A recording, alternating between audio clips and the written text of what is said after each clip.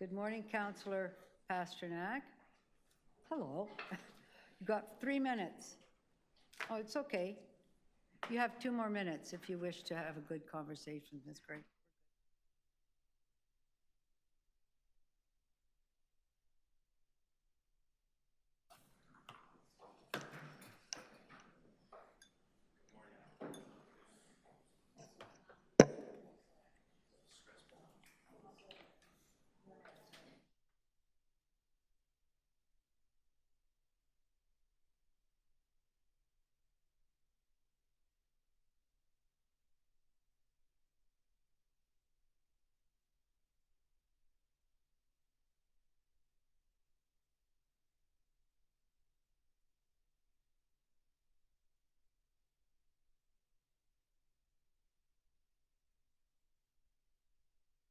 We do.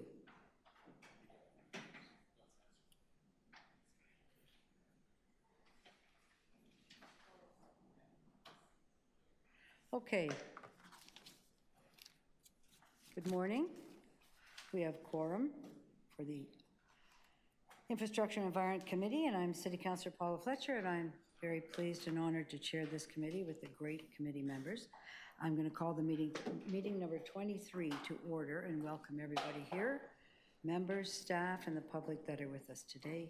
And I'd like to acknowledge that although we're meeting in different locations, the Infrastructure and Environment Committee acknowledges that the land we're meeting on is the traditional territory of many nations, including the Mississaugas of the Credit, the Anishinaabe, the Chippewa, the Haudenosaunee, and the Wendat peoples, and is now home to many diverse First Nations, Inuit, and Métis people.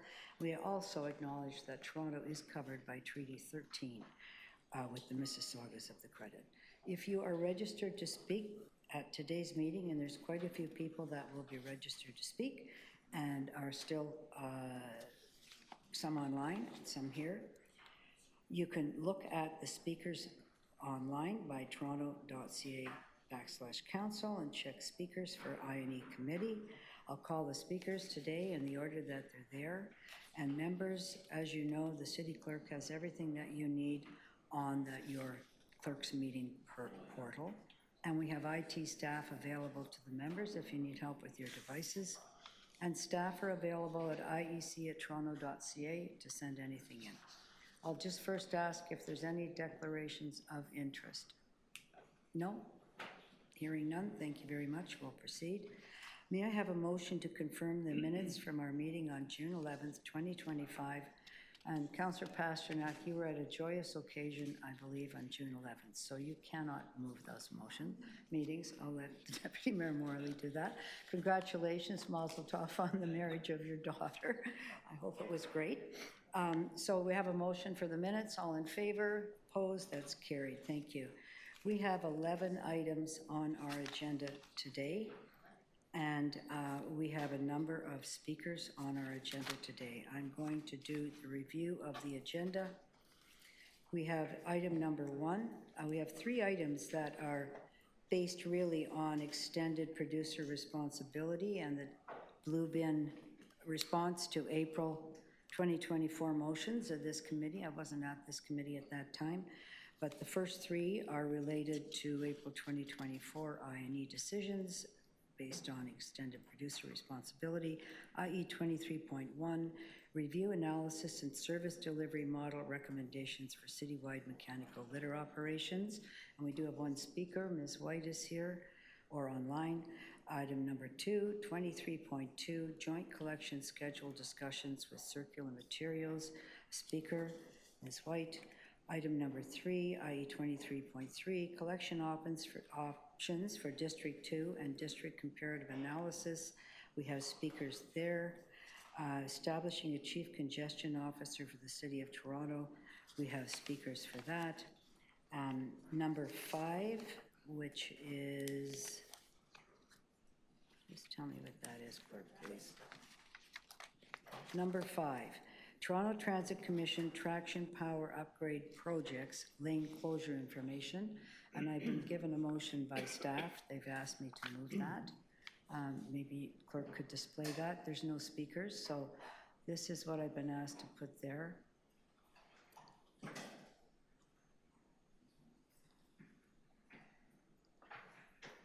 basically, there was a request for delegated authority, and this is taking out full delegated authority for the lane closures. They'll have to go to community council. Did anybody want time to read that, hold that, or not? It's about the delegated authority that existed in the report, and we've taken out delegated authority again here. If you want time to look at it, I'm happy to hold it. Yeah, I know you like to read things, Diane, so let's.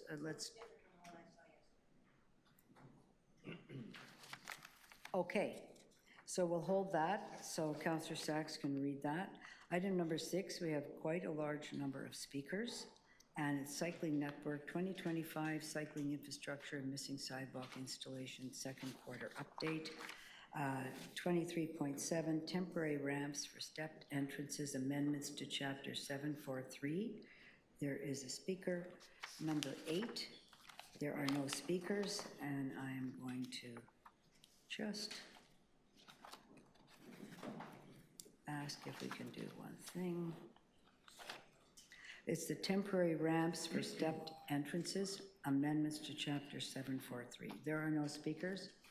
Would you like to move that? Madam Chair, did you hold 7? Pardon me? Okay, so 7's being held for speakers? I'm One sorry. back? 7 is being held for speakers. It's 8 that's not being Yeah, held. I'd be happy to move 8 if Yes, please. will of committee. Yes, thank you. Councillor Pasternak is moving number 8. Thank you. All in favor? Opposed? That's carried. Number 9, fossil fuel advocacy Sorry, we just did that. Fossil fuel advocacy advertising on city assets. There are speakers. We'll hold that. Number 10, which is, there's a motion there. It's this crazy piece of land that is supposed to be, isn't really a parkette, isn't really called that. Anyway, I'm just going to refer that. I have that referral motion. Thank you. That's in my ward. I'll move that. All in favor? Opposed? And that's carried. And then we have number 11, which is Hesketh Court and Tinder Crescent, proposed new sidewalk legislation, construction. And Mr. Clerk, I'd just like to move that into the sidewalk conversation. Can we do that at the same time with item number 6, which is missing sidewalks? And I'll be moving that on behalf of Councillor Burnside at that time. Thank you. All right. I am also going to close the speakers list at 10 o'clock. So everybody needs to know that. After 10, no more speakers. Pardon me? I can't hear you. Oh, would you like to move that? Are you moving to 3 minutes for speaking? So it's 3 minutes speaking. I've just had a motion from Councillor Perruzza, 3 minutes for speaking. Give us 1 second to Yeah, okay. We're just getting that ready then. I see there's a lot of nodding and support for that, so. Thank you. As long as it takes.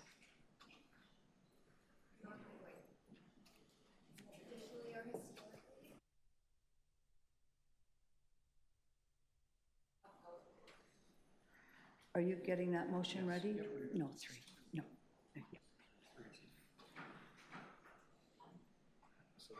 That's the motion. Councillor Perruzza is moving that. Pre-register, allowed to register up to 10 a.m. and length of public presentations be 3 minutes. There's a motion. Councillor Perruzza is moving that. All in favor? Opposed? That's carried. Good morning, Councillor. We just cut the list at 10 and put it to 3 minutes for their speakers here today. Thank you. I will note that we do have our deputy chair is on holidays, but he will be joining us at 10 o'clock. So I think we'll just start with item number 1. He wants to be here for a particular item. We'll start with number 1. I think we can start, correct, with the first speaker, which is Sheila White, for review, analysis, and service delivery model recommendations for citywide mechanical litter removal operations. Ms. White, you have 3 minutes. Good morning. Unfortunately, I prepared for 5, so I'll start in the middle of my presentation to say I fully support the return of litter sweeping services to the public realm, The staff report shows that private sector delivery does not measure up to the efficiency and accountability standards set by Toronto's public service. We can take heart that around 75% of Torontonians would never litter on purpose, and that many proud citizens pick up litter and participate in cleanups. It's the other 25% whose behavior needs to be curbed. Right now, Council is, as you know, dealing with a widespread rat problem, moving ahead with the Toward a Clean and Beautiful City report recommendations, including a review of the annual Clean Toronto Together campaign and examining how all departments can work cooperatively to this end, and preparing for the handover of Blue Box collection to Circular Materials Inc. under the new Provincial Extended Producer Responsibility Law. All of these topics relate to litter. Rats, obviously, because of their attraction to littered food waste, leading to a heightened need for people to handle their waste responsibly. The Toward a Clean and Beautiful City report, because it's an opportunity for all divisions of the city across the board to recognize their responsibility to participate in a non-littering culture. The review of the city's annual cleanup event, because it could lead to a broader internal and external discussion about litter, more public and corporate involvement, and the Blue Box changeover, because with half the number of public space recycling bins being removed, it may be that the number of recyclables being littered in public spaces will increase. It makes financial sense as well as environmental sense to ensure that all recyclable materials get placed into the blue bin, where the corporations, not Toronto taxpayers, will pay all the costs of dealing with it. All these events taken together make this an ideal time to take a deeper delve into trying to reduce littering behaviors. Through the committee clerk, you will have received 3 documents relating to this presentation. 2 are very readable litter research reports, my favorites, and the other is a summary page of need-to-know information for understanding the psychology behind littering behaviors. Some of what I'd like to see, and I am a lobbyist for littering, I'm probably the only one in the city, but I'd like to see city councilor and environmental publications reminding people that littering is against the law and that fines apply if a bylaw officer witnesses the offense. Every city-owned facility, every library, arena, community recreation center equipped with a litter grabber and a bag or pail for collecting litter for use by staff or members of the public. A stated expectation that staff use the equipment to remove litter promptly. A communication of best practices to employee groups, working with them to reduce the rate of littering among employees, including those who smoke. A brochure about littering and litter, similar to the 4-color snow brochures distributed by mail to households and stacked in community center racks for taking away. And a forum for passionate people like me, and there are many, to advance our ideas about this and be heard. We can strive to lower the rate of littering, create a binning culture, and put the goal of litter awareness front and center rather than at the bottom of the pile. That's all I have to say on this item, Madam Chair, and congratulations to you on your position as the new chair. You bring a long track record and impeccable environmental credentials to the role, and I'm very pleased to see you there. Thank you. Thank you very much. I find it hard to step into the shoes of our former deputy mayor, who's our new MP for Ajax, but I thank you for that.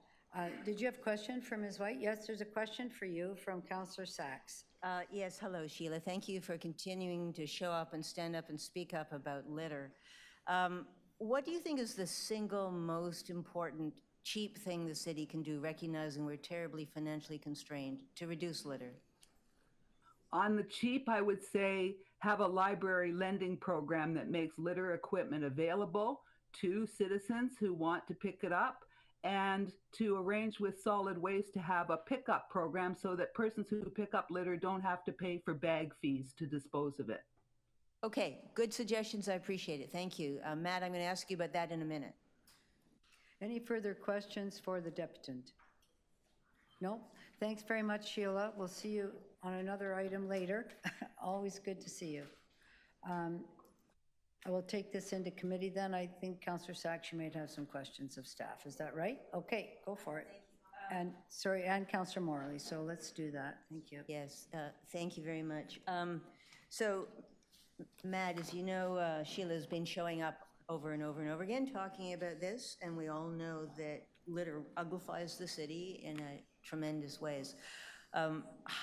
First of all, In terms of her suggestion about making litter pickup equipment freely available to the public and then picking up what they collect for free, what can you do to make that happen? So through the chair to committee, I'd have to get a better understanding of what the litter equipment would entail. But in terms of picking up litter, we do offer that throughout the year. And as many councillors in their offices will know, if there are issues where residents do collect litter or they have identified illegal dump material, we will dispatch our staff to collect that. In terms of a broader program, that's something that we could look at and potentially develop some communication protocols around that, councillor. But it's something we can definitely take back under consideration. Okay, can I have your commitment that between now and council, you'll speak to Ms. White and let us know what's possible? Through the chair, we will speak to Ms. White and advise council accordingly. All right. Now, bringing the litter pickup in-house, how will that improve the cleanliness of our streets? So through the chair to committee, there's a number of elements that will align with cleaner streets and a cleaner community. Our view is that when city staff are doing the work, there is a higher duty of care that's provided, and the staff will go above and beyond what's typically in their job description, whereas when we have contractors, we contract them to do a specific job, a specific route, specific time, and we pay them for that role. What we'll be able to do now is look at, in these areas that we're contracted out that we're recommending to bring in, just some more care and attention on litter bins and reporting if they're broken or if they're overflowing into supervisors, and work again with transportation to address the broken bins, but address the overflowing conditions with our staff. And again, just better coordination of the staff, and again, with the ability to maneuver our fleet and our staff a little bit more flexible than under a contract, we can address certain hotspots that are brought up by the public or council. Okay, another problem that we have had the last couple of years is a lot of the leaves fall later now due to climate change, and so in my ward, a lot of leaf litter has been left on the roads all winter. The excuse was that the street sweepers froze up, couldn't be used when the nights were below zero. Will this new equipment you're going to buy be able to operate in the late fall and early spring so that we don't have this crud on the ground all winter?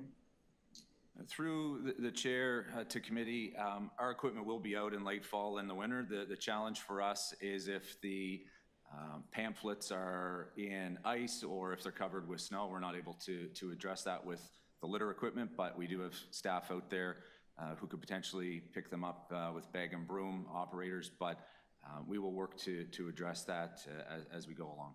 Thank you. Thanks very much, Councillor. Councillor Morley. Thanks, Madam Chair.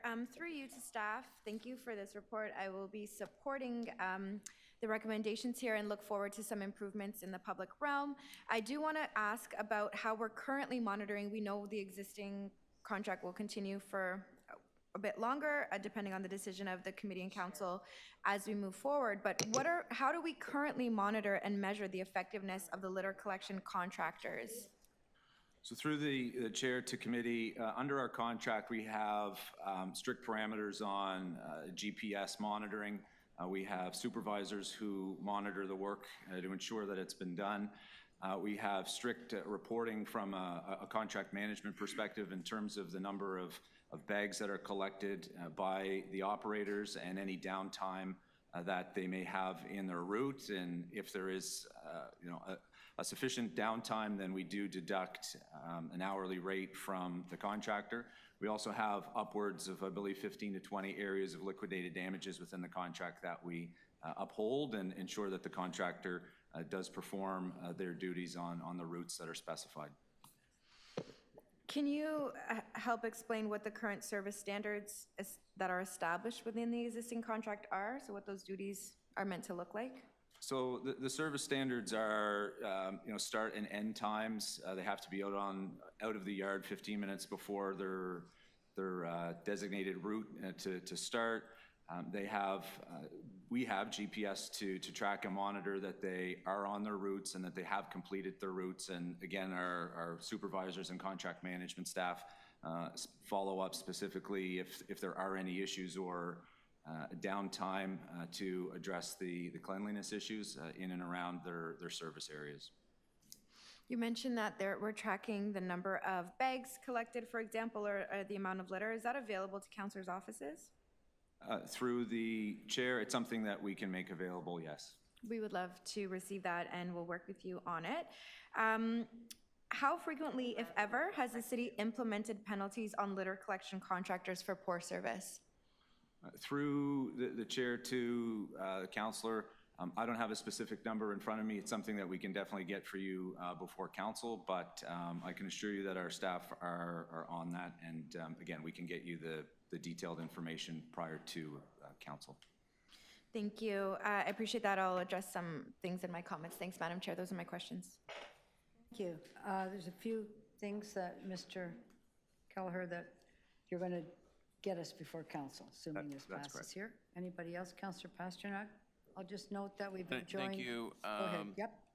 Thank you, Madam Chair, and thank you for your gracious comments on the new member of the family. It's appreciated.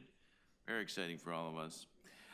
So with this, as I understand it, we have to hire both equipment and people to bring this inside.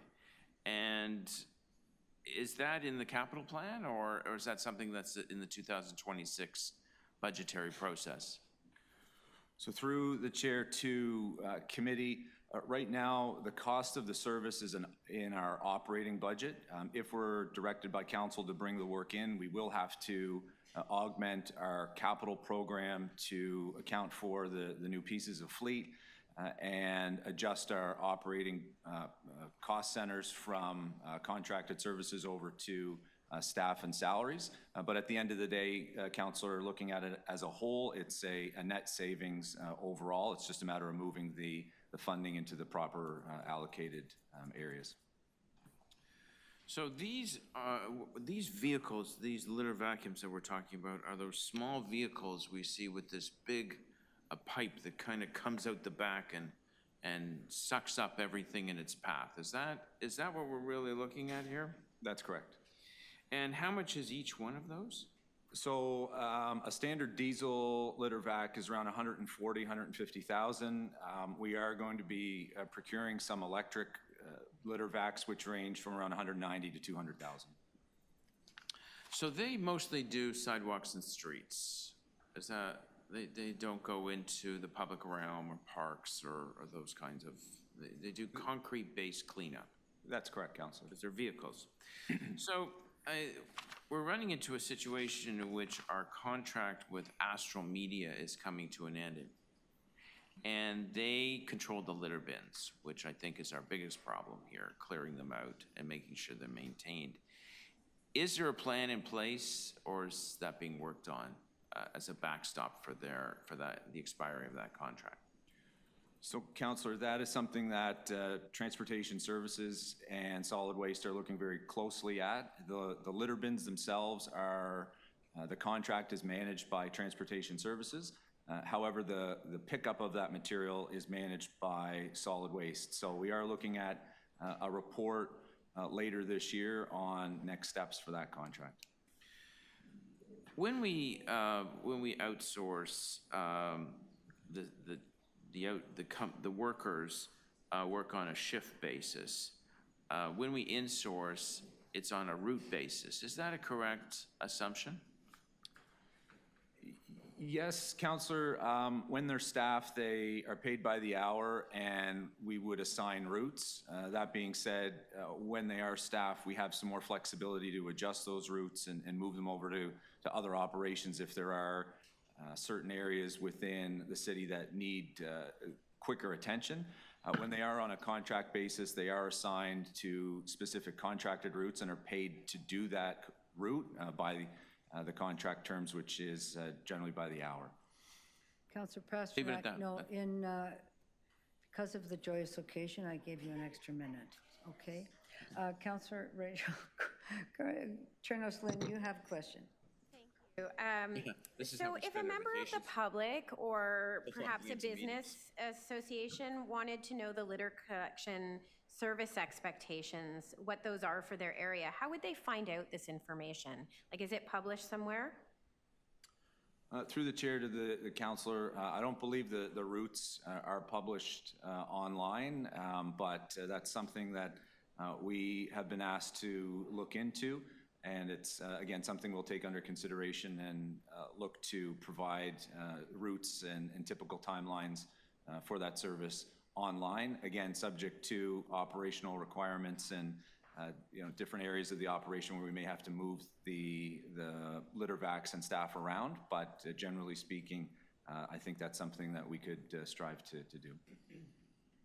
Okay, I would just perhaps ask if staff might consider making that available, like obviously with some permutations for changes, but that perhaps it might be possible for you to consider that you could make it more easily accessible, for example, on the city's website or in the 311 knowledge base, something like that. So just asking for you to consider that. Thanks. Any further questions? No? Moving to speakers. Councillor Morley, Deputy Mayor. Thanks, Madam Chair. Again, I mentioned in my questions, looking forward to supporting the item before us. Out in the West End, we are in the West Contract area, and based on the number of complaints and inquiries sent to my office, I don't have a lot of confidence that we're receiving the highest quality service, unfortunately, at this moment, that our residents expect and deserve. So we want to see better value for money, of course, as we continue to do our important work. Because of how these contracts are set up and monitored, it has been a challenge for us to get service standards issues resolved and to see sustained improvements on service quality.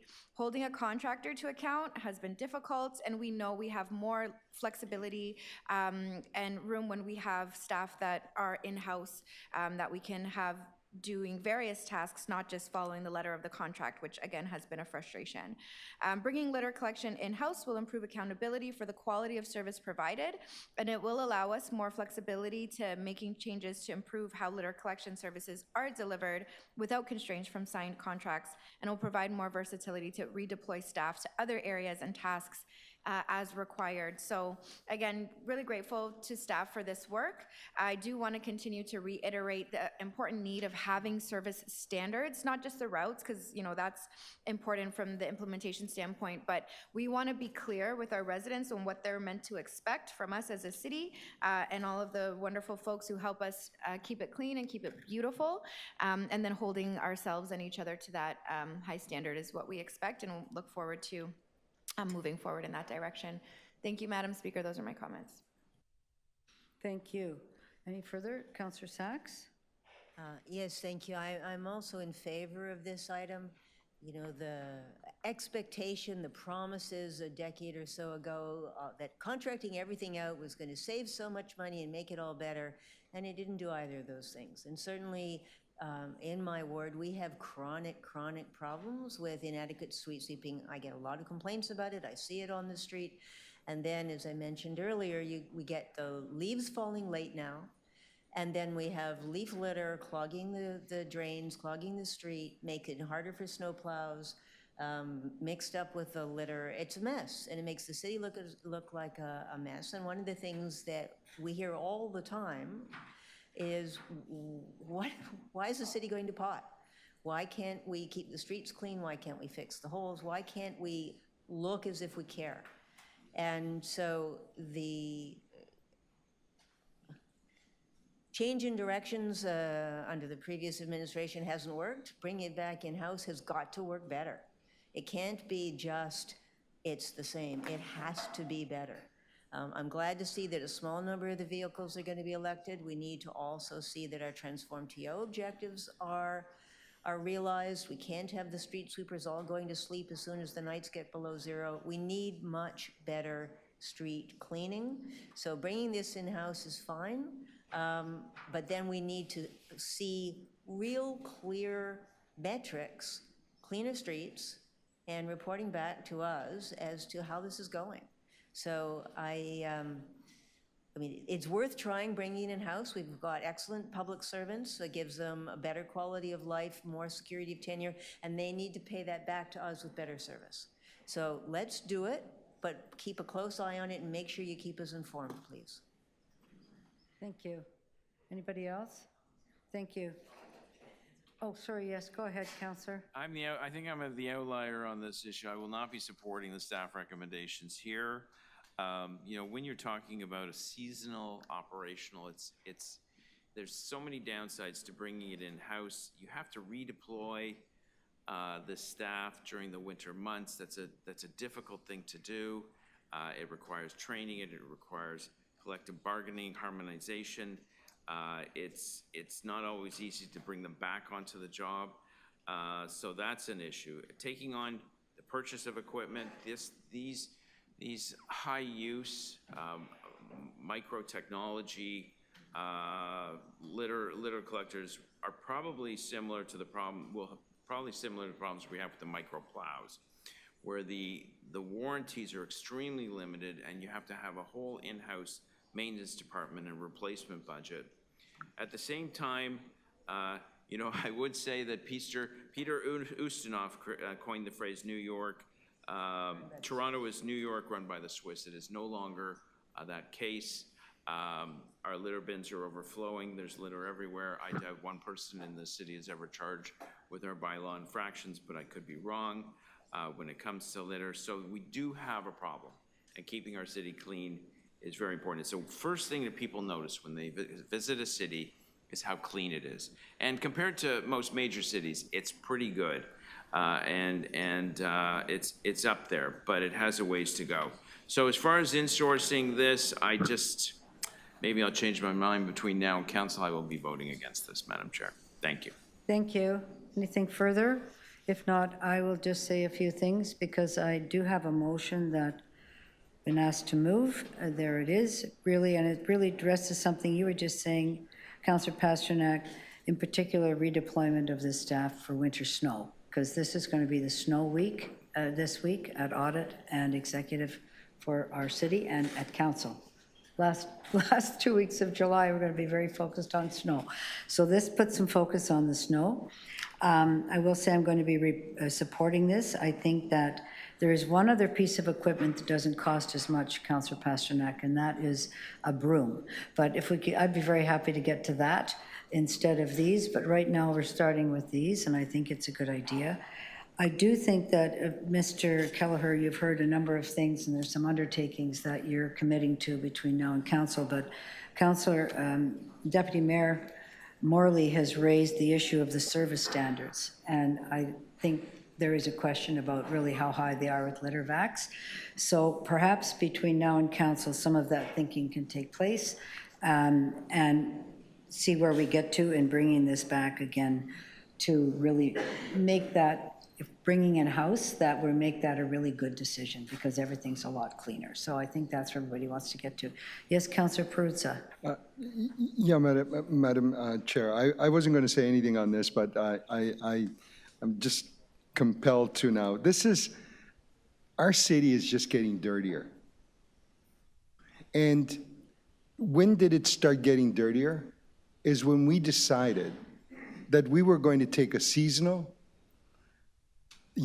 off book, without any sort of management control and let it be done by others.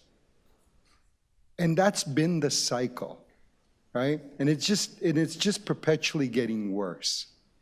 And the argument on the ideological argument, which in part I'm hearing today, was always that somehow somebody else can do it cheaper, better, faster, cleaner. That hasn't worked. And now we also have the metrics that also suggest that it's not even cheaper. So we know it's worse. That's obvious. It's right there. It's in plain view. Everybody sees that the city is getting dirtier.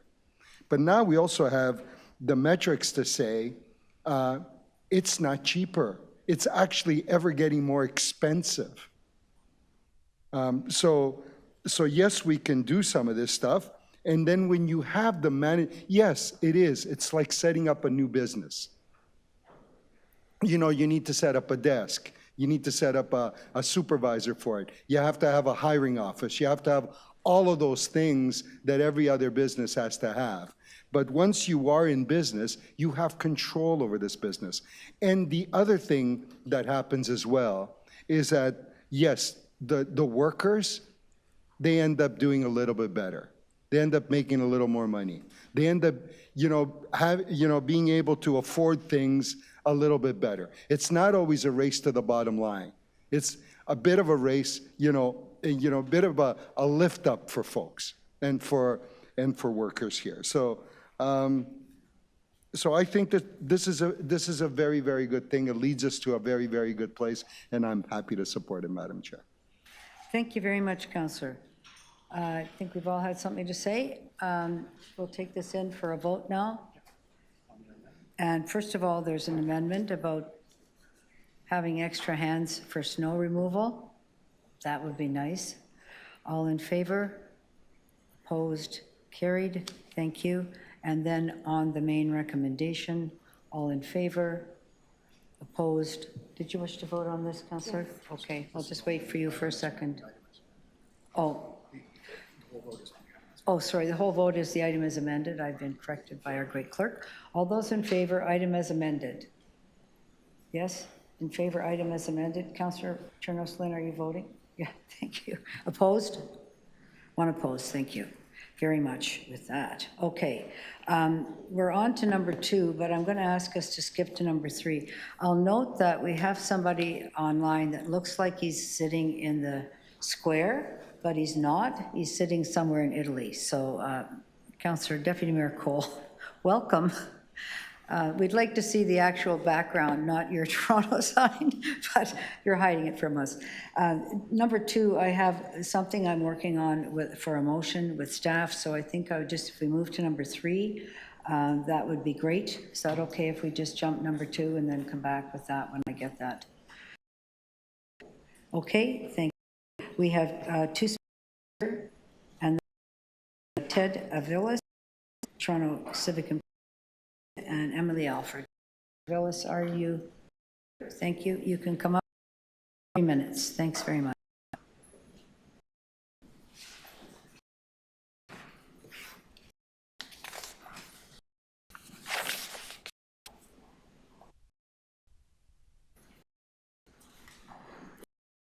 Item collection options, District 2 and District Comparative Analysis, 3.3. Our first speaker, that's Avilas, welcome. Good morning, Madam Chair, members of the Infrastructure and Environment Committee, and city staff. My name is Ted Avilas, Vice President and Chief for Local 416, and with me is Dominic Myeri, Secretary Treasurer. We are the union local, the solid waste workers, as well as many other members which provide services to our community. I want to offer you perspective on the staff report before you. We believe provides a roadmap to bring solid waste collection in District 2 back under the city's control. The evidence produced by city staff and third-party validators is clear. Residents of Toronto in District 2 would receive better value for money if they were served by Local 416 members. Public services require accountability, oversight, and the best possible customer service experience. Our members have and continue to be best positioned to deliver all of this. Through this report, city staff have clarified that the public sector is not only competitive on costs, but on future projected costs, we will be cheaper, saving the city valuable money that can be allocated to other important priorities. There are some key details in the report that I want to highlight and provide some context from our members' perspective. In future years, we are projected to cost the city less than staying with a private contractor. Contracted service costs have risen significantly. In-house operations give the city greater control for any future cost escalation. This is another in a series of reports over the years that support the public option. Contractors in the West End and other jurisdictions have had difficulty meeting adequate service levels and cost metrics since privatization in 2012. Bringing collection in-house allows the city to directly manage staff and service quality, respond more quickly to operational issues, and align operations with environmental and service goals. There is a clear step-by-step plan laid out by staff to responsibly acquire the capital assets needed. And I want to underscore again that the public option is cheaper even with the cost of the trucks and a permanent operating yard at 50 Ingram Drive.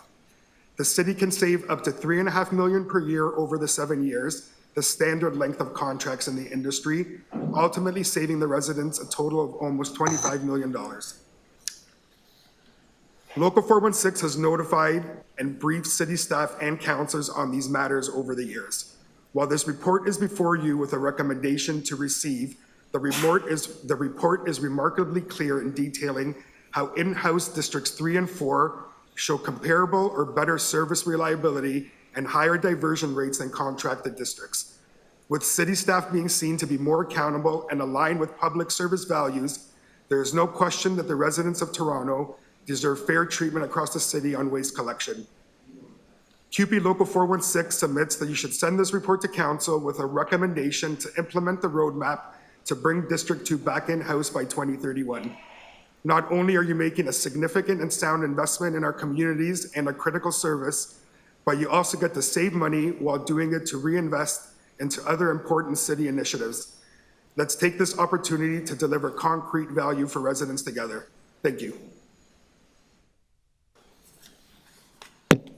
Much. Are there any questions? I do. Yes, thank you. Councillor Sachs. Yes, thank you, Ted. We know how important this has been for you and your members ever since 2011. Can you tell us, as I read the report, they're saying there's not a lot of difference between the contracted and public service. So can you tell us more, please? How exactly do you, how much or in what respects do you say having it in-house would improve service levels, diversion, and cost? Can you deal with each of those separately? Yeah, sure. So I can speak on that. Listen, I think the reports are clear on diversion rates, that the public sector diverts better than the private sector. That's never been hidden. I think in every staff report that's come forward, we divert at higher rates. When you're talking about service levels, our service levels, the history in the public sector is much higher than the private sector. You also have the opportunity where you have the accountability and you can control it when it's in the public. When you're talking about costs, I was around in 2011 when our alarm bells were raised that you're going to save 8 million, 11 million, 20 million. There were no savings. That never happened. That never materialized. So not only were there no savings then, but city staff before you now is saying that there's no savings now, and in the future years, we will be significantly cheaper. We don't have these escalation costs that the private contractor does. We don't cost you more to go pick up Christmas trees, and when there's major events, we go to clean all that up, and we don't do it at a higher cost than the contractor. So we are cheaper, we are better, and we divert at a higher rate. Tell me more, please, about how the collection service changes the diversion rate, because it's the homeowners who decide what they put where, and of course Division 2 has a large number of multi-unit residential buildings. Yeah, sure. So how does the having a public worker pick up the garbage change the diversion rate? So I'll give you a perfect example. On the east side of Yonge, and I have family that live on both ends, if someone puts something in a bin that is not appropriate, the workers will not pick it up. They will not do it, they leave it, they'll put a sticker on it, I believe, and let you know that it's not. In the west side, I have family that live there, and they brag that they will pick up everything and anything. Doesn't matter if it's at 6 o'clock, 8 o'clock, if it's black, purple, blue, they'll throw it in any bin, and it will get picked up. Okay, and in, I've talked about, let's do the investigation and then let's make a decision. Why are you asking us to make a decision before we do the investigation? Yeah, listen, delaying projects like this always have cost escalations. I think the matter before us now is that we can save money. And I don't think we should wait on that. The opportunities are in front of us. I think things can run concurrently at the same time. We're not saying that this is going to come in next month. The contract doesn't end until 2030, so there's no reason why things can't run concurrently and start to implement the roadmap at the same time. Okay, final question. Have you had any conversations yet with city management about what the terms would be of any negotiation with your union? No, I have not. Do you think there's a reasonable opportunity to do that before council? To have a conversation with Yes. management regarding, sorry, Councillor, Well, what the terms of engagement would be, whether the kind of flexibility that they need, they're asking for can be accommodated. I will say this. I mean, our terms and conditions are set out in our collective agreement, but Local 416 has a history. We did it during COVID. We've done it during many other things where we have worked with the city to give flexibility under that collective agreement to make sure the residents receive the services that they deserve. And this would be no different. We would definitely work with the city to make sure that we can provide that service. Okay, thank you very much, Ted. Appreciate it. No problem. Thank you. Thank you very much. Any other questions? Councillor Chernoslin. Thank you for being here today. I see in the report the diversion, like the success in the diversion rates. I agree with Councillor Sachs that all things they're relatively close, it looks like, from this report. But there is one piece that I am wondering about. Do you know why, when on page 17 of the report, do you know why there were so many more service requests in District 3 and 4 last year compared to Districts 1 and 2? For example, the chart in the report notes 21,895 requests in Districts 3 and 4 versus just over 9,000 in the contracted districts. And it's been comparable every year, but not in the last year. And so I wonder if you would just be able to provide us with some understanding of that from your perspective. I haven't, and that's something that we can look into. Solid Waste may know more, 311 may know more as to why the complaints come, but I will tell you this. You're looking at 1 year. We have done our own data, and we have found that there's been 18,000 more complaints on the private collection side than the public collection side over the period of time. So don't just look at things in a 1 year period. If you were to look at them over the last couple of years, it is significantly more in the private sector. I just sat here listening to you guys talk about the mechanical one where it's significantly more than. So those are the reasons why. Now we can look at what happened in this off year as to why. I know Districts 3 and 4, the routes are a lot harder. I know that, more narrow laneways that they got to get through. So we can figure out as to what happened. The best part about it is that you have a partner that will work with you to implement how to fix that. You don't have that on the other side. You've always had that with us. Okay, thank you. Welcome. Thank you very much. Any further questions? If not, thank you very much, Mr. Vilas, for being here. Thank you. Next debutant is Emily Alfred from Toronto Environmental Alliance. This one or this one? As long as the microphone works, you can sit anywhere. Do you want to test that one? Or off. Is this on? Okay, great. Good morning. Thank you for being here. Good morning. Sorry, I'm just gonna get my deputation ready. So thank you, councillors, for having me here today. I submitted a letter as well, which outlines more of my concerns, but I'll keep it a little bit shorter because I know we have a little bit less time. So my name's Emily. I'm the waste campaigner from the Toronto Environmental Alliance, or T. We've been advocating for a greener city for all for more than 35 years, and we have been pushing for good zero waste policies in our city for all of that time. Private waste collection services are an important, waste collection services are an important environmental service for our city. It helps keep the city clean, it reduces litter, which reduces pollution, it addresses climate goals by reducing resource consumption, as well as reducing landfill and methane waste. And it also helps meet our circular economy goals. For many years, we have been concerned, or we have raised concerns about the risks of outsourcing waste collection. We urge Council to move ahead with option 1 outlined in the staff report to bring curbside waste collection services in District 2 back in-house. Full public control of waste services means stronger city oversight, the ability to ensure city's goals can be met, and that the city's strategies can be aligned with service delivery, including environmental and waste diversion goals, good green job creation, better standards for workers, and the flexibility to adapt and improve services to meet changing needs. We've raised concerns in the past about the need for strict monitoring and oversight. As with any contract, you have to watch closely to make sure you're getting the service you paid for. We've cited examples of when contractors are caught doing what they're not supposed to do. and the difficulty and complexity of applying penalties to actually change that behavior. But today I'm going to focus on the flexibility and ability to adapt to new services. Right now, the city is developing a long-term or updating the long-term waste strategy.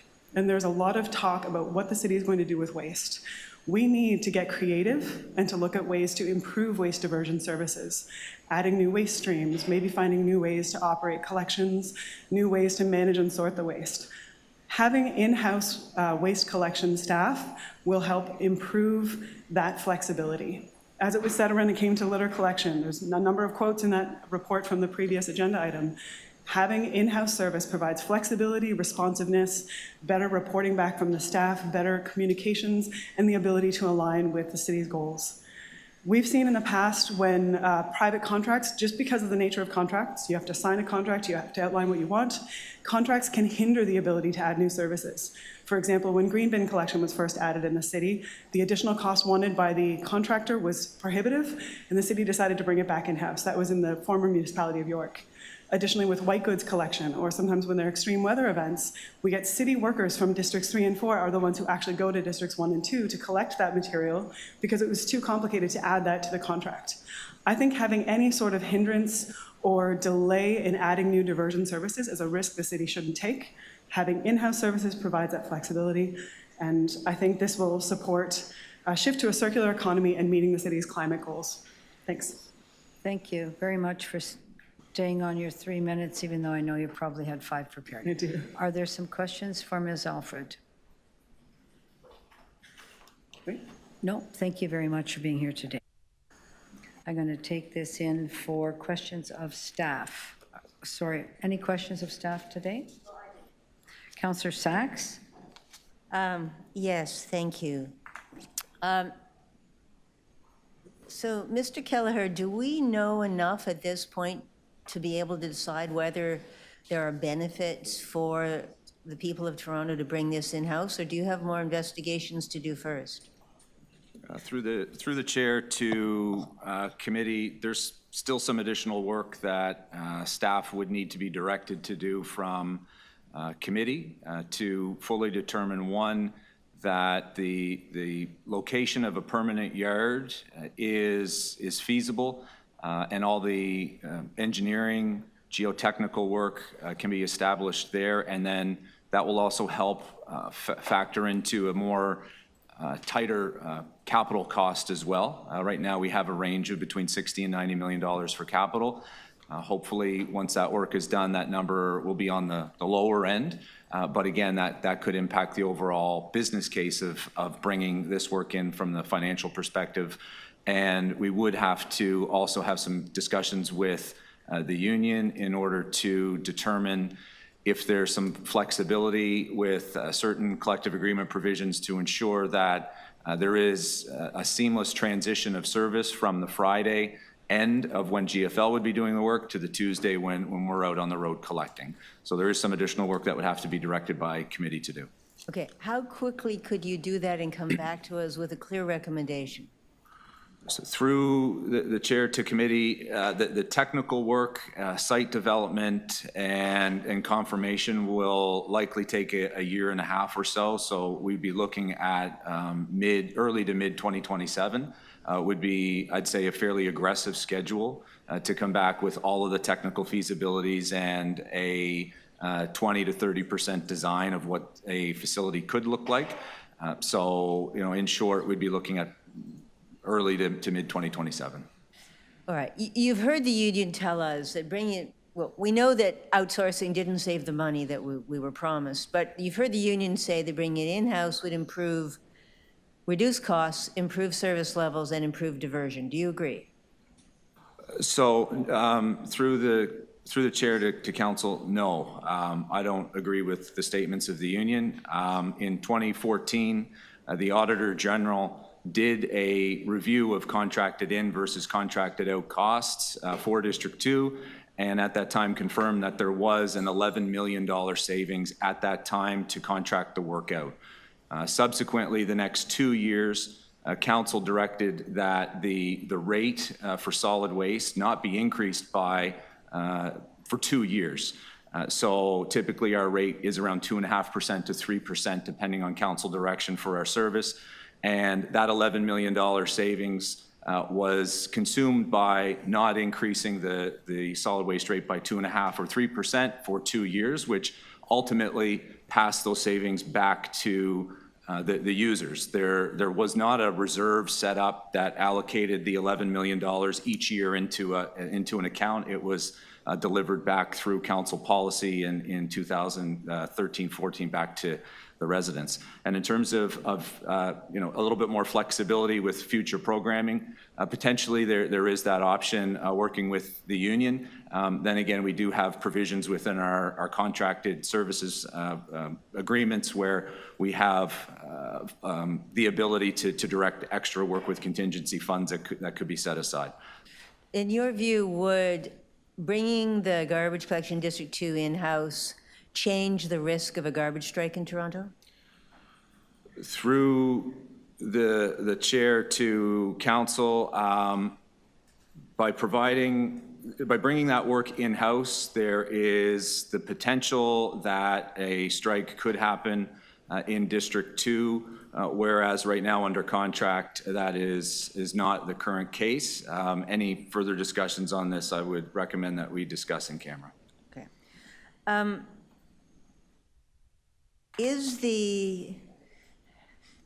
In the report, you don't identify any clear causes for the difference in diversion rates between District 2 and the others, other than pointing out the number of multi-unit residential buildings. You heard Mr. Avalis's comment that public sector workers do a better job refusing to pick up contaminated waste. Is that true in your experience? Through the chair to council, I think both Last question. our staff and the contracted staff do a great job. Are there outliers on any particular day? Absolutely. I've been made aware of more so on the contracted side of potential mixing of material than I have on our internal staff doing that. But again, it's typically consistent across both areas, and again, subject to those outliers here and there. Madam Chair, could I have one more question? Okay. Anybody else? You can ask for a second round, but Question? Yep. So just remind us. So currently, the only garbage that we as a city collect is basically out in is the residential waste out in District 3. Basically the area that runs from Victoria Park to the Pickering Town line, from the lake to Steeles, more or less, right? Through the chair, we collect District 3 and District 4, so from east of Yonge is done by internal staff and equipment. Okay, so, but in terms of how much waste we collect versus what the private sector, if you take all the waste produced in the city of Toronto, the residential, multi-residential, condo, commercial, industrial, how much of that is collected by the public sector? How much of that currently is collected by the private sector? So through the chair to the councillor, when we're looking at residential material, it would generally be all collected on the curbside by the city. We service approximately 55 to 60% of the condos and multi-residential units. We also service schools. And then when you look at the IC&I sector, very, very small portion is done by the city, and the rest would be done by a private contractor. So if we had to, I don't want to do it in tons, let's do it in percentage terms. Would you say it's a 75% private collected versus 25% publicly collected, more or less? Is that the kind of number we're looking at? So, Councillor, I just need to better understand the question. Are you talking about all waste that's generated from all streams across the city, or just the residential waste? Correct. We have to get back to you. I'd say around 50% of the waste is collected by the city, whether that's under contract or by staff, and the other 50% would be through contractors for the IC&I sector who get their own service provider. So hold on. So we, the public sector, collect 50% of the waste across the city currently? Approximately. I always thought that number was down to 25 or 15. 15 sounded more like the number that you wanted to say, I think, right? So, Councillor, I think there may be an interpretation issue here where we're talking about all waste in the city and the waste that the city's responsible to collect. So we can get you the numbers because. All waste, yeah. Yeah, all waste. That also, so that includes within the city, if we are responsible for all residential waste, around half of that is collected by contract, half of that is collected by city staff. If we're Right, talking about residential is 50/50, okay. Right. When you add in all the other waste, the multi-res, the condos, and the commercial industrial, what do the numbers look like then? So for all waste generated over and above the waste that the city collects under contract or by staff, we'd have to get you a rough estimate, but my best guess is between probably 40 to 50% of all waste in the entire city is So let me collected by the city. let me ask the question this way. How much waste Got is 1 collected by public sector employees versus versus people that work for the private sector? Oh, now I understand what you're saying. So we have a condo under contract, but we sublet to GFL, for example.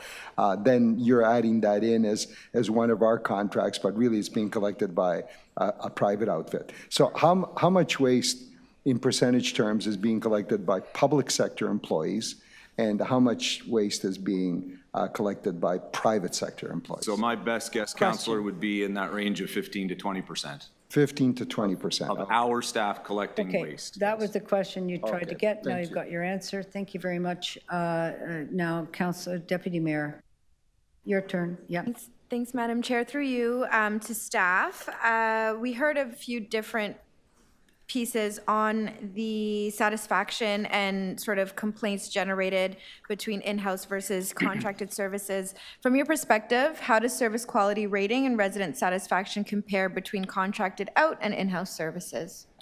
Through the chair to committee, they're generally at par. Thank you.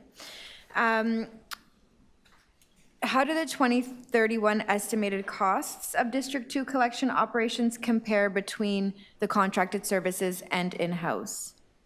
So through the chair to council, or to committee, sorry, the cost savings range is a couple $1 million compared to internal versus the cost of a contracted service.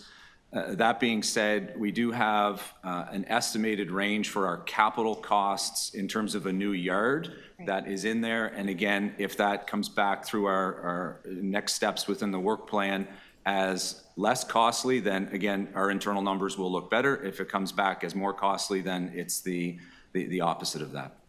Got it. We know there was a significant increase to the contracted services. Can you provide some color or context from your understanding of why that is? If that's not an in-camera question, sorry. Through the chair to committee, there's a lot of speculation in terms of what could be driving that cost up, whether it's blaming a fair wage policy, whether it's inflation, whether it's just challenges in the market in terms of getting fleet. But it was a public procurement process where the current vendor was the lowest cost. There was another vendor that was approximately $1 million more per year. And ultimately, the market dictated the price, and that's where the cost came in at. Was there any change to scope of collections or any other changes to the service levels? So through the chair, the only change in scope of collections would be that the city would, under contract and within our own internal workforce, will not be responsible for collecting recycling as of January 1st. So those costs were not included in the bid process by the two bidders. Okay, I'll leave it there. Thank you so much. That's all for me, Madam Chair. Further questions? No, excuse me, Councillor Burnside. She told me to come up. Who did? Okay, Councillor Pasternak, thank you. Great, thank you. Thank you, Madam Chair. Let's go to the capital purchase. You've created a range here, 67 to 97 million for, I guess that's upgrades of the Ingram Yard. And then there's also 97 vehicles that have to be purchased. Now, on the vehicles, you've mentioned recoverable debt. Is that recoverable by rate increases, or how is that recoverable? So through the chair to committee, recoverable debt is the debt that solid waste issues, and it's considered recoverable because it's the funding mechanism for that is a rate-based program versus typical debt, which would be funded from a tax base, which is considered non-recoverable debt. So we haven't done our 2026 budget, so you'd be recommending, well, I guess we haven't even approved this. So you'd be recommending rate increases, should this be approved, you'd be recommending rate increases that recovers the debt. So through the chair, the capital cost of the fleet would be allocated into our capital budget through the normal budgeting process. Again, if directed by council to bring this work in. And that wouldn't take place, Councillor, till probably 2028, 2029, when that capital cost would be put into the budget. And again, similar to the litter vac capital, it would be a moving of our operating dollars from a contracted service over into our capital budget to pay for the capital. So it would not be, we wouldn't seek a rate increase specifically for this. It would be accommodated within our general scope of services. So one more question about the vehicles. Aren't too many companies that make the kind of garbage collection vehicles that we want. Is this would this be a sole sourced contract, or would it be a bidding process, or we just haven't crossed that bridge yet? So council, we would work with Fleet to put out a bidding process similar to what we have now for our existing collection fleet, where the market has the opportunity to bid on the work to meet the specs that we require. We currently have a contract with GFL. Can you talk about the notice period? What is the notice period where we have to advise them of whether we're going to continue on with them or cancel the contract? So, Councillor, we would not seek to cancel the contract. We would, if again directed by committee to move forward with this and council to bring it in, we would let the contract expire in its normal course in 2031, assuming that we have all the infrastructure available at that time, mainly a new yard. If there are some delays in all the construction of that yard, we have 2 additional years in our contract with GFL under the sole ability of the city to extend for 2 extra years, and we would issue those notices accordingly. But we will not be canceling the contract, Councillor. No, well, the contract will end sometime. Correct. But you have to give a notice period if you're going to, I assume there's a notice period built into the contract, or maybe not. I believe there's a notice period if we're to seek termination of the contract. I'd have to go back and check with my friends in legal to see if there's a notice period when the contract is set to expire on a normal sunset. Okay. Very quickly then, I thought all of our big capital priority was landfill, that it was crucial to make sure that every dime of capital that we could accumulate would be to seek out a new landfill site, because it's fast approaching where the current landfill site is going to be maxed out. This takes, my guess, just glancing at this, $200 million of capital. Is this really where we want to put those scarce capital dollars, or should we be putting those more into search for a new site for landfill? So through the chair to the council, yeah, you're absolutely right. Our main capital driver right now and focus on the capital budget is a new landfill or a place to ensure that our waste can be managed long term. But when we look at the focus here is, yes, there would potentially be new capital dollars put into our capital budget, but those capital dollars would be generally from the operating fund where we would have spent it on our contracted costs. So it's a higher capital cost, lower operating cost, and we're looking at a wash when it comes to the movement of funds. Thank you. I'm sure I'm over. Thank you. You're off. Councillor Chernoston, did you have questions? Because that's where, thank you. Questions.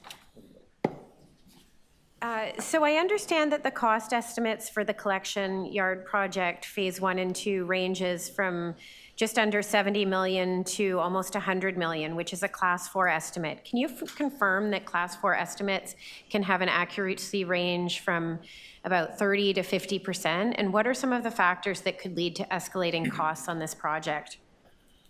So through the chair, you're correct, Councillor. The general rule is that plus minus 50% on the higher order of costs, and the site investigation work that has to take place at the proposed permanent location would dictate ultimately the total cost. And just to provide some additional context on the site that we're looking at, it's beside our existing transfer station at Ingram, but it was is a former ash landfill. And so there would be quite a bit of technical work that would have to take place, and depending on all those studies, it could be on the higher order. And again, that's something that if we're directed by council or committee to do that work, it will allow us to come back and fine-tune our business case costs and what savings or additional costs would be seen by the division on this work.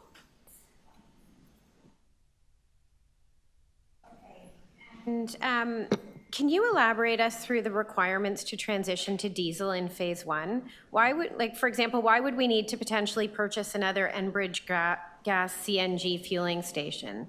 Is that potential cost of $5.5 million included in the cost estimate that's before us today? So through the chair, the reason for the CNG fueling station would be to have our vehicles that would be located at the new permanent location have that as a fueling source. So that's the driver in that $5 million is similar to our yards in District 3 and District 4, which have CNG fueling stations. This one would as well, and our trucks would be on CNG. The reference to diesel vehicles is when we look at the timing required to bring in the new yard, it's around 6 years, 6.5 years, and the temporary solution in order to expedite moving to city workers versus a contracted service, we would need to look at a temporary site, and that temporary site would be our existing Ingram yard, but we do not have enough space there for compressed natural gas vehicles. We would need to bring in diesel vehicles just because you're able to double or triple park them and move them a little bit more nimbly across the system, whereas CNG vehicles are very similar to electric fleet, where they have to have their own charging station, their own bay, and we would not be able to deliver CNG fleet in a temporary model. A lot of unknowns then. Can you explain the assertion paragraph from the staff report on page 18 that speaks to contractors having greater flexibility to respond to exceptional circumstances such as winter storms? I'd have to reread that, but we do have some contingency funds, Councillor, within our contract to be able to address some of the challenges in and around, any seasonal issues with regards to, potential flooding and having to send out crews to do that. I'd have to take a minute here to reread that to answer your questions more specifically, and I can get back to you with that. Okay, that would be appreciated. Thank you so much for those questions. Oh, sorry. Are you finished with your questions, Councillor? Okay, thank you. Sorry, I'm just going to ask questions now. Very quickly, just confirming that we're losing the Blue Box program. from the city, correct? That's correct. So the other thing is, I just want to be clear on what the bid was for GFL. It was 38 point something million dollars, correct? Which was quite a high jump from the current. Correct, Councillor. The cost right now to do the work without the blue bin program is around $19.5–20 million. Okay. The new cost for GFL is around 39 to $40 million. 39 to 40. Yeah. And are the other vendors, are those numbers public? They are. So what were they? 38 million from GFL? It was the bid for the other contractor was $1 million higher. And there's only two bids? And there were only two bids. Just two? All right. So that's the area that we're in as far as real costs are concerned now. So much different than previously. Thank you. I just want to talk about, I'm just going to ask Mr. Malloy, because we were talking about the contract and all those kinds of things. If we have a look at the yards and make sure that we can find a suitable space, you got enough time and intention to be able to work with the union on this whole matter based on what we've read in the report? To the chair, yes, we have enough time. So you're not concerned? I'm not concerned about the timing of the discussions, no. Okay, not concerned about the timing. Thank you for that. And then I'm just going to go to the yards now, because we've been talking about the yard, but I'm going to ask our deputy city manager here for infrastructure, because I have the booth yards, which has solid waste, has transportation, has MLS. So it's a mix and match yard. Right now, we're looking solely at the Ingram yard as part of this, but I would like to move something that said just look at everything, because something might be easier, faster with a mix and match type situation without losing any capacity. Is that a problem? Madam Chair, what I would say is that the city has yards all across the city, and there's multiple divisions that are making use of the yard. So as part of that due diligence exercise and feasibility, that is something that could be looked at. And that would be done in consolidation or consultation with solid waste, but also through Mr. Jollymore, Corporate Services, who is always looking for yards. That is correct. That is correct. So, right, this report right now says Ingram Yard, et cetera, et cetera, et cetera. But I think I'm just saying Ingram Yard, yes, that's due diligence, but there may be somewhere else that's currently set up that may be possible to use and move, I'll call it a more benign use into Ingram with less fuss and muss. Is that, you'd look at that, correct? So I believe that's possible, and if our deputy city manager of corporate services had any other view on that, they could add to it, but I believe that all could be part of the exercise. Madam Chair, yes, I agree. We could look at that. I think we would, given the schedule constraints, we want to undertake parallel paths on that. Parallel paths for the yard. Okay, thank you. And just to confirm that, no, that's fine. Very good. So now we'll go to speakers. Got our questions answered. Everybody got their questions? Okay. Speakers, Councillor Sachs. Yes, I have a motion.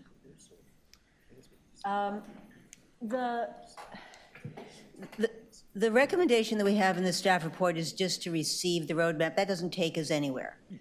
That's not okay. We do need to get staff's professional advice. And what I want to know is, will this bringing this in-house provide comparable or better service levels, diversion, or cost? If it does, there's a lot of advantages to bring it in-house. We've just voted to bring the litter sweeping in-house because of the flexibility and the better quality of life for the workers and the better service levels for the staff. But we don't have yet the professional advice of our staff as to whether bringing this in-house would do these things that we all want. We want better service levels, we want better diversion levels, and if possible, we want cost savings. So what my motion says is to tell our staff, go do the work. I was hoping it could be done faster than 18 months. I'd sure like to know before council if it is possible to do it faster than 18 months. But we need I think, it isn't for us as non-experts to be deciding in advance whether this change in direction would produce better service levels, diversion, and cost. We need staff's professional advice to us. And what we've seen over and over again is that if council makes political decisions without getting the professional advice of staff, we don't make good decisions, and then we have to backtrack. We saw that with Uber. We've seen it with a number of other things. We hire really good staff. We should let them do their jobs. And if they can give us their advice that we will get comparable or if possible better service levels, diversion, and cost, then absolutely we should bring this in-house. And I'd like to do it faster. But first, I think we need the work done and we need good professional advice from our staff. And I don't think it is appropriate for us to tell staff in advance what their advice should be. I don't think we get good advice if we tell staff in advance what their advice has to be. So that's what I'm asking for, is that staff do the work and come back and tell us, will this do what we want? Better service levels, better diversion, less cost. Now, there is a lot of work to be done, of course, investigating the Ingram Yard. And I was glad to hear that none of that money will be wasted. If it isn't appropriate as a waste yard, it can be used for other purposes. The city has many uses for land, and so that's appropriate. But we don't have any advice from staff in here. We've got some facts, which is useful, but we don't have advice, and we did not hear from staff today any clear recommendations that bringing it in-house would do the things that we want, or of course, any advice about the risk of a garbage strike. And certainly the people in my ward have very long memories about that garbage strike and how horrible it was and how anxious they are that we not do anything that increases the risk of another garbage strike. Now, garbage strikes can happen with private operators as well as public operators, I recognize that, but we need to hear from staff. What is the result of doing what's proposed here? I am really hoping that the result will be yes. In the same way we believe it's going to improve service levels on litter pickup, I hope it'll improve service levels on garbage pickup. I hope it'll improve diversion levels on garbage pickup. I hope it'll at least be comparable on cost. But I don't think we should be making a decision as to direction until we know what our staff say. If we don't trust what our staff's professional judgment is on their area of expertise, we should fire them. If we're not going to fire them, we should listen to their advice, or at least find out what the advice is before we make a decision. And so I'm asking you to support my motion and get the information we need. Get it faster if we can. 18 months seems awfully long to me. And certainly I'm looking at the deputy city manager. I hope before council we will have advice as to whether that schedule can be accelerated. We don't want to miss the window if bringing it in-house is going to produce these things. But I do want to ask staff for their unfettered professional advice on the things that are important to the city. And we haven't done that yet. Thank you. And we haven't got their advice yet. So unless they can give us their advice between now and council, I don't think we're in a position to decide yet what the results should be. I think we should, and I think we would be savaged by our constituents and by the press if we jump ahead and make a decision without asking for the best professional advice on an important matter. Thank you, Councillor. Are there any further speakers? Councillor Perruzza? I'm happy to. Hang on while I'm just having trouble with this main screen, but I'm going to get you onto, okay, thank you. Yep. Thank you, Madam Chair. I think what we have in front of us is a good report, and I think it's also a very good first step for us and looking at this. You know, the benefit of having some longevity around this place is you're able to drift back in your mind and figure out where we were, I don't know, 14, 15 years ago, and where we are today and where we might be 14, 15 years from now. It gives you a bit of bearing. And, you know, when we last, took the steps to basically privatize District 2, I remember, public sector workers at that time were making around $24 an hour. So a guy was collecting garbage, sort of running behind a garbage truck. Back then, we did a little different. It wasn't, you didn't have a lot of the sort of mechanical stuff that you have now. But you had this guy running behind a truck, sort of picking up garbage and throwing it in the back of the truck. And the guy was making about $24 an hour. When we, and the, moving to the private at that time, I remember we sort of reduced that man's wages to about $18 an hour. So the same guy doing kind of like the same job, we moved him down to $18 an hour. Made it a lot harder for a lot of people to eke out a living. And what we've discovered in the interim, through multiple reports and multiple analysis, and some of them have been somewhat good and some of them not so good. And some of the people that produce those reports suffered the consequences of some of that information, by the way, because when it lands here at council, these conversations have a tendency to sort of veer into an ideological area as opposed to one, where we make decisions based on practicality, based on what's good for Toronto and the people of Toronto. And what that has shown over time is that there isn't a whole lot of savings, or there isn't a whole lot of other stuff that generally materializes from this. But here's what we have done. We have basically taken an area of city business, in my view, and public sector employees now represent, we've heard, somewhere in the neighborhood of 15 or 20% of the business. That's it. Almost gone, almost next to nothing. And about 85% of the business is done by private sector workers. And in my view, that leads you to a very, very bad place. One of the big reasons for us privatizing garbage back then was, we did it on the heels of that strike. I remember a lot of people saying, oh, the strike, and the upheaval that it caused in the city of Toronto. And this is true. No, I'll do that. But private businesses can fail. And then you're left in similar situations. You try to avoid strikes, I get that, and on all of those things. But you know what? I'm not sure that it really, that action back then got us to a better place. Because I think that when you have the public sector doing public sector work and doing it competitively, and with better wages and making it easier for people to eke out a living, but comparable in terms of what it costs ultimately the taxpayer, to use a term that's been used by a lot of friends of mine here. What you also do is you keep the others honest. And it creates a more competitive, better environment.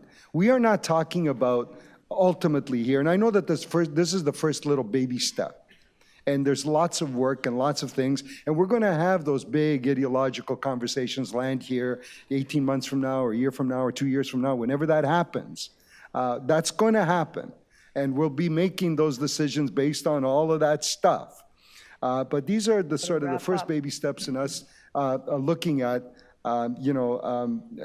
taking some of this work back in, and I believe positioning the city and all of us in a much, much better place as it relates to sort of the public versus the private, and a more competitive environment for everybody, and a better place at the end of the day for everybody if we do ultimately do this. So I'm happy to support the motions that lead us in that direction. Thank you, Councillor. I am being very firm today on speaking for councillors and questions, because we've limited our deputations to 3 minutes, so I'm going to be pretty hard line with all the members of the committee, just to let you know. Thank you. Speakers, I do have a motion. Anybody else to speak? Councillor Pasternak, did you wish to speak? I did want to speak, but I was hoping to go after Councillor Chernos-Lynn, because I believe she has a motion. Is that There's You no do mo- not. Do you have a motion, Counselor? I don't have a motion, but I believe Counselor Fletcher has a Oh, motion. Counselor Fletcher has a motion. I do, I can yeah. speak now if you want. Sure, go ahead. And I will try and Got you keep it. teed up? I will Okay. keep it to 3 minutes. You're First of ready. all, Thank you. I'd like to. You've got 5, but if you want 3, that's fine. You're speaking. Okay, so anyway, I wanted to thank 416 for coming, thank them for their great work in the city. They do a wonderful job in York Center, across a number of divisions. They don't collect our waste because it is outsourced. And I'd like to thank General Manager Keeler for the work he's doing. Whenever I have a problem, no matter how small, I send it right to him, and it's taken care of right away. But I don't think we're on the right track here. We decided a number of years ago to do a hybrid model of waste collection with our city. We decided to outsource some of it and keep some of it in. And we kept some of it in to make sure we had security of supply, vehicles, infrastructure, workers, and so forth. And we put some of it out to give the city peace of mind and security that we had our feet in both camps. And generally speaking, that has worked. The service levels are on a par or better when it's outsourced. The quality is about the same. I represent an area that is outsourced. I receive almost 0 complaints about the level of service. And when a complaint is received, it is dealt with right away. And on to another matter that I mentioned during questions is, at the end of the day, you're looking at probably an investment of about $200 million to get this thing going. You're talking about changes to the Ingram yard. I mean, remember, these are today's dollars, I assume. So, if we do this 3 or 4 years from now, you're probably looking at $100 million. You've got to buy vehicles, which looks like another $100 million. It says 68, but that'll be done over a number of years. This $200 million in capital outlay should really be going into finding a new landfill site, which is a growing dark cloud on the horizon. And unless we start looking at that very closely and very seriously, we'll have a garbage disposal problem of unspeakable magnitude. So for those reasons, I will not be supporting much of what's before us. This is a road towards bringing it back in. We can't go outside, then inside, then outside. What's going to happen? We bring it inside. What's going to happen 10 years from now? We go outside again. We just can't. We have to make a decision and stick with it. It's worked fairly well. It's been reliable. It's been secure. It's given us security of tenure. It's been cost efficient and customer service efficient. On what we have now, both 416 and GFL are doing good jobs. And I think we should keep the status quo as is and not move towards bringing it in-house. So I will not be supporting any motions that move in that direction. Thank you. Thank you. Any other speakers? No? Thank you. Then I will speak last as chair. I'll put my clock on.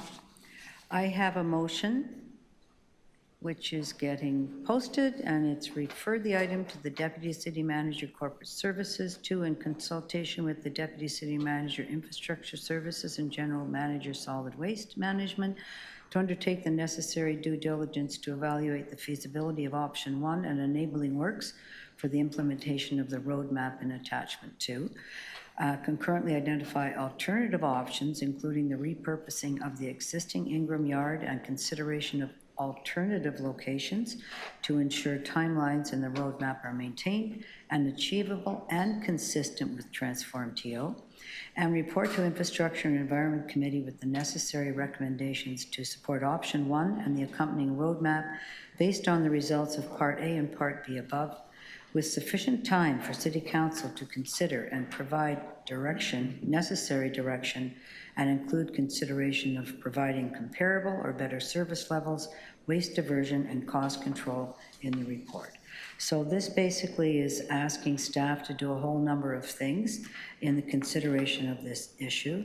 I'll just first say that we do have the item on the blue box and recycling, and that the extended producer responsibility and the loss of the blue box for the city. I just think that our system has been blown up by the provincial government saying, recycling, we're giving it to the producers, and then we're giving it to a third party who happens to also be a provider for the city, for waste collection, and we're changing everything about how that's going to happen. We're putting more trucks on the road. That is a big it's an interruption to how things have happened for many, many years. So I just want to confirm that part of this conversation has started because of that last year when we were looking at EPR and how to deal with that. Second, just on the yards, and why it's set like this is because there is a yard that we're talking about here, but I firmly believe that there are many other yards. And I also know that our Deputy City Manager of Corporate Services is somebody who is hungry for yards and looking at the industrial needs of the city from here on in. And while solid waste definitely has a purposeful use in that way and requirements for a yard to be done in a certain way, I'd say that our Deputy City Manager for Infrastructure Services understands that he's got many, many divisions that require these yards. And just as an example, in my ward, we have the booth yards that are there, 25 acres, and in the yards, there is solid waste, there is transportation, and there is MLS. So not that they have a big fleet, but transportation and solid waste do have large fleets, and fleets which at the end of the day, I think are looked after by corporate services. So this kind of mix and match approach is something that I'd just like to add in here rather than just say only the Ingram yard. So this may give us a little relief as far as finding something that might be faster and easier that wasn't an old landfill and maybe easier to do other things and move things around. So I really think that that's an important part of this. And I did ask Mr. Malloy there about any issues related to labor issues. If we look at the yard, does he need to start this right away? He's quite confident that within the time frame that we have that ability. Councillor Pasternak asked if we're pulling the contract. It's just when it expires. So this expiration of the GFL contract in 2026 led to our $38 million in costs, which is a brand new cost. It's much higher than what would take us to deliver.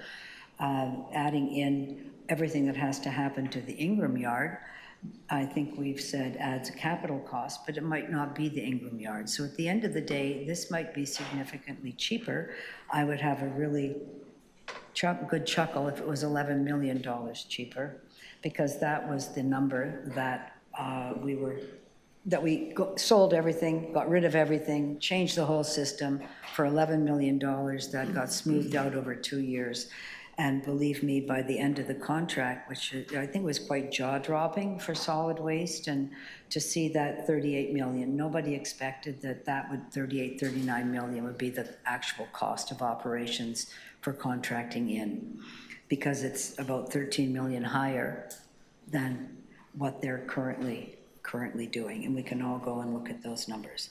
So I'm quite interested in getting this underway and understanding that the costs are escalating in a way for contracted out service that we had not expected, and that we can look at other opportunities for yards that might indeed be more cheap.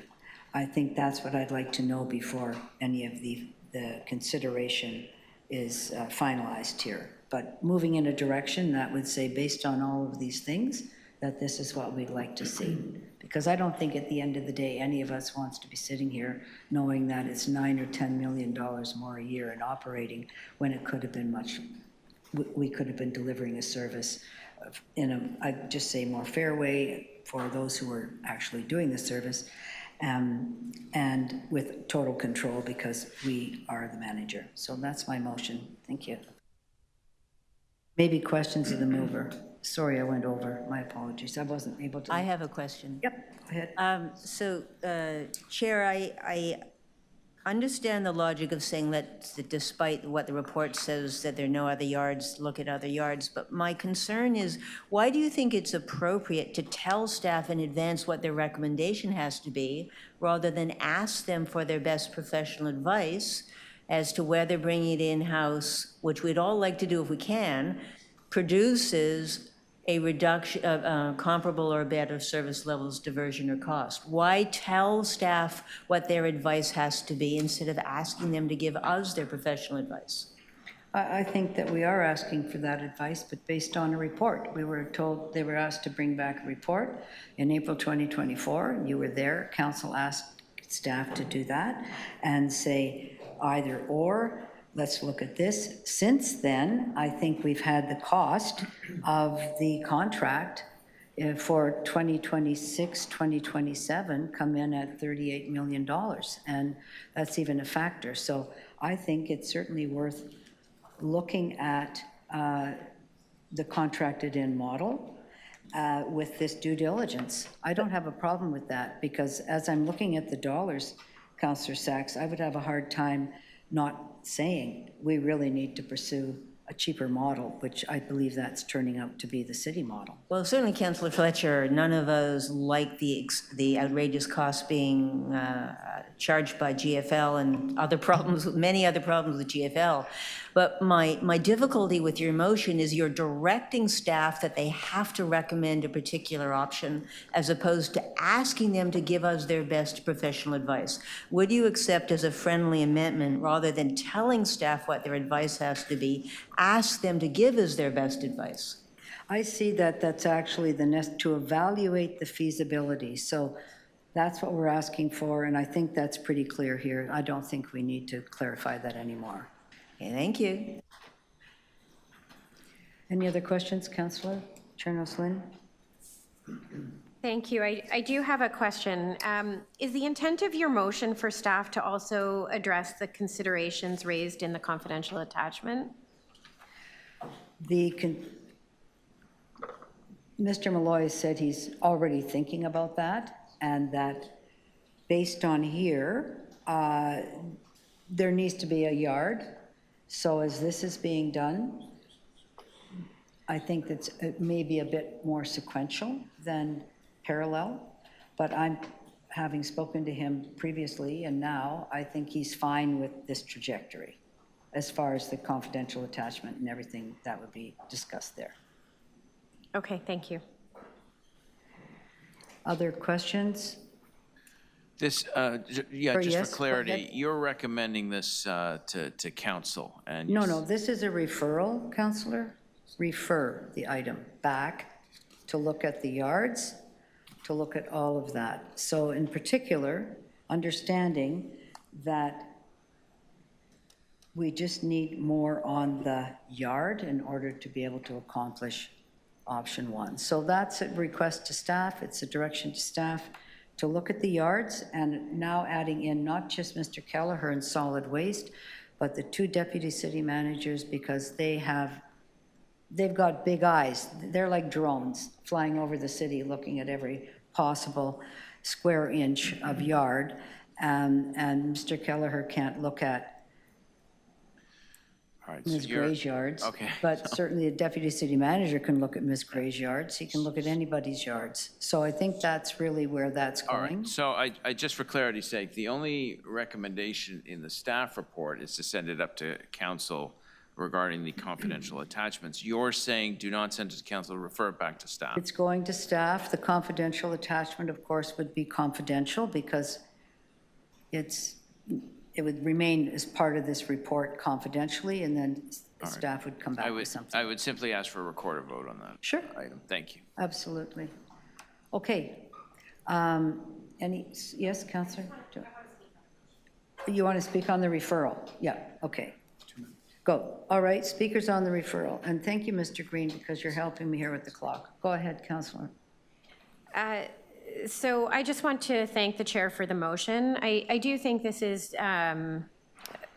generally speaking, a responsible way forward for us, because the reality is that the cost of our contracted services have been escalating significantly, and we need to make sure that we have all options in front of us as we go forward. I know that our unionized staff do excellent work. There is no doubt about that. And in terms of the waste diversion issues, which we talked about earlier, and a really important piece for us as a city, there's no doubt about that either.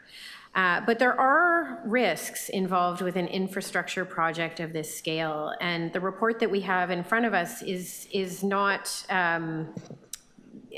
incredibly detailed, or, you know, has not really gone into a deep dive on how this can be done. We heard today from staff that the cost estimate in front of us could be plus or minus 50%, which is an enormous number. And there are many factors to be considered with the requirement to create a temporary solution to accommodate a major infrastructure project staging at 50 Ingram Drive. I think it's important we do our due diligence before we make any final decisions. And it is my firm belief that that will lead us to a better outcome for Torontonians. I think it's respectful of their tax dollars, which they work very hard for. We have to make sure that they're used wisely and appropriately. And then I would just also ask the chair to consider a friendly amendment to include language around the confidential attachment in this. And I would just ask if you would consider something like that. I'll just check if we need to do that, because it's still confidential. There's nothing, it's still confidential.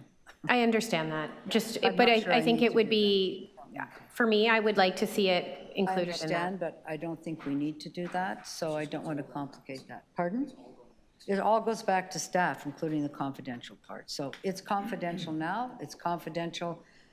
The only reason it's confidential with council is because it remains confidential if it went there. So No, I'm asking to add it to the list of considerations that they work on. Anyways, I can follow up with staff, or perhaps. Why don't you just follow up with Mr. Malloy, because he's right behind you there, how he would do that. Confidential attachment, if you don't mind. Okay, I think Diane has her hand up as well. Pardon me? Sorry. I speak on the referral. You're speaking on the referral? I am speaking on the referral. Okay, go ahead.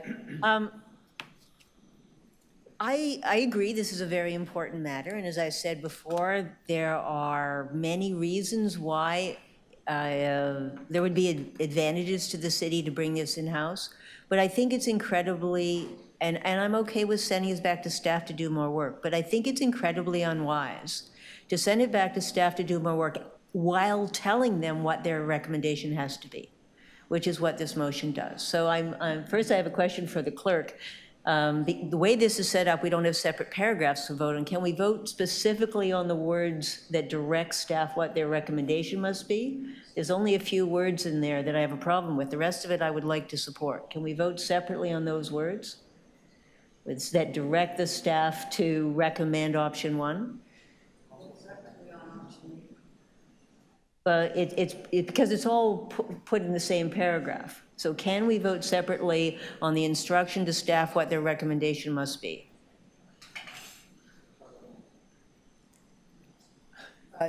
You can try to amend the motion if you'd like.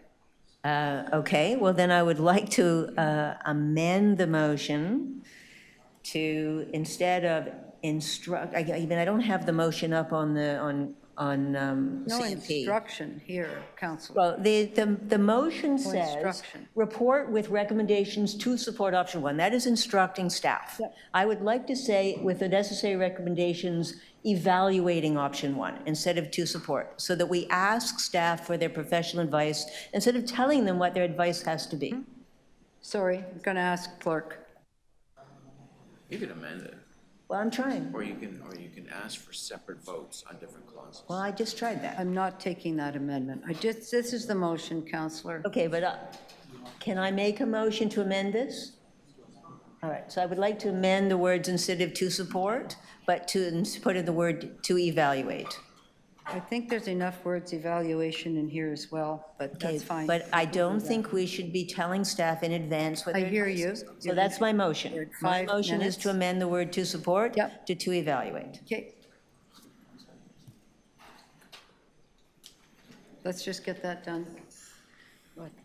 I would like to bring it in-house if we have a proper basis to do it. Madam Chair, Madam Chair, just, Just, could you hang on for a second? we are. Just a minute, Yeah. please. Thank you. Sure. Motion to amend the referral motion. Correct. Correct? To change one word. To change one word in the referral motion. Thank you. Everybody sees that's what it is. Did you need to speak to the, have you spoken yet? Because I don't think you can speak to the amendment. You have to. I have not spoken to the. Okay, you're gonna spoken speak? To the Thank you. referral, and I don't Okay. have a, so, I'm sorry, what are you doing? You're changing a word? Yeah, From support, the word "support," which tells staff in advance what they have to decide, to evaluate, which is asking for their advice. I'm okay with that, because ultimately, at the end of the day, Madam Chair, we're getting hung up on something that really leads us nowhere. We are going to get reports back on a number of things here, related to Ingram Yard, related to costs, related to employees, related to machinery, related to trucks, related to all kinds of stuff. We will have all of these conversations in due time, and we're just getting lost in the weeds. I'm happy to support, evaluate, as opposed to support, and we should just It get says on, because it evaluate. really doesn't change anything, Madam it Chair. already says evaluate. Okay, sure. Yeah. I'll speak to the referral. Evaluate already. Okay. Okay, I'll give you that. We're supporting what's in, yeah. So I won't be supporting referral. This is a major decision for the city. It really should go straight up to council. If council wants to refer it back to staff for more work, that is their prerogative, but to send it back at this stage, back to staff, I think is ill-advised. I will be supporting Councillor Sachs's amendment. I think it's reasonable. I think it's something that that can work. And there's on here, there's so many moving parts, capital parts, operational parts, labor union parts, existing contract parts. This is a tough policy piece, but I don't think we should be sending it back to staff to do more and more work on this if it's a non-starter and only council can decide that. So I will be supporting the amendment, but I would ask for 2 recorded votes, one on the amendment and one on the motion, either as amended or unamended.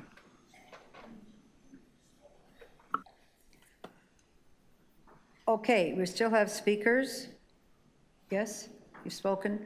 I will support that. Yeah, that's fine. Okay. Let's, where are we going, Mr. Clerk, please? Everybody's finished speaking on the referral. Got a motion on the referral. To amend the referral motion. Support to evaluate. Okay. All those in favor? Order, please. Yes, I heard you. We'll record everything. No problem. All those in favor of the motion to, it's gone from the screen, sorry, to replace the word support with evaluate, please signify. Councillor Perruzza, Councillor Morley, Councillor Sachs, Councillor Pasternak, Councillor Chernoslin. All those opposed, Councillor Fletcher, Councillor Cole. Thank you. That's fine. That's been done now. Now we're going, my motion with the change amended by Councillor Sachs.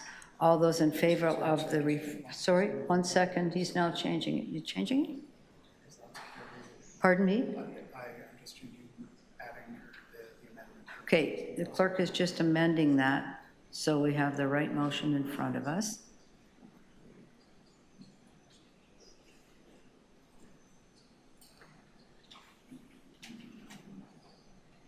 Where is that at? See that? There's what we're changing. All right, that is the referral motion, recorded vote. All those in favor? of the referral motion, Councillor Perruzza, Councillor Chernoslin, Councillor Morley, Councillor Sachs, Councillor Fletcher, and those opposed, Councillor Councillor Cole, in favor. 2 hands in favor. All right, thank you. So recorded again, Perruzza, Chernoslin, Morley, Sachs, Cole, Fletcher, and opposed, Councillor Pasternak. That is the vote. Thank you very much, everybody, for that and your patience with this. Oy vey. Oy vey. What's for lunch? That's what I want to know. That item has been referred. Thank you. Now we're moving back to item number 2, which is IE 23.2, and that is about the circular materials and the city. Joint collection schedule discussions with circular materials. Are there any, there's a deputation. I think Ms. White's still here with us for a deputation. Oh, Ms. Alford, Emily Alford from T, yes, please. Please come up, take your 3 minutes. Sorry, I think Sheila's first, so she's on screen. Okay, just a second, 1 second. Is Sheila online? Yes, she's there, thank you. Sheila White, you have 3 minutes, thank you. Thanks. When I heard at the April IE committee meeting that Circular Materials was developing their communications for the changeover in Blue Box, I contacted them, and I've provided you with a summary of the communications and also a transcript from a recent meeting I attended of the RIPRA organization, Resource Productivity Recovery Authority. Now, I asked Circular Materials the following. For their communications materials to include a mention of the annual legislated Ontario Day of Action on Litter, which occurs the second Tuesday of every May. I asked them to encourage the use of bins. Sorry, it's really hard to hear you, Sheila. Could you just stop for 1 second? I'm just going to ask the clerks to put her microphone up because, or maybe you could move a tiny bit closer. Shall I test it? Test? I'm just waiting for the noise in the room to come down, and you're now paused, and now you can start again. Thank you. Okay, thank you. So, as a result of the April IE committee meeting where I learned from a report that Circular Materials was developing their communications for the changeover to their collection of Blue Box materials, I did contact them to ask them the following. That they include in those communications prominent mention of the annual legislated Ontario Day of Action on Litter, which occurs on the second Tuesday of every May. I asked them to encourage the use of bins with an in the bin, not on the ground kind of slogan, and have please don't litter, always use bins thrust, and list the benefits of doing the right thing, including the avoidance of contaminating loads, the respect for nature, and the operational efficiency of doing the right thing, and to emphasize that producers have a strong desire to keep Canada tidy, and along with recycling the right items, encourage the proper packing of the household recycling bin. So you'll see that CM did not really want to do any of that. They say recycling is their core message, but they hinted that litter might receive an honorable mention in their online communications. So at this juncture, since you're considering dealing with a joint mailing with CM, I wondered maybe the city could suggest something like this, and maybe the city could lean on CM to make litter a little bit a part of their messaging, because this is another opportunity to keep it in the conversation and thereby perhaps reduce the rate of littering behaviors. Thank you. Legally, Thank you. Oh, sorry, keep going. My apologies. Legally, corporations only have responsibility for what the legislation calls end-of-life waste. Only when it is placed in the correct bin does a waste product's life come to an end.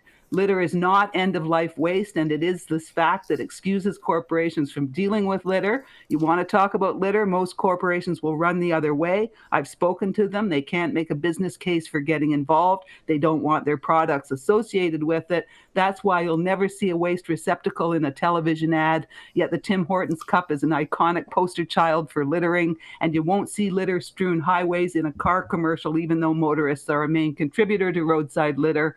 And that's why some producers didn't want the 2014 anti-litter campaign that the city produced to go ahead and threaten to sue if it did. I think I've run out of time now, Yes, you have. unfortunately. You have. Just Thank in you. closing, can Yeah. I just say, Very quickly. yes, to draw your attention to the RPRA summary where there's a glimmer of hope for them to deal with litter. Thank I've you so highlighted much. the relevant sections. Thank you. Thank you, Sheila. Are there any questions of staff on this? Yep, Councillor Morley. Thank you, Madam Chair. Through you to staff. Thanks, Sheila, for joining us. Just wanting to elevate some of the pieces in this. We are getting close to the timeline indicated in the report here. Are those conversations progressing in a positive way that staff have confidence that we might be able to reach an agreement here to include the information in our own materials? Through the chair, yes. Wonderful. Great news. I'm happy to move this report, Madam Chair, forward, and with hopes that we can get there and land the plane on this one. Thank you. Thank you. Anyone else? Where is Councillor Sachs or Councillor Pasternak? Hello? Councillor Pasternak, are you here? I'll let you sit there with Mr. Brown, even though we'll pretend you're in your chair, okay? Yes, thank you. Any other, obviously not Councillor Pasternak, questions, speeches? Yep. Okay, thank you. I have, I'm going to say something about this because it's attached again to last year, April 2024, and the extended producer responsibility and everything that's going on. And I know that I have a motion and it's being put up. It really has to do with a whole number of items that I'd like to know back on before we get too close to January. And I understand there's still negotiations, but right now it's our understanding that it's January. And there are really looking at the key messages.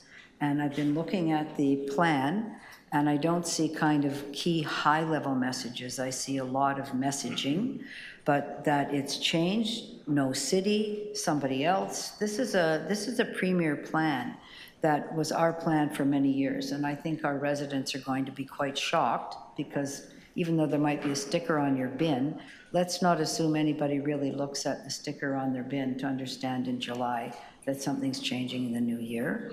Really like to understand what the advertising venues are going to be and how that's going to be done.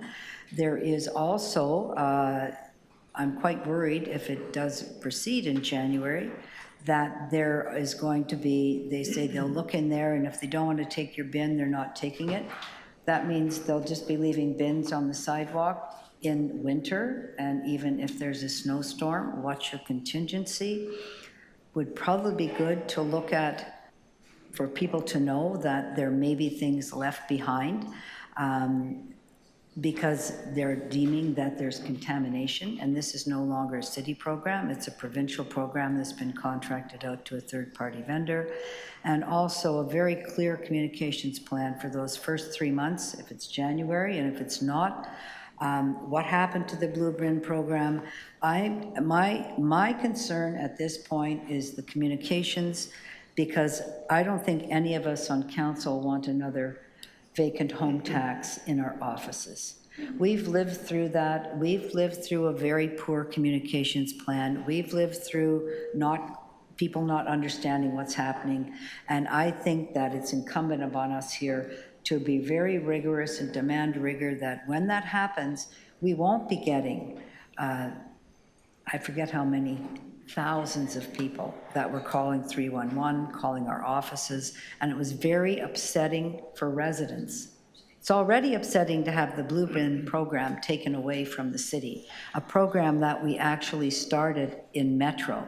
That was the original Blue Bin, was started here in the city of Toronto, here in the old Metro Toronto, and now we're losing it.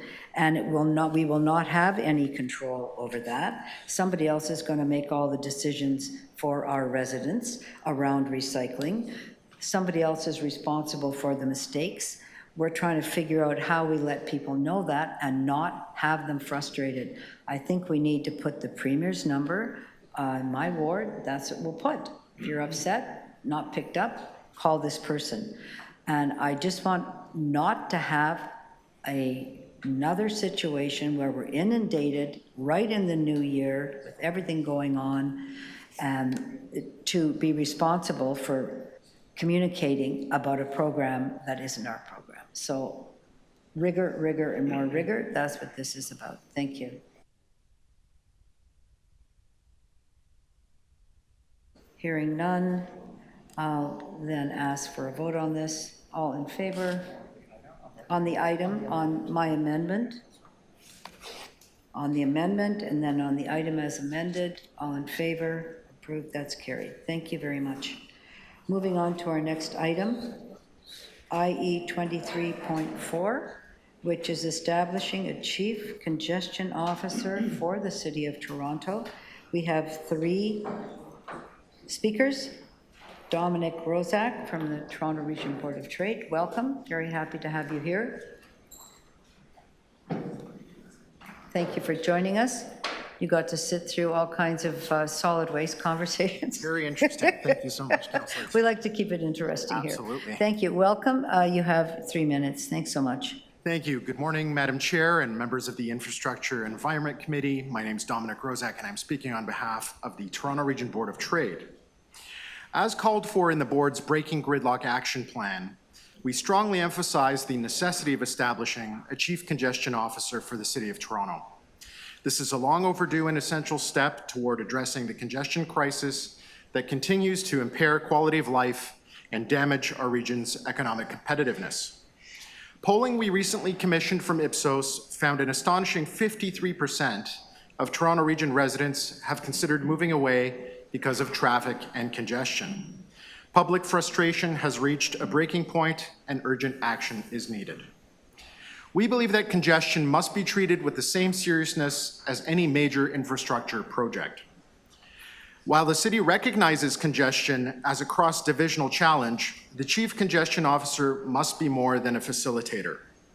This key role must provide executive leadership and function as the city's project manager for a top priority file, empowered to pause, sequence, or even veto activities that unduly compromise network efficiency. We are concerned that the current proposal before the committee to have the CCO report to the Deputy City Manager, Infrastructure Services, significantly narrows the role's influence. Congestion touches every division and agency that shapes our transportation network.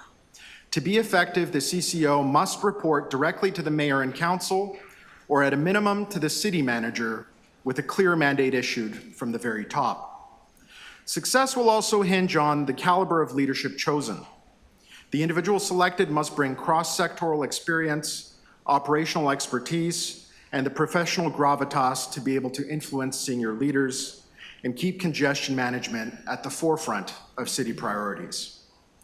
To deliver tangible results, the CCO must have active oversight of all activities that shape our corridors, particularly utility works coordination, curbside allocation and on-street parking, daily operations like garbage collection, and lane closures. We also need to clearly define and transparent performance metrics that track both system-wide outcomes and leadership effectiveness. That includes key performance indicators centered around travel time reliability on key corridors, faster project delivery, and stakeholder satisfaction. But it also includes role-specific KPIs such as stronger cross-divisional coordination, reductions in overlapping disruptions, consistent public reporting, and the adoption of leading-edge technology-enabled solutions. In closing, the city has taken a commendable step by proposing a chief congestion officer. Now we must ensure the role is fully empowered, appropriately scoped, and rigorously measured. We stand ready to collaborate with city staff and council to set this role up for success and ultimately to keep Toronto moving. Thank you for the opportunity to appear today. Thank you very much for being here. Are there any questions for Mr. Rozak? I'm going to ask you a question. Just the importance when you talk about cross-cultural, cross-sectoral experience or expertise, that this wingspan has to be pretty wide to be looking what we're doing here, other cities in North America, other cities that have tackled congestion, to bring those ideas forward for consideration. I think you'd say that that's an important role here, not just managing the utilities, but lifting that up a little bit higher. Would you give me a comment on that, please? Yeah, absolutely. I mean, we have to look at the fact that, you know, for example, according to the Canadian Centre for Economic Analysis, gridlock costs our region $44.7 billion a year in lost economic and social activity. And we also have more than 500,000 new residents arriving in the past 2 years and 3 million more projected by 2051. So that cost will only rise. So, and we also have FIFA next year. So this is a really critical problem right now that we need to tackle, for sure. Agreed. Thank you. And just for the kinds of things that are being done, let's say in Barcelona and other spots like that, using technology, you'd like to see this officer be able to grapple with some of that and bring some recommendations. Absolutely, absolutely. And all of our recommendations, just to let councillors know, come from our Congestion Task Force, which comprises senior leaders of businesses in Toronto. So we've been very engaged on this issue and in research, and we feel that the recommendations that we've made, in particular this one, will help the city tackle this imminent problem. Great. And would you agree with me that congestion may be different depending upon different in the old city in that configuration than perhaps up on the larger arterial roads, and understanding the nature of the two different kinds that we haven't grappled really with that? Absolutely, although, you know, this is a regional issue, right? We do have many people from the suburbs coming into downtown to work, and that's where we see the biggest problems for sure, and you know, that's where we need to focus our attention. Great, thank you very much. Those are my questions. Any further? Thank you. Thank you very much for joining us today. Look forward to working with you. Adam Roy Cahoon, I believe, is on virtual speaker for us today. Is Mr. Cahoon here? Yeah. Yes? Yes. Online? Great, thank you. There you are. Hello, welcome. You have 3 minutes. And we're ready. Oh, sorry, you're on mute. We have to get you unmuted, Adam. Is he muted on his end or our end? We have you, you're muted. You're muted, and we're going to start again, please. There you go. You're good, I think. Great. There we good. Thank you. So, as I was saying, okay, as a member of Walk Toronto, we are very concerned with this congestion officer and all of the stuff that we're seeing, that pedestrians are barely mentioned, let alone, and it is very much a concern for us. Because in the name of congestion, in the name of construction, and the name of a lot of things, we have been pushed to the, okay, we don't have to worry about these people.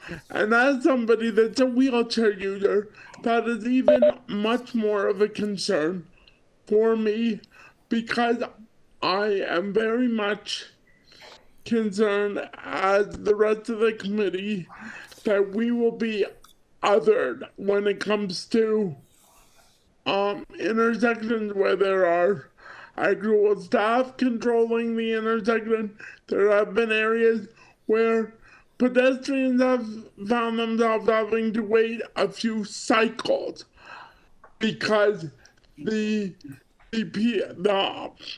pedestrian the congestion officers and stuff directing the traffic have decided to move cars more than they've moved us. There are some intersections where pedestrian traffic may be higher, and yes, they will be recognized in those circumstances. But we are even worried about, in the wording of some of this, that pedestrians are going to be considered a lesser priority when it comes to these issues. Thank you. Thank you very much. Any questions for our deputant? No? Thank you very much for joining us, and we'll see you on a few other items, Adam. Next deputant is Lynn Adamson. Is Lynn, oh, here you are in person. Nice to see you. Thank you.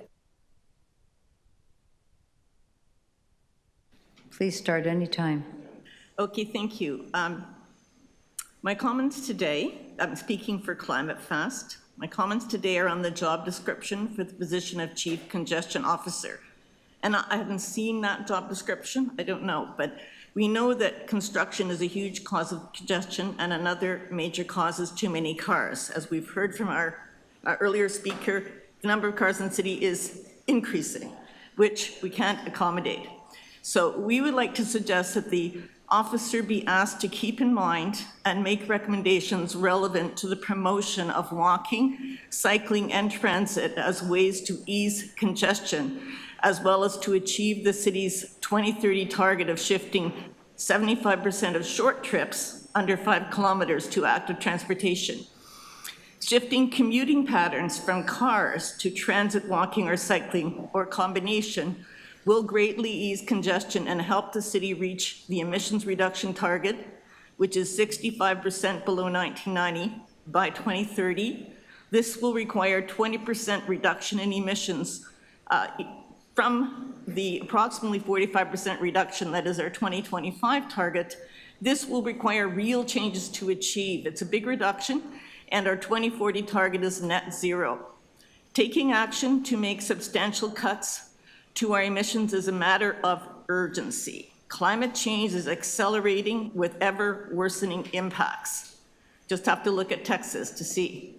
Every decision we make has an impact, and that is why Council has adopted a carbon budget approach to decisions. And you might see in the written Word document that I sent a few minutes ago, the warming stripes image, which highlights the dangers ahead with delayed action on climate. So it makes a real difference whether we can keep our temperature rise to 1.5 degrees or it goes to 3 degrees, and our children will have to live with that. So I think it's important to use a significant position like the Chief Congestion Officer to help the city work towards those important targets. That's it. Thanks so much, Lynn. Oh, yes, there's a question for you.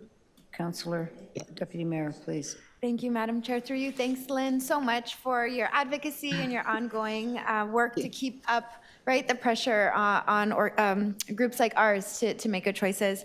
We know the consequences of the climate disaster are deadly serious. And as you say, every choice we make really does count. I wonder, and I really agree, I appreciate you bringing forward the suggestion that this future position really focuses on the promotion of alternatives to cars.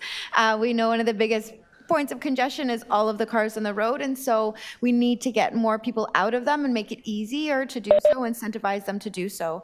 What do you see as the biggest roadblocks or obstacles for the average Torontonian to look at alternative mobility options? If you could list maybe the top 3 sort of challenges that you see currently for us to continue to make sure we're keeping top of mind. Okay, well, transit is a huge one. It needs to be fast, needs to be frequent, needs to be reliable. And that's why next week, when executive looks at the rapid bus lane proposals, those are important.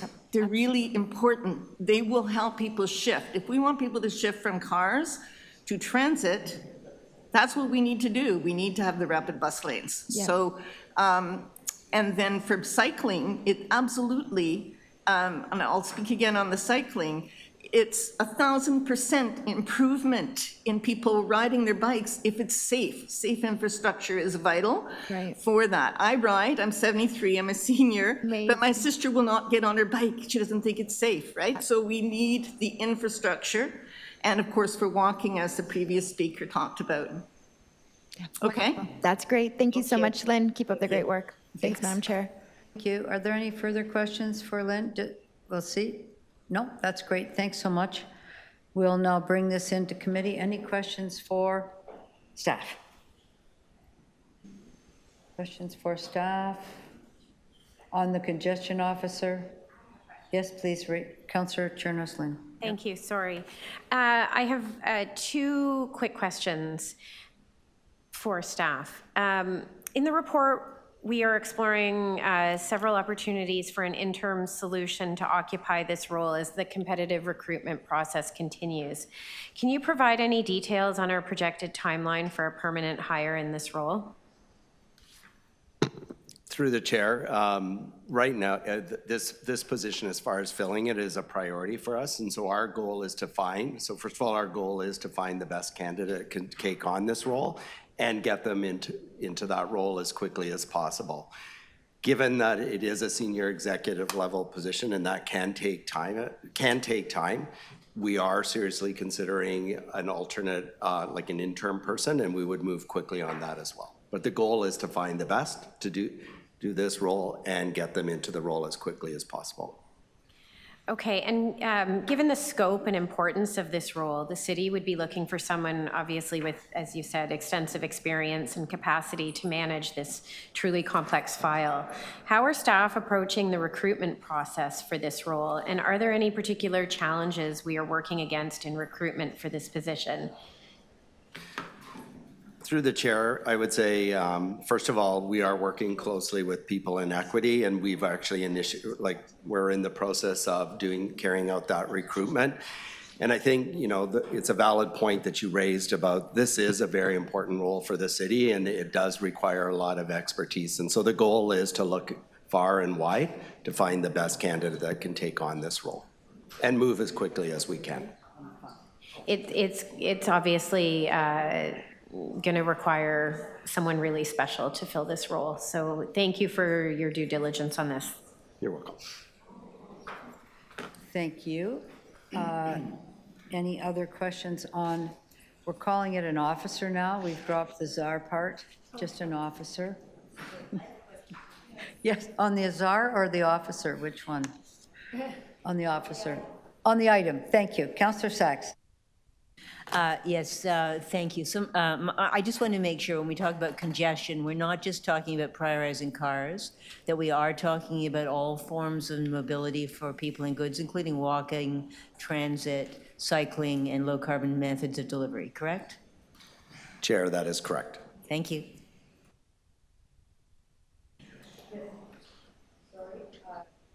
Deputy Mayor. Thank you, Madam Chair. Just a quick one on this. As a former suburban community out in Etobicoke Lakeshore, we are one of the wards experiencing the most pressure in terms of growth, and one of our biggest concerns is how are we going to manage moving people through the city, of course into the downtown and throughout the city generally.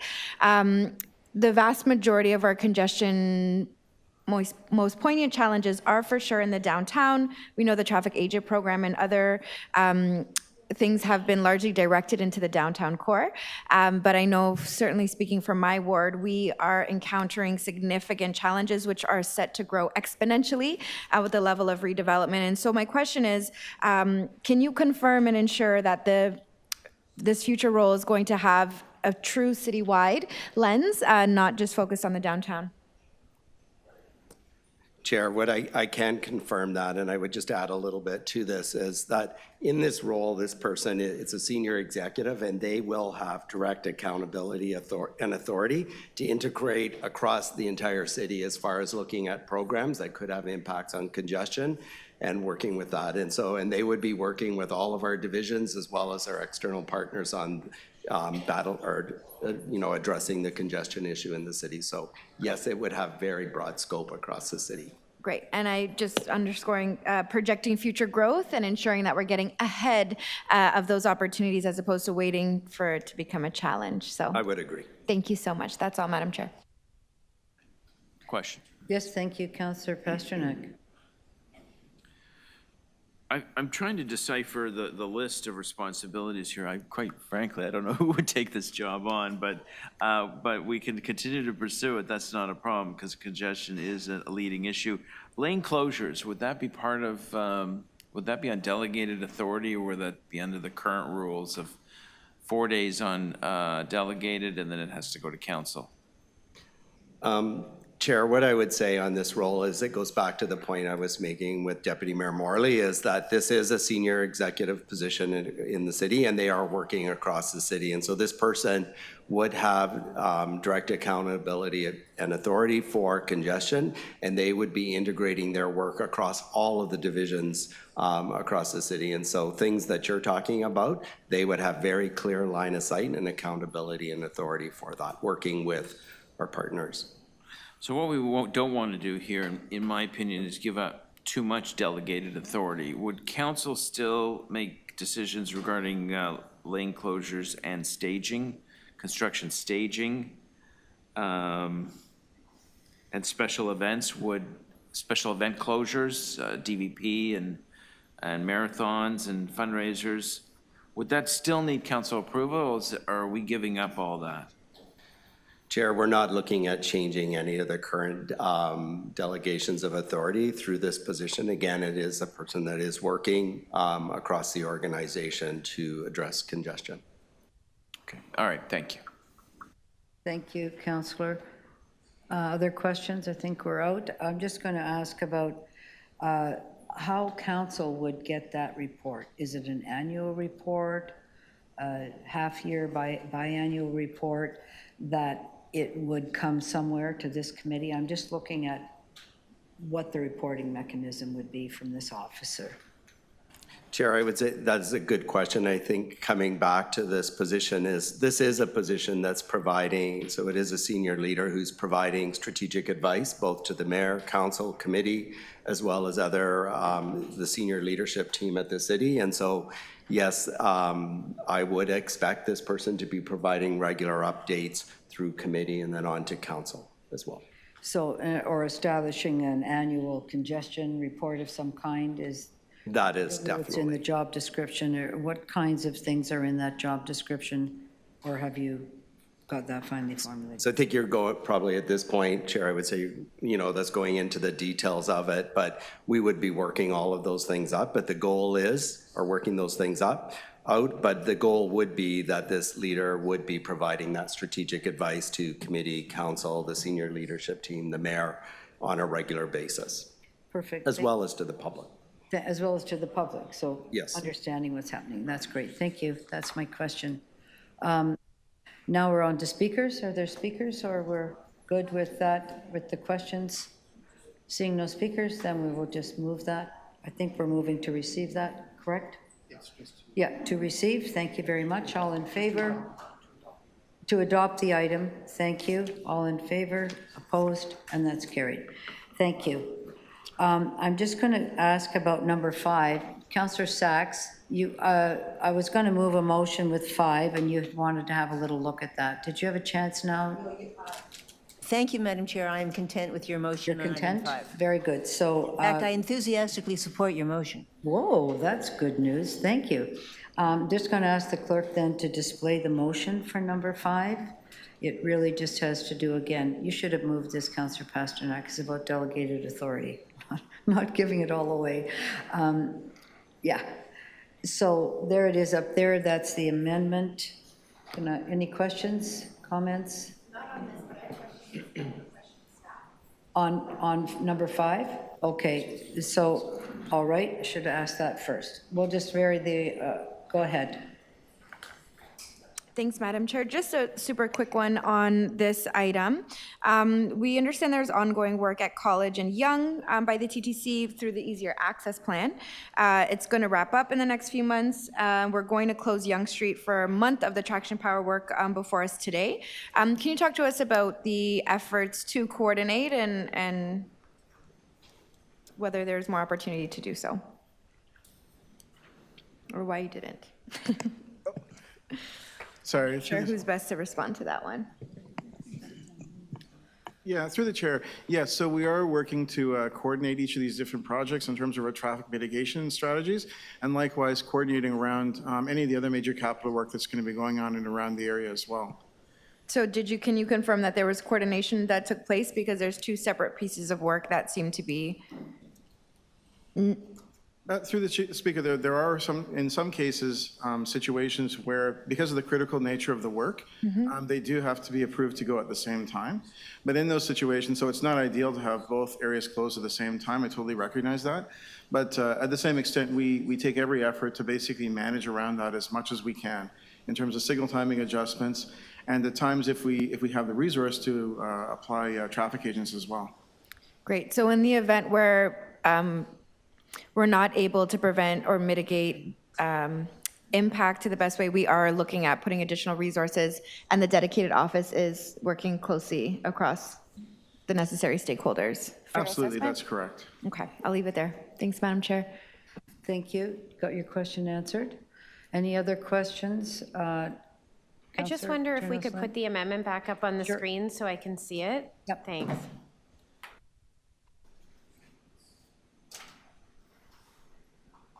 I think it's on CMP as well. Everything's on CMP.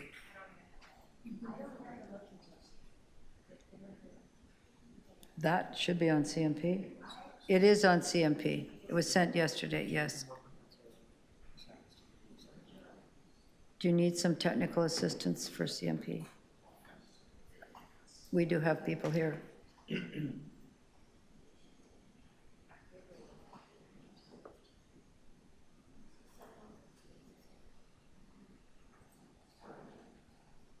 I was asked to move this, so to clarify the delegated authority.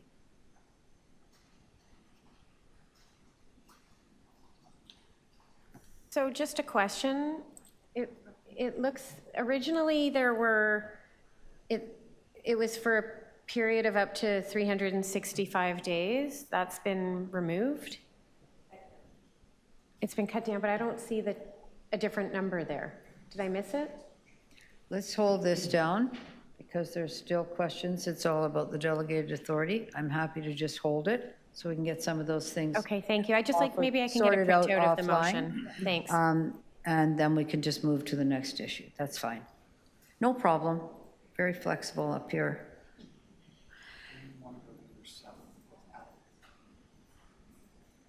Do we or just start on the other one? Because he's also here for, sorry, just checking with the clerk.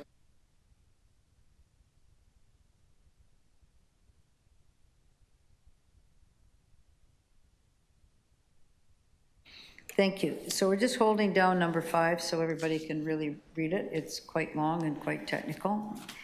Then we'll move to number 6, where we have quite a number of speakers. I think we have 19, so we'll start now and then come back after lunch because we're going to break at 12:30. And this is the Cycling Network Plan 2025 Cycling Infrastructure and Missing Sidewalk Installation Second Quarter Update. And I think we will deal with 23.11 as a motion when we get there. So Mr. Adam Roy Cahoon, you're going to be at a speaker under 26.3. Hopefully we'll get that organized with you. Okay, thank you. We're starting off, Michael Longfield, and I don't know if Michael's here. Very good to see you. Thank you, Michael. Let you get set up there. Yep, let me know when you're ready. That's good. Okay, it should be plugged in. Yep. 1 second. You're just taking a second for your technology. Display. Mirror, cool. You ready? Ready. Okay, thank you. I'm starting your time. Sure, thanks. My name is Michael Longfield. I'm the Executive Director of Cycle Toronto. We're a member-supported charity that's been working to make Toronto a healthier and more vibrant cycling city since 2008. I'm here to talk about it's either the second or third quarter cycling update. There's a bit of inconsistencies in the document, but the update that's before us here now. And, do want to remind everyone, obviously this committee knows more than anyone else, that In 2024, y'all passed a 3-year cycling network plan with 100 kilometers, which, to build that basically means the city needs to be approving somewhere around 25, 30 kilometers of new bike lanes a year. And in this current report, there are 0 new bike lanes being proposed.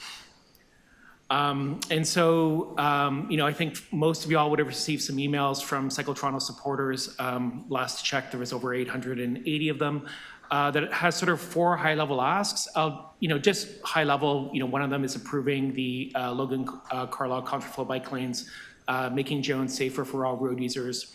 Expediting some major projects in the cycling network plan that don't involve lane removals. Listed some projects there.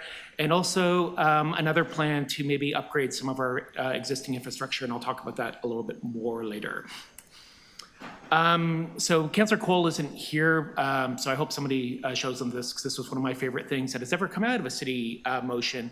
I think we all know that Bill 212 is a challenge, but it's also an opportunity. When City Council, when y'all passed a pretty firm rebuke against Bill 212, Councillor Cole added an item to say that, if Bill 212 goes through, that the city should put up signs that read, "This road congestion and traffic delay is the result of Premier Ford's Bill 212. And I don't think I need to tell anyone in this room that bike lanes are not the cause of traffic congestion. They're actually part of the solution. So I do want to talk about some good news on this. I think you'll be hearing from a lot of folks that are quite, frustrated with this report. So I want to try to highlight some positive things. First and foremost, if folks haven't seen it, in terms of Cycle Toronto's legal challenge against Bill 212, we got some good news on Tuesday that the province's attempt to appeal the injunction was denied. And again, I think it shows that the courts are treating this very seriously. Also want to say in terms of, Bill 212 and secondary roads, that contraflow bike lanes on secondary roads are actually pretty awesome. This was a story that then Councillor Mike Layton put in Toronto Star, which were basically the bike counts on Shaw Street were higher than the traffic volumes after the bikeways were installed. And, I do want to just sort of briefly touch on, some of these contraflow bikeways. I live in the west end of the city. I realize I'm going to be at time, so I'm going to do this quickly. There are currently 4 contraflow bike lanes in a 3-kilometer stretch on Bloor. There are none on Danforth. And, Logan might not be the right street, but I hope we can find opportunities to do more of them. Want to point out that Kingston can be done, and Eglinton can be done. And also just want to say this one quickly. So you'll be hearing a lot from Cycle Toronto on this, and I think it's a really good opportunity to upgrade our existing network. There were 2 motions put in, one by Councillor Matlow, one by Mayor Chow, about making a more beautiful city and fixing our roads faster. And I think if we upgrade our existing bikeways, make them permanent, fix potholes, more people will be riding bikes, so that when Bill 212's history, more people are using them. Thank you, Michael. I made you go really fast and speak really fast. Are there some questions for Michael this morning? I gave you 30 seconds. I know, I appreciate that. Cycle Toronto. You're a big guy. Thank you, I appreciate that. Thank you. Say thank you for all your hard work and advocacy on this. Thank you. Very good, thank you. Next speaker, Gil Penalosa, who I believe is online. Is Mr. Penalosa here online? Yep, okay. Gil, it's yours. 1 second.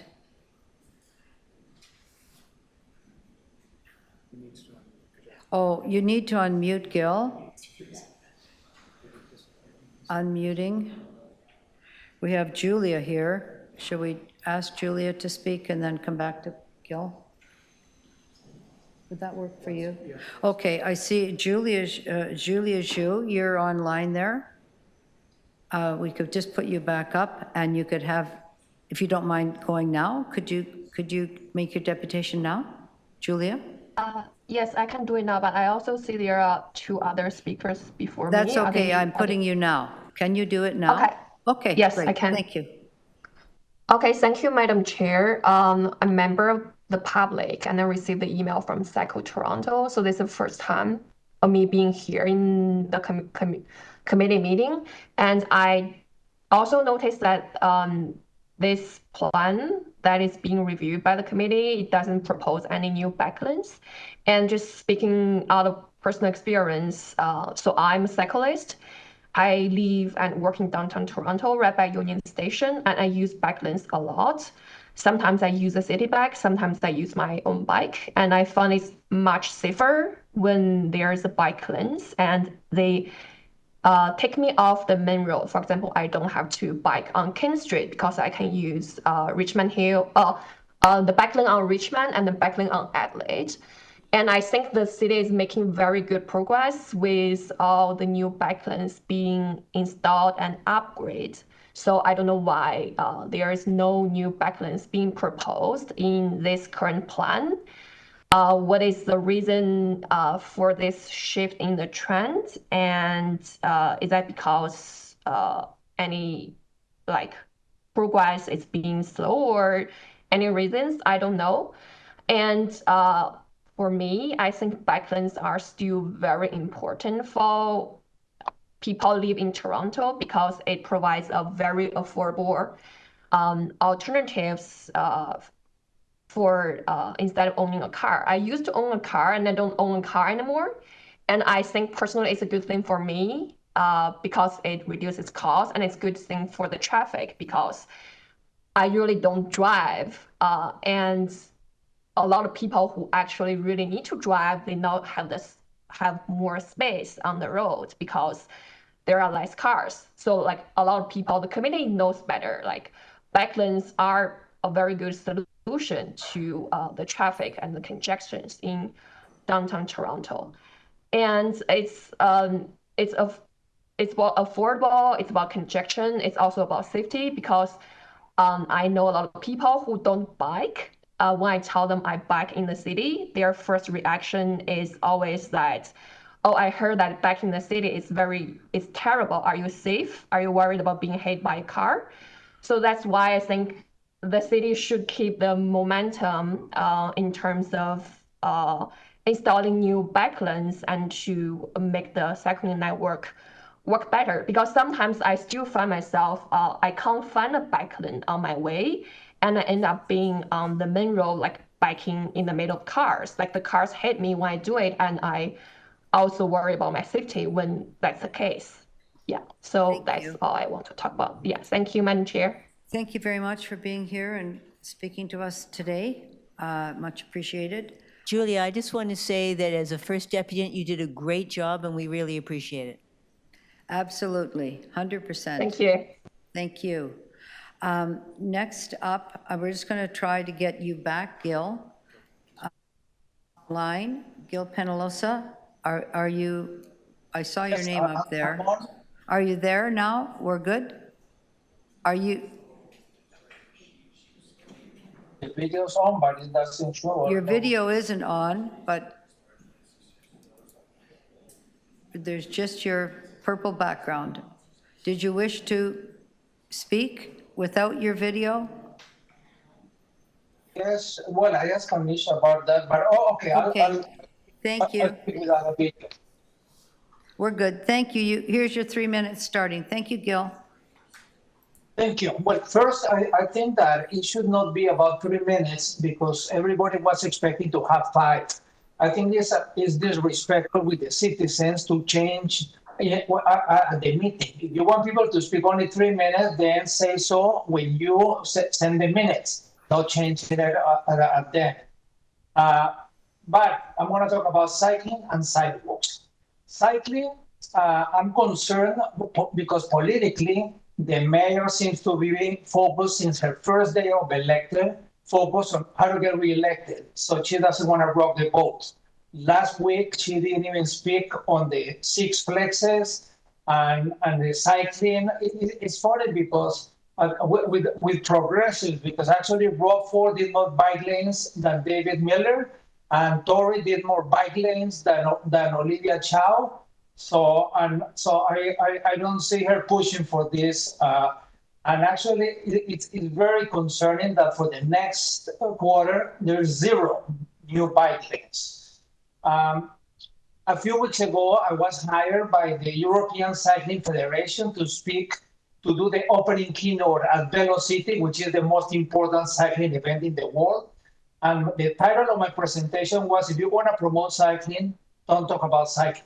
Because cycling is not the end. Cycling is a means to other ends. Cycling is for Toronto to be healthier, mentally, physically, socially. Cycling is for Toronto to be environmentally safe. Cycling is for Toronto to be healthier, physically, mentally, socially. It's about creating Toronto a city for children. Those should be what we should be evaluating, and we are not. And in cycling, I think I ask you to keep three things. One is safety. So if the bike lane is not safe for an 8 and an 80-year-old, it's nothing. It's just paint on the pavement. So it gotta be safe for everybody, children and others and novices. Second, you need consistency. It should always be the bike lane on the right side, always physically separated. Please don't do some on the right, some on the left, because drivers need to know that the cyclists are always on the right, and cyclists need to know that cars are always on the left. And third, we need connectivity, and that's what we don't have. We don't have any connectivity from Bloor to Front Streets. We need those. And from the point of view of sidewalks, I think the most shameful statistic in Toronto is that 1 out of 4 streets do not have a sidewalk. Sidewalks is almost an issue of human rights. So we should really focus on doing sidewalks. It should be a top priority. Thank you.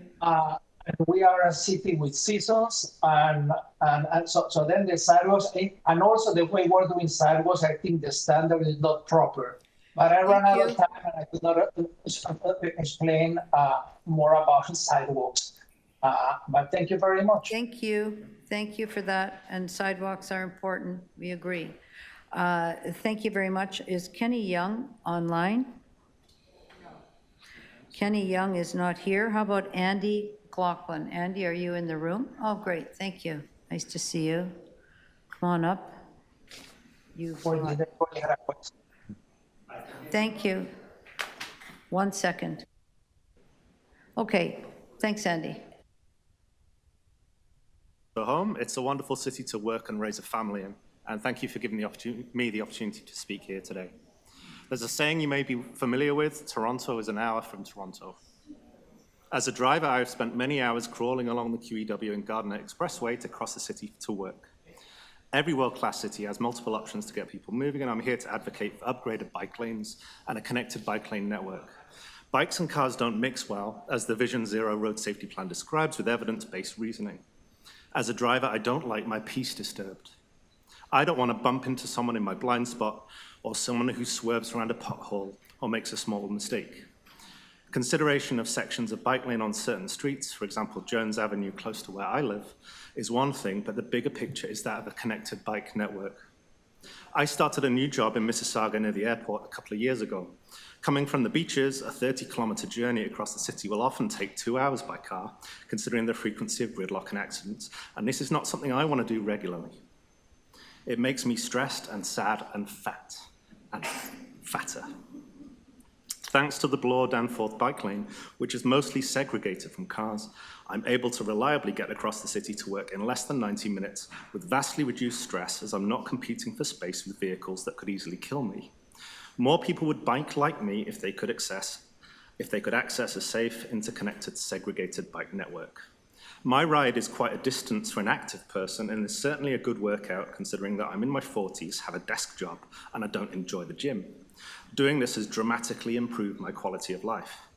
Now, as much as this is not a conventional commute, I'd like to comment about some things I've noticed. The modality of transport has changed in recent years.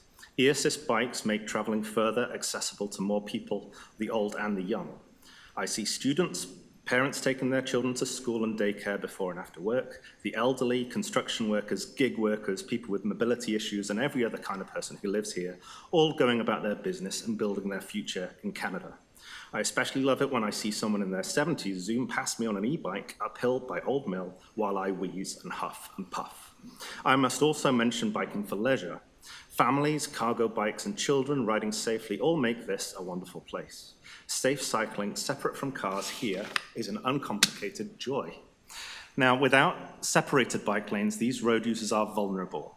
A small mistake can shatter lives in a moment.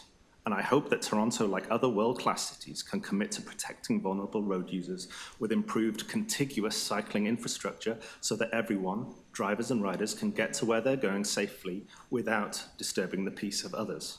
The cost of not having bike lanes is stress for all, needless injury, death, and the devastation of families. This is shown with statistics and evidence, and good infrastructure is a solution. Thank you. Regarding winter riding, it's possible with winter tires. Thank you very much.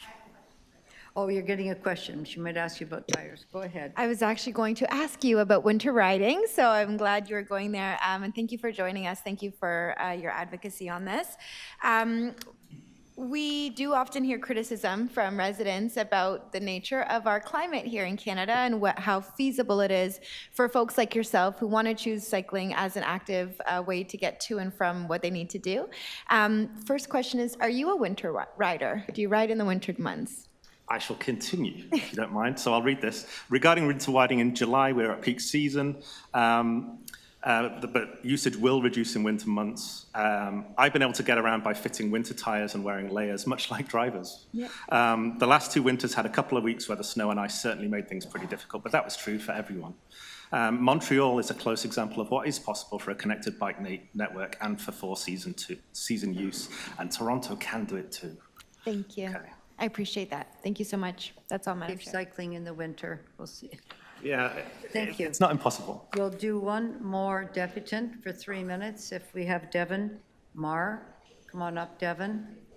And then we'll do our lunch break. Thank you. You're giving me a lot of power if I'm just holding everyone from lunch. Ooh.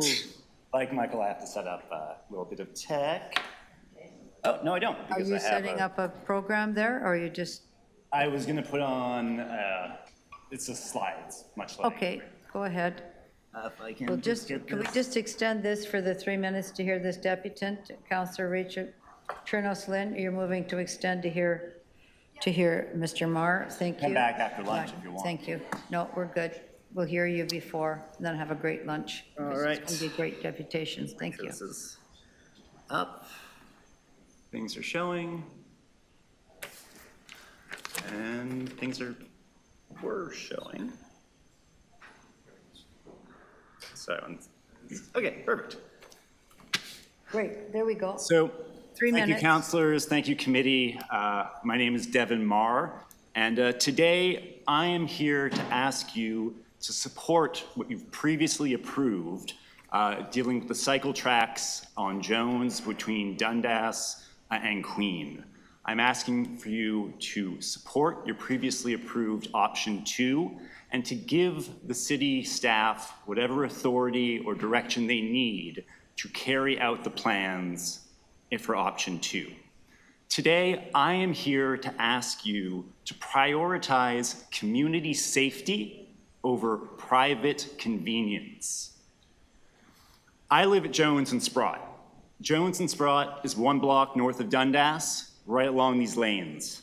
My wife and I, we purchased our house there in 2023. We don't have parking, we don't own a car. Like Councillor Fletcher and Councillor Sachs, I bike to work, I take bike share, I take the TTC. I am a lawyer by profession. I actually work right next door at 250 Yonge. And I learned to bike pretty late in life because I grew up in a place that did not have safe infrastructure. And the benefits and the joy that cycling has brought to my life is really immeasurable. And I travel down Jones frequently, multiple times a week. I go shopping at the Loblaws or the Farm Boy or the Canadian Tire down at Lakeshore and Leslie. I go to Ed's Real Scoop on Queen for ice cream on these outrageously hot days. I stock up the community fridge on Queen to help people in my community who are more vulnerable than me. I take my bike everywhere for this.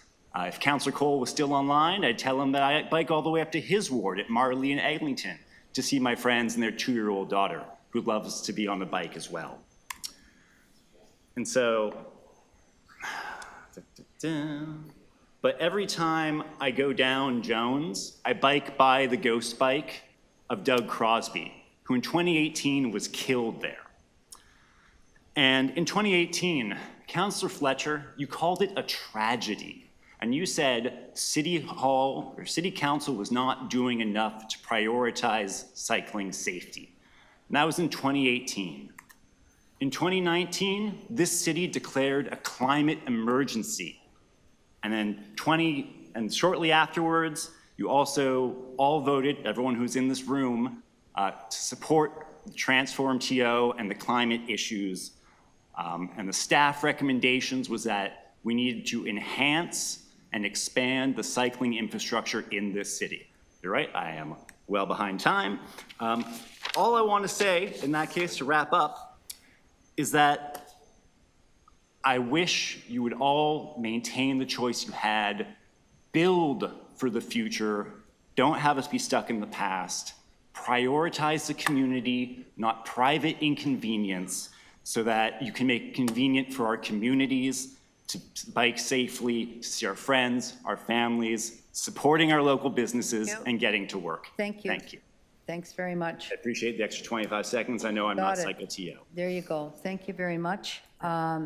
We are now going to... Devin, thank you very much for your presentation. Thank you for talking about joy. Thank you. Oh, pardon? Sorry, Councillor Sachs. Pardon? To finish? No, not to finish. No, we finished. Sorry, Councillor. Sorry. We finished this deputant, and now we're going to recess for lunch and come back with the other deputants, and hopefully do number 5 when we first come back, because I think everybody's okay with that motion now. All right? Thank you so much. Thank you, everybody who was here waiting this morning, and we'll hear from everybody else when we're back at 1:30. Thanks a lot.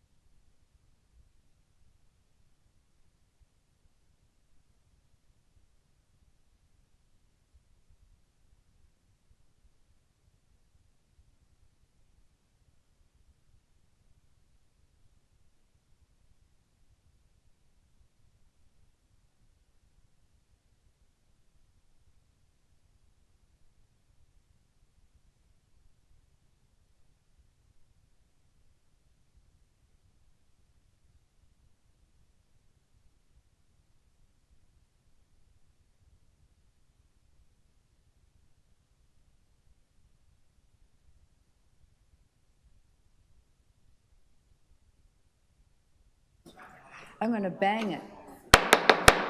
Councillor Sachs, can we get you back to the table? And Councillor Chernos-Lynn, welcome back from, I hope, was a yummy lunch. Thank you, we're here. We got quorum. No, I know. But we're all going to sit at our chairs. Oh, here comes Councillor Pasternak.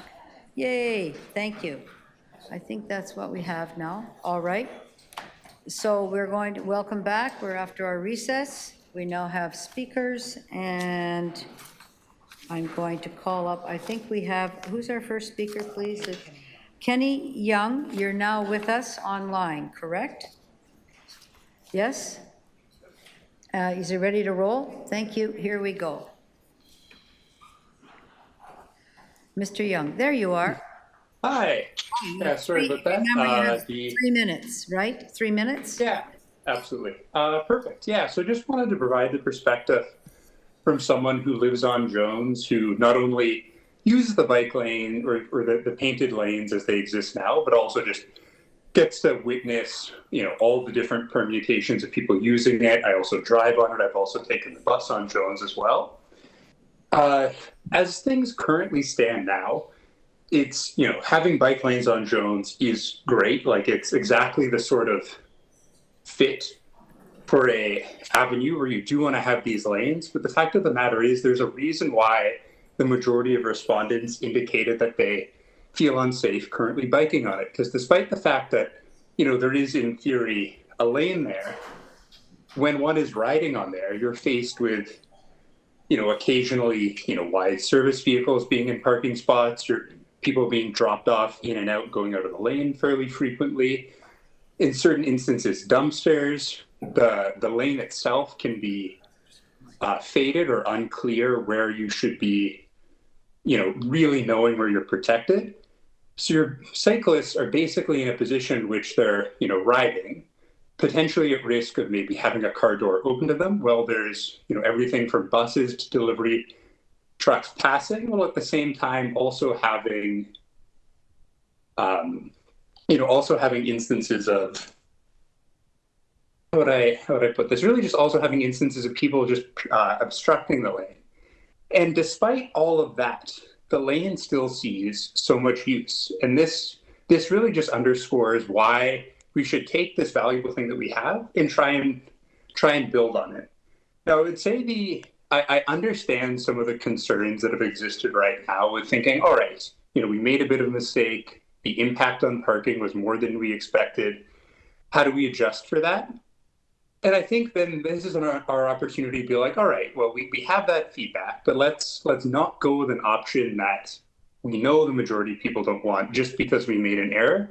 Let's take a little bit of time to do it properly. And I'm not in a position to necessarily suggest what the best outcome could be. I know other streets have had, like Dundas have had success where you go sidewalk, protected bike lane, parking, and then traffic lanes, as this provides both preservation of, you know, street parking options, as well as also providing more protection for cyclists themselves.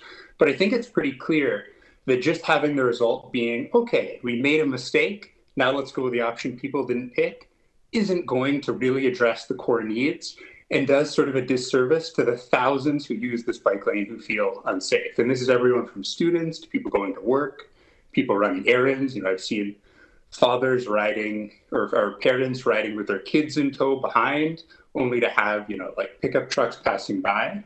And just on a related topic on speed, I do think it is important to try and have some speed control measures on Jones, but I recognize that's a separate but related topic.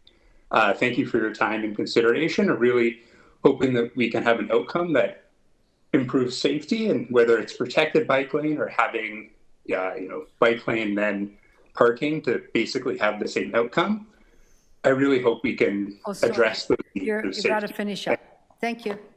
Over time. Thanks very much, Kenny. Next deputant, any questions for the deputant? No, thank you. Next deputant, Devin Marr. Are you with us, Devin? No. You in the, pardon? Oh, okay. Then we have Adam Roy Cahoon back up. Adam, would you be able to address the sidewalk construction on Hesketh while you're with us this afternoon at the same time? I would be glad to, but because I'm doing two deputations in one, could we negotiate 5 minutes? Yes, because you're doing 2 in 1. You can have 5. Thank you. All right, AI only let me consolidate them down to that, which everybody's talking mostly about bike lane, and we have a nice report about adding sidewalks, and then we had a tricky little report from John Burnside, who I know is a nice guy, and maybe he thinks he's not doing anything too negatively to the sidewalk infrastructure, but we are trying to, clean up all the missing sidewalks for the future and stuff. And I know in the snapshot, it's easy to say, oh, we don't want that feature now. But again, times are gonna change. Maybe someone else is gonna move in with a disability or something, and people are gonna think, why is there missing sidewalks on these little streets, and it can cause other issues. So to address that, first thing is please let's make it so that we aren't just having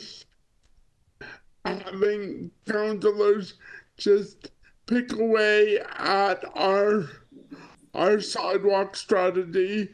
The missing sidewalk strategy was sort of taken away from all this bureaucracy of people picking apart the sidewalk. And I do want to say, I don't want any counselors taking the other sidewalks from that list and picking apart and adjusting the rest of the list. We need the sidewalk for like Vision Zero, and again, if we want more people to use active transportation to move around, to fight congestion, we need to get these missing sidewalks put in, and we need to strengthen the network of sidewalks. The population is only aging, and more of them needed, and you don't want people walking on the side of the streets and stuff, so we definitely need comfortable sidewalks in all parts of Toronto. And I will end it there in the interest of time. Thank you so much for that deputation, and much appreciated. Any questions for our deputant today? No, thank you very much, Adam. Much appreciated. Our next deputant is Margot Wilkins, and Margot, you are online, I believe, correct? Yep. Yep, I'm here. You ready to go? Perfect, thank you. Thank you. Good afternoon, everyone. My name is Margot Wilkins, and I'm here today as a concerned resident, a cyclist, a driver, and an advocate for a more livable, just, and climate-resilient Toronto. The lack of progress on bike lane infrastructure in 2025 is unacceptable. We are in a climate emergency. We are in a public health crisis. We are stuck in perpetual gridlock, and yet, despite overwhelming evidence that accessible cycling infrastructure helps reduce emissions, improve air quality, reduce traffic congestion, and support active, healthy communities, we continue to stall, defer, and dismantle the very systems that would make a life safer, cleaner, and more equitable for everyone in the city. is a disgraceful overreach, an unfair, undemocratic, and unreasonable piece of legislation that handcuffs this city from building the future our residents deserve. It strips Toronto of autonomy, muzzles community consultation, and silences the growing chorus of voices demanding safe streets for all. It is nothing short of a power grab by a premier whose interests are with developers and drivers, not with the people who live, breathe, walk, and bike in this city every day. And what is most heartbreaking is watching our mayor, once a symbol of progressive leadership, fall as a pawn for Doug Ford's agenda. We expected bold leadership, we expected courage, and what we've received is concession and compliance. But of course, you would call that compromise. Cyclists are not second-class citizens. We are parents, children, newcomers, workers, trying to get to work, school, run errands, and we are dying on your roads. Each time you delay a bike lane project, each time you bow to pressure from suburban car lobbyists or provincial bullies, you are telling us your lives don't matter, your safety is expendable, your voice is irrelevant. But we are here and we're not going away. Toronto should be a world-class city, but right now we are falling embarrassingly behind. Cities across the globe are building equitable, accessible cycling networks to reduce emissions, improve health outcomes and lives. Meanwhile, in Toronto, we are just begging for painted lines and bollards. Enough is enough. The council must reject the cowardice of compromise. We must resist Bill 212 and the Premier's authoritarian interference. We must build bike lanes. We must protect the vulnerable, and we must reclaim the city that for the people that actually live here. Thank you. Thank you so much. You're perfectly on time there. Appreciate that. Any questions for the deputant? No? Thank you so much. Next deputant is now going to be Andre McAvenue, I think. Did I say that right? Yes. Okay, great. Thank you. And you're here with us in person. Thank you. Are you getting set up? Do you have any technology you're sharing? Yeah, I have a couple of slides. Okay, I'll just let you get those set and then we'll start your time.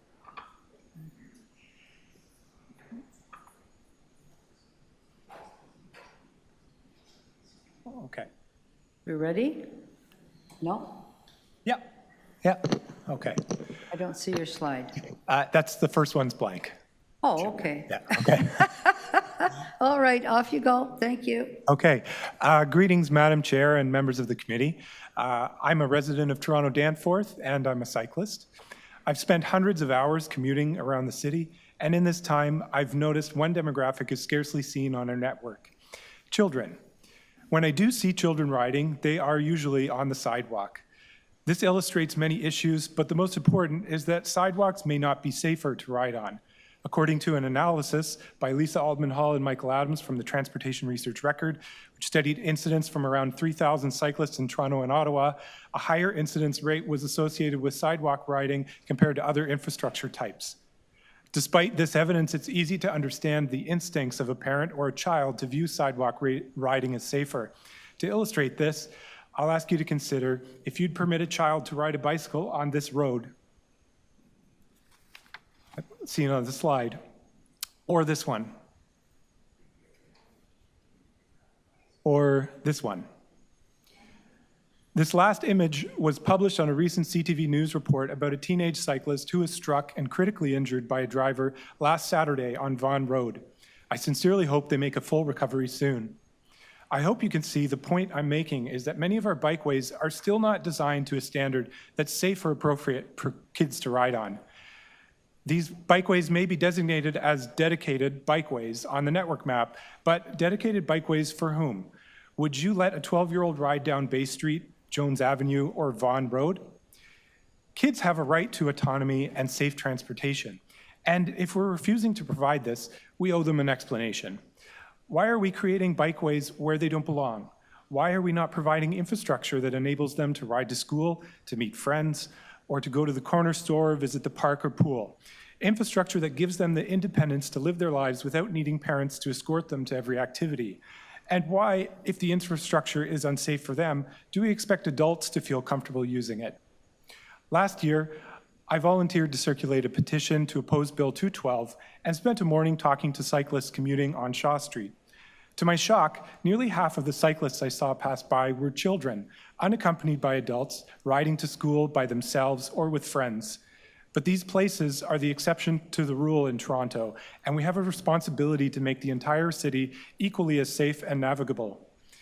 There's no barrier in Bill 212 that prevents us from transforming much of the existing network, like the lanes on Vaughan Road or Jones Avenue, to safer protected cycle track. The same can be said of the proposed upgrades on Logan and Carlaw. What I find most puzzling is that all these facts are known. There are countless reports, studies, initiatives, and commitments by the city to make communities safer and encourage cycling, to reduce vehicle emissions, to make transportation more affordable, reduce the volume of drivers on our roadways, reduce hazardous levels of noise, etc. Thank you. Considering that building and improving, one more sentence, considering that building and improving cycling infrastructure accomplishes all these goals simultaneously, I urge you to please honor the commitments you've made with concrete action. Thank you very much for your time. Thanks very much. Thank you. You have a question? Sure. Yes, go ahead. Thank you for your deputation. I just wondered, you know, with respect to Jones Avenue, is there an alternate route that would work for cyclists in this community? Like sometimes, you know, councillors are looking for ways where we can address the traffic challenges, but also the parking challenges, and also provide safe bike lanes and have our streets work for everybody. That's really most people's goal, I think, is to get streets that work for everybody, including pedestrians and including wheelchairs, all those kind of things. Is there an alternate route that you could suggest along here? Because it is quite narrow. Like, it's not a big wide street that has lots of space to create bike lanes, you know, so I guess I'm just wondering. I mean, I ride north and south through the area often because I live down there near Jones, actually, and there are no alternative safe routes aside from Logan going north and Carlaw going south. And there were considerations to make those into contraflow lanes to make them more accessible, but they've been delayed. And as of now, there's no safe passage to go south through my community on the network. Okay, thank you. Thank you. Thank you. Any more questions, Deputant? No, thanks very much. Next up, Jansen Marcel on video. Hello? There you go. Thank you. You're on. Got 3 minutes. Thank you. Hello. My name is Marcel Jansen, he, him, Ward 13. About 6 months ago, my father died. We had about a year to prepare for that. It was cancer. And in that year, I would visit him on average about once a week, including winter. Most of those trips were taken by bicycle because it saved around an hour round trip over the TTC. Over the course of the year, that adds up to around 50 hours that I got to spend with him that I wouldn't have otherwise been able to. 50 extra hours for our last summer day, our last Halloween, our last birthdays together, and I owe many of those extra hours to the bike lanes on Yonge Street, Davenport, and Sherbourne. I understand several of the councillors here today, particularly Councillor Cole, were instrumental in implementing the Yonge Bike Lane, and I would like to express my sincere thanks for that project. It provided me with meaningful hours with those that I love. The bolder that we are with our bike lane construction, the more hours we save for our citizens to spend with their loved ones. Other world-class cities understand this. Paris has been building an average of 36 kilometers of bike lanes per year since 2021 at a budget of 20 million euros per year. This time last year, Toronto's quarterly number was 7 kilometers. An adequate number, but still not enough. Now we have nothing. 0 kilometers of new bike lanes. The Logan bike lane and the Jones protected bike lane were excellent proposals. Instead, we have no new lanes, and Jones is being downgraded at a time that we need aggressive action to tackle climate change, traffic, and our budget. Bike lanes are cheap to build and maintain. 1 kilometer of the Mississauga BRT cost $36 million. 1 kilometer. For the price of less than 660 meters of BRT, we could more than double our bike lane additions from last year. We could build a world-class cycling city, massively improve our quality of life, fight climate change, fix traffic, and balance the budget all at once. I urge the council to be more aggressive in your cycling plan. Doug Ford has artificially limited Toronto's ability to expand its cycle network. That doesn't mean we give up on building a better city. It means we need to get creative in how we work around those limits. Contraflow bike lanes are one of the best tools in our toolkit as they bypass the car lane removal provision and add road capacity to streets that have reached their limit on cars. The only way to reduce congestion is to provide meaningful alternatives to cars. For those of you with children, I want you to think on your last year and how you would like to spend it. Would you like your loved ones to be able to spend it chatting with you in the summer sun, or would you prefer they be stuck in traffic? Thank you for your time. Thank you very much. Are there any questions for Jensen? I just want to say thank you, very well put. I'm so sorry about the loss of your father, and I agree completely. We're doing the damnedest we can. Thank you. Thank you. Mr. Zachary Ward, are you with us, person or online? Just give you a second. Give you a second to, while we're waiting, we'll move to Corey then, please. Corey Popescu. Who's online? Is Corey here? Corey's not here yet, so we'll keep going. We'll come back to everybody who jumped over. Curtis Chen. Curtis, yes, please, come on up. Thank you. Thank you. You have 3 minutes. Thanks, Curtis. Got it. Okay. Good afternoon, everyone. My name is Curtis, and I'm here as a Torontonian and a small business owner. I'm asking the committee to change course for this quarter's cycling network plan. The plea that I'm making is a pragmatic one. Right now, like many others, I simply cannot depend on the TTC. Even though I practically live beside a subway station, I've taken the TTC most of my life, and it has never been this slow or this unreliable. I also don't own a car. I need to keep my costs low, and owning a car is something that I just can't afford. My work takes me to places across the city, and biking is how I meet my clients and run my business. It's how I stay mobile, and it's how I connect with opportunities quickly and efficiently. But I can only do that safely where the city has built bike lanes. As someone who lives in Midtown, I'm chronically aware of how few north-south cycling routes exist outside of downtown. And I know I'm not the only one.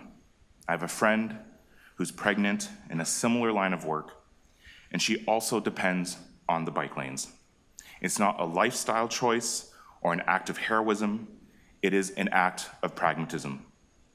But gaps in our network are forcing us to choose between safety and mobility.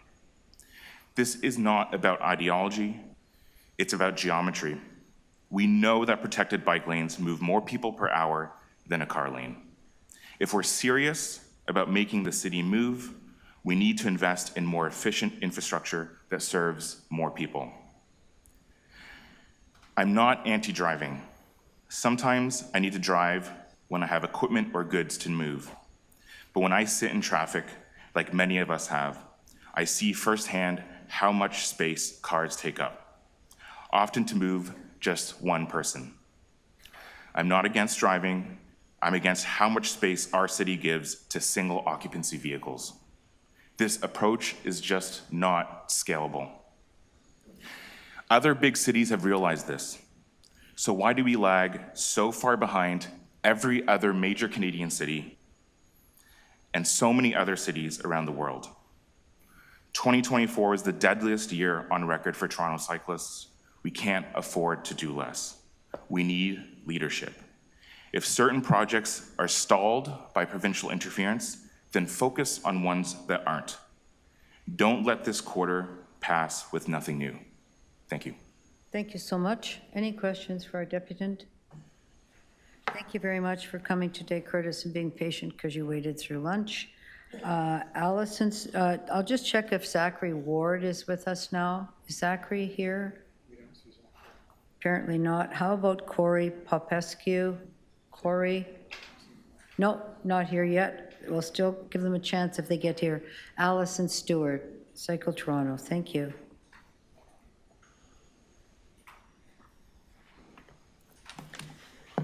Hello, Chair Fletcher, members of IEC. I am Alison Stewart, but I'm speaking to you as the Bicycle Mayor of Toronto. For those of you that don't know, BYCS, pronounced Bikes, is an Amsterdam-based global NGO that supports community-led change across cities around the world. There's a network of over 185 mayors. It's a volunteer and honorary role. And really, the premise, their big tagline is that bicycles transform cities and cities transform the world.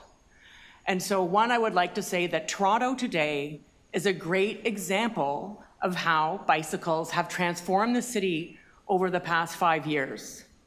Really, and that's in large part been to, aside from the amazing, talented city staff that we have, both across multiple departments who, when COVID descended around the world and hit Toronto, our streets began to be opened up to find an immediate solution to help advance the city in a more sustainable, healthy, equitable way so that essential workers could continue getting to work, so people could go out and socialize and get their exercise. And really, it was amazing what we got to see. You know, our streets were empty of cars. I will say on a personal level, I was hit by a car in 2019.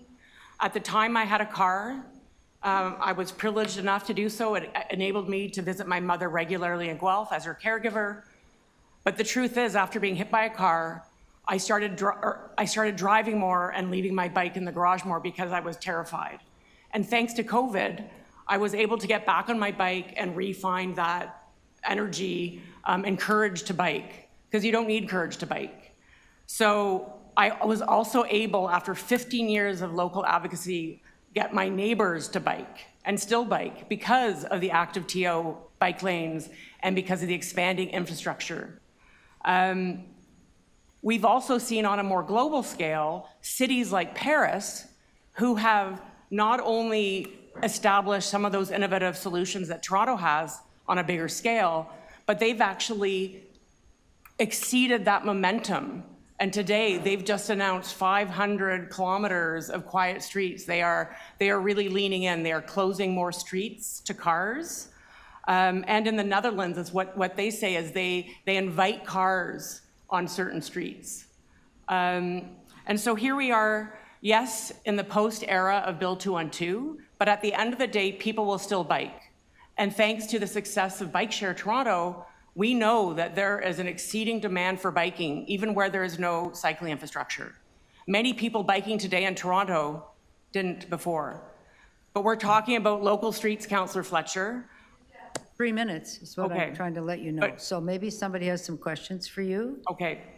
I have to ask you to wind up. Do you have one more statement? I just wanted to say that where in local streets such as Jones, such as Logan and Carla, really implementing contraflow lanes, Thank you. prioritizing cycling infrastructure over a few parking spots. Parking spots. Thank you. That's 30 seconds. Somebody can ask you those questions. Okay, thank you. Any questions? Sure, go ahead, Diane. Yes, Allison, so as we talked about before, are there some specific places where you think we can implement badly needed bike lanes without infringing Bill 212 in a reasonable timeframe? And what specific locations do you recommend? Well, I would like to today focus on two that are in an adjacent ward to mine, and you've heard from many folks that actually live on the street. Jones, for example, is one of the oldest bike lanes in Toronto. It's an important north-south connector from almost the lake all the way up to Danforth.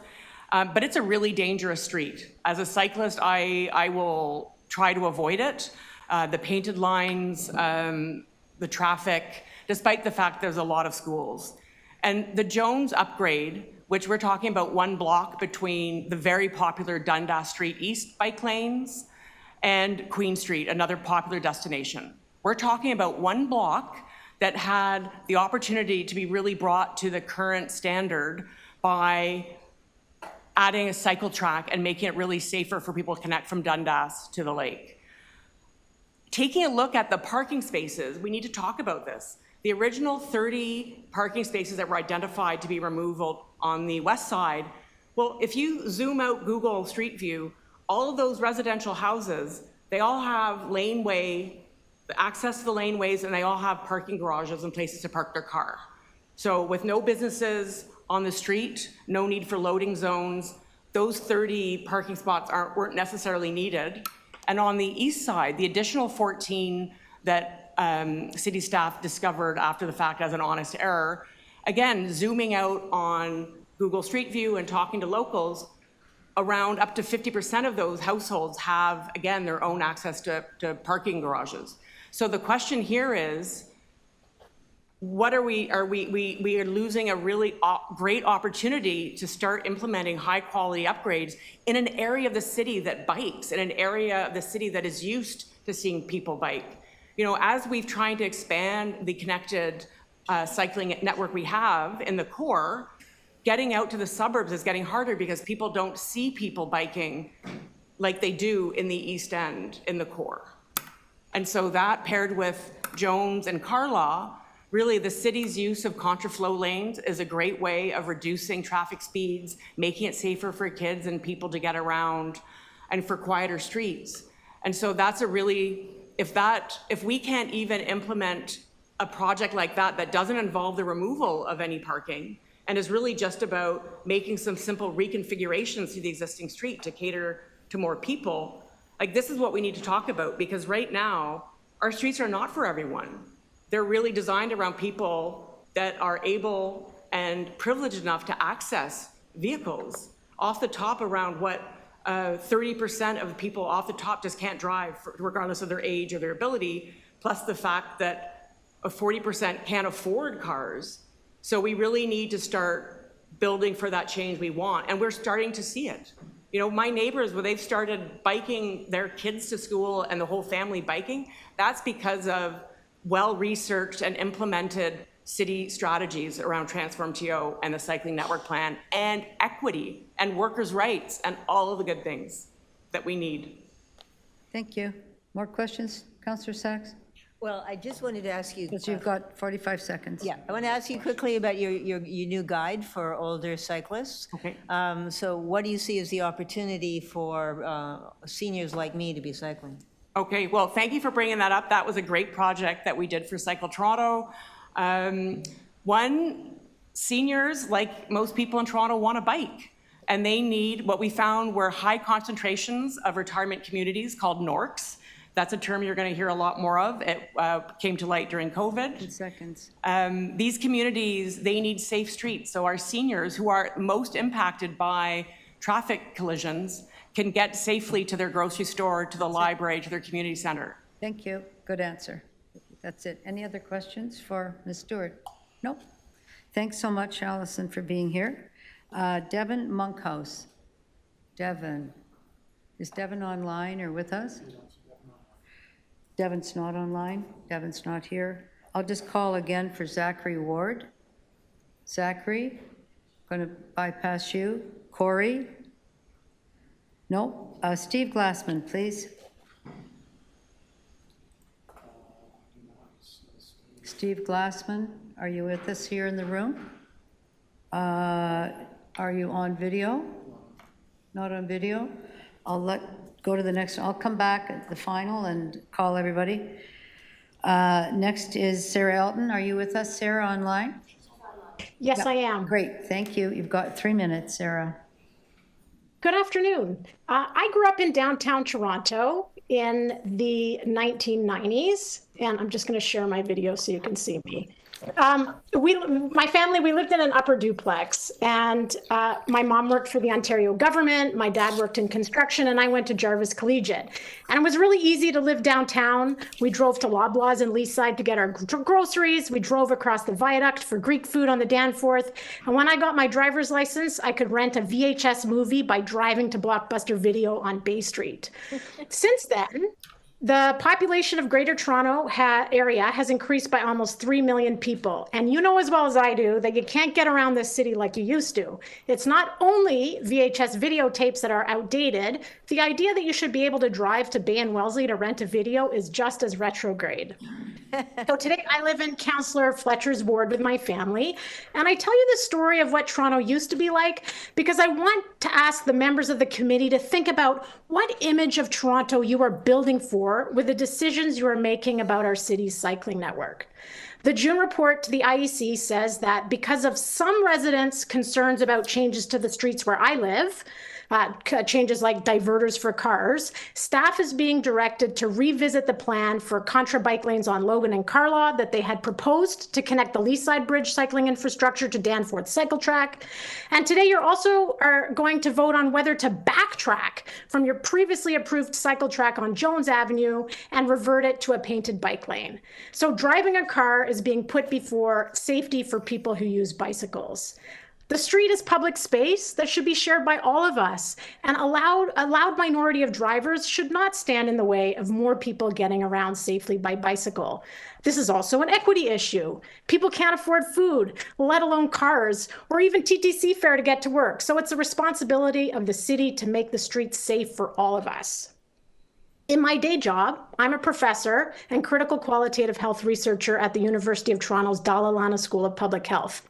And part of the work I do involves asking people to consider what long-held ideas and assumptions they have in their mind that inform the way they see the world and the decisions they make. So I ask you to pause and consider what assumptions do you hold about transportation and who has priority to take up space in the city streets?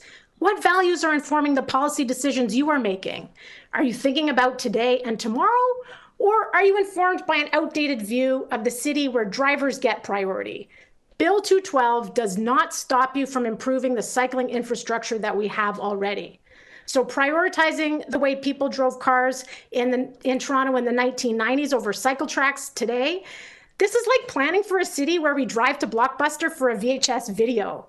So I invite you to take action and instruct staff with a plan to build a more equitable city with an expanded, interconnected, protected cycling network and plan for 2025 and beyond. Thank you. Thank you. Thanks very much. Any questions for Sarah? Okay, thank you very much, Sarah. Next up is, let's see. Lynn Adamson, and you're here. You didn't leave. Thank you. Here you come. I'll just ask if Steve Glassman, Zachary, or Corey are still here, because we'll put you on if you are. Go ahead, Lynn.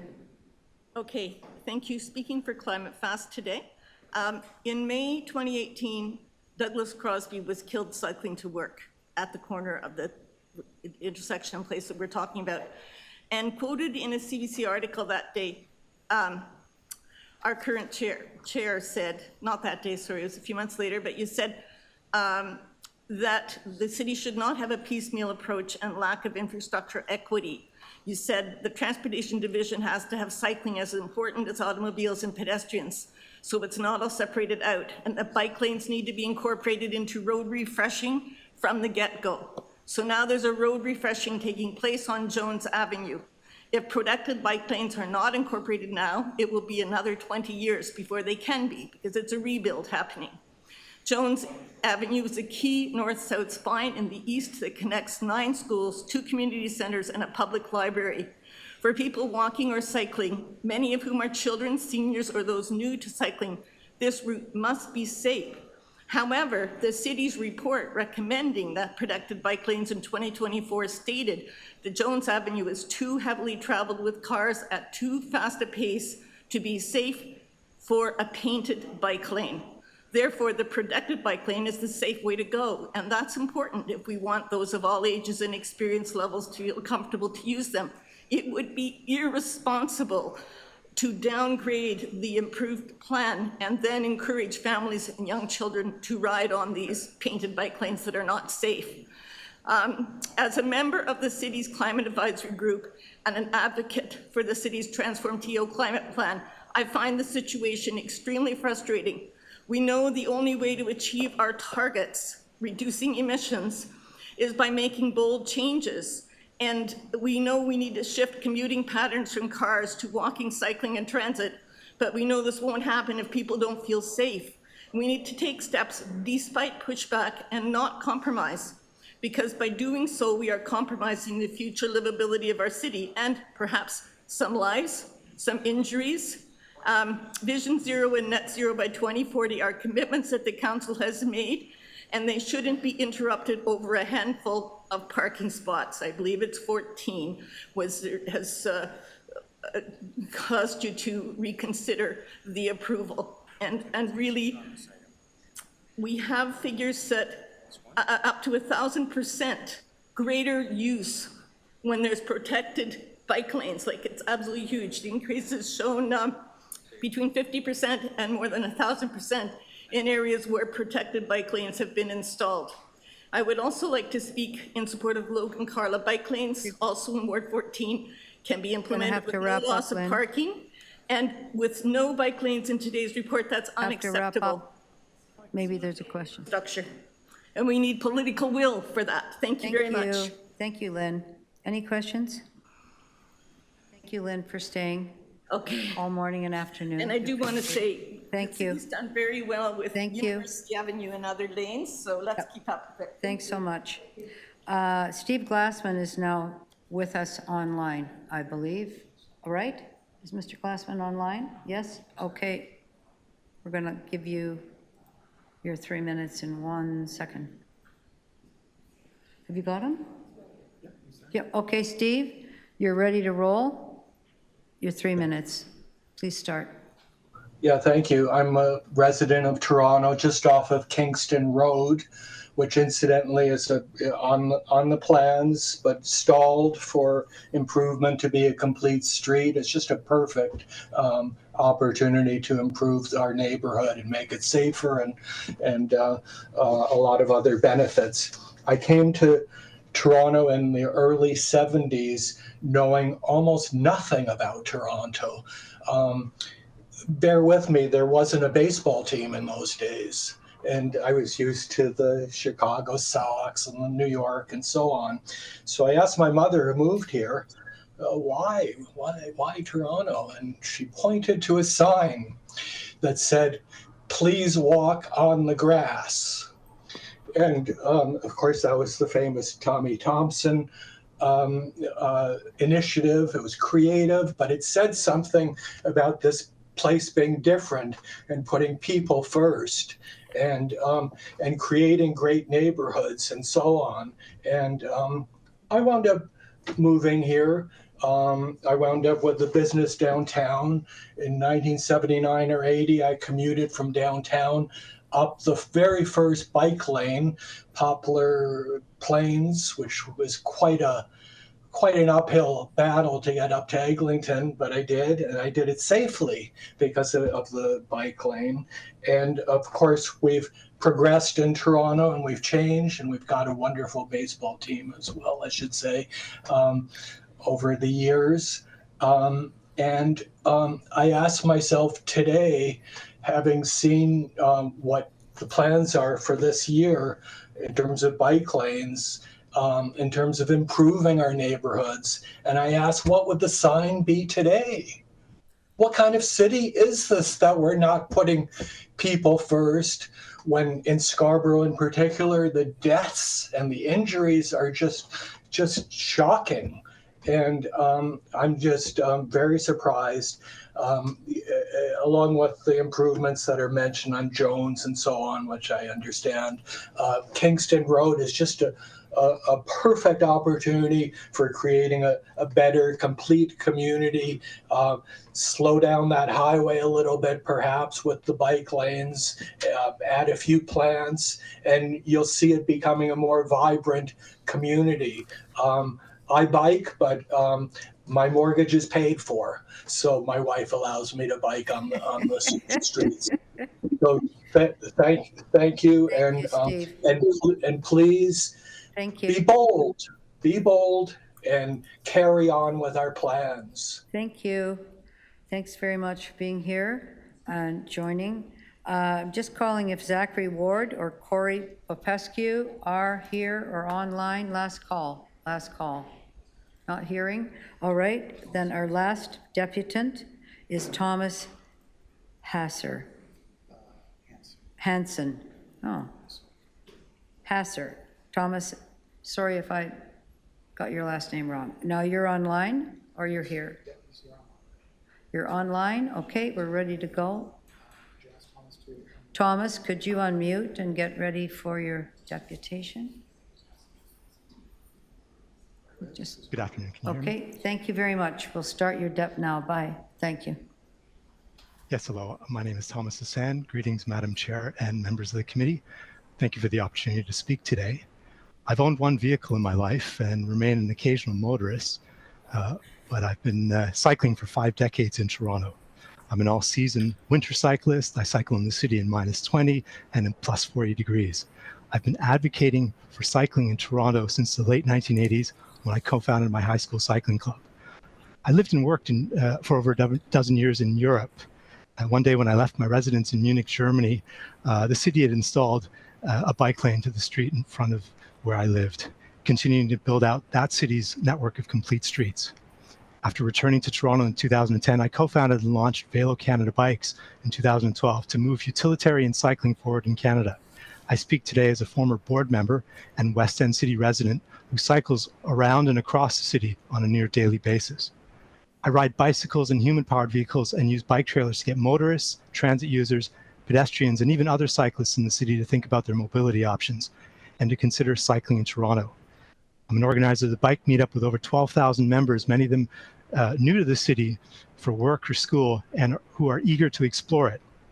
I also founded and organized the Toronto Sustainability Meetup with over 1,700 members. So I'm really trying to encourage Torontonians to choose low carbon lifestyle alternatives. Again, last month at a meetup, I met yet another person new to Toronto who said, I'd like to cycle, but I'm scared. Let's realize that not everyone on a bike is a cyclist. That was a point made many years ago at a European Cycling Federation conference. So how we get around cities is an age-old question. And in Toronto, it's always a discussion. The city really has to do everything in its power to encourage residents to, new and old, young and old, and visitors to the city to cycle in the city.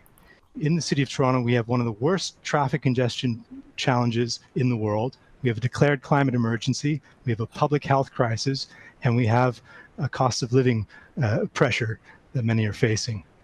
Cycling is one of the best tools available to the city of Toronto and Torontonians to address the climate emergency, the public health crisis, and the cost of living. Building complete streets with separated cycling infrastructure helps everyone in the city, including vulnerable road users. Everyone and everything in Toronto, people, the environment, and businesses benefit from bike lanes.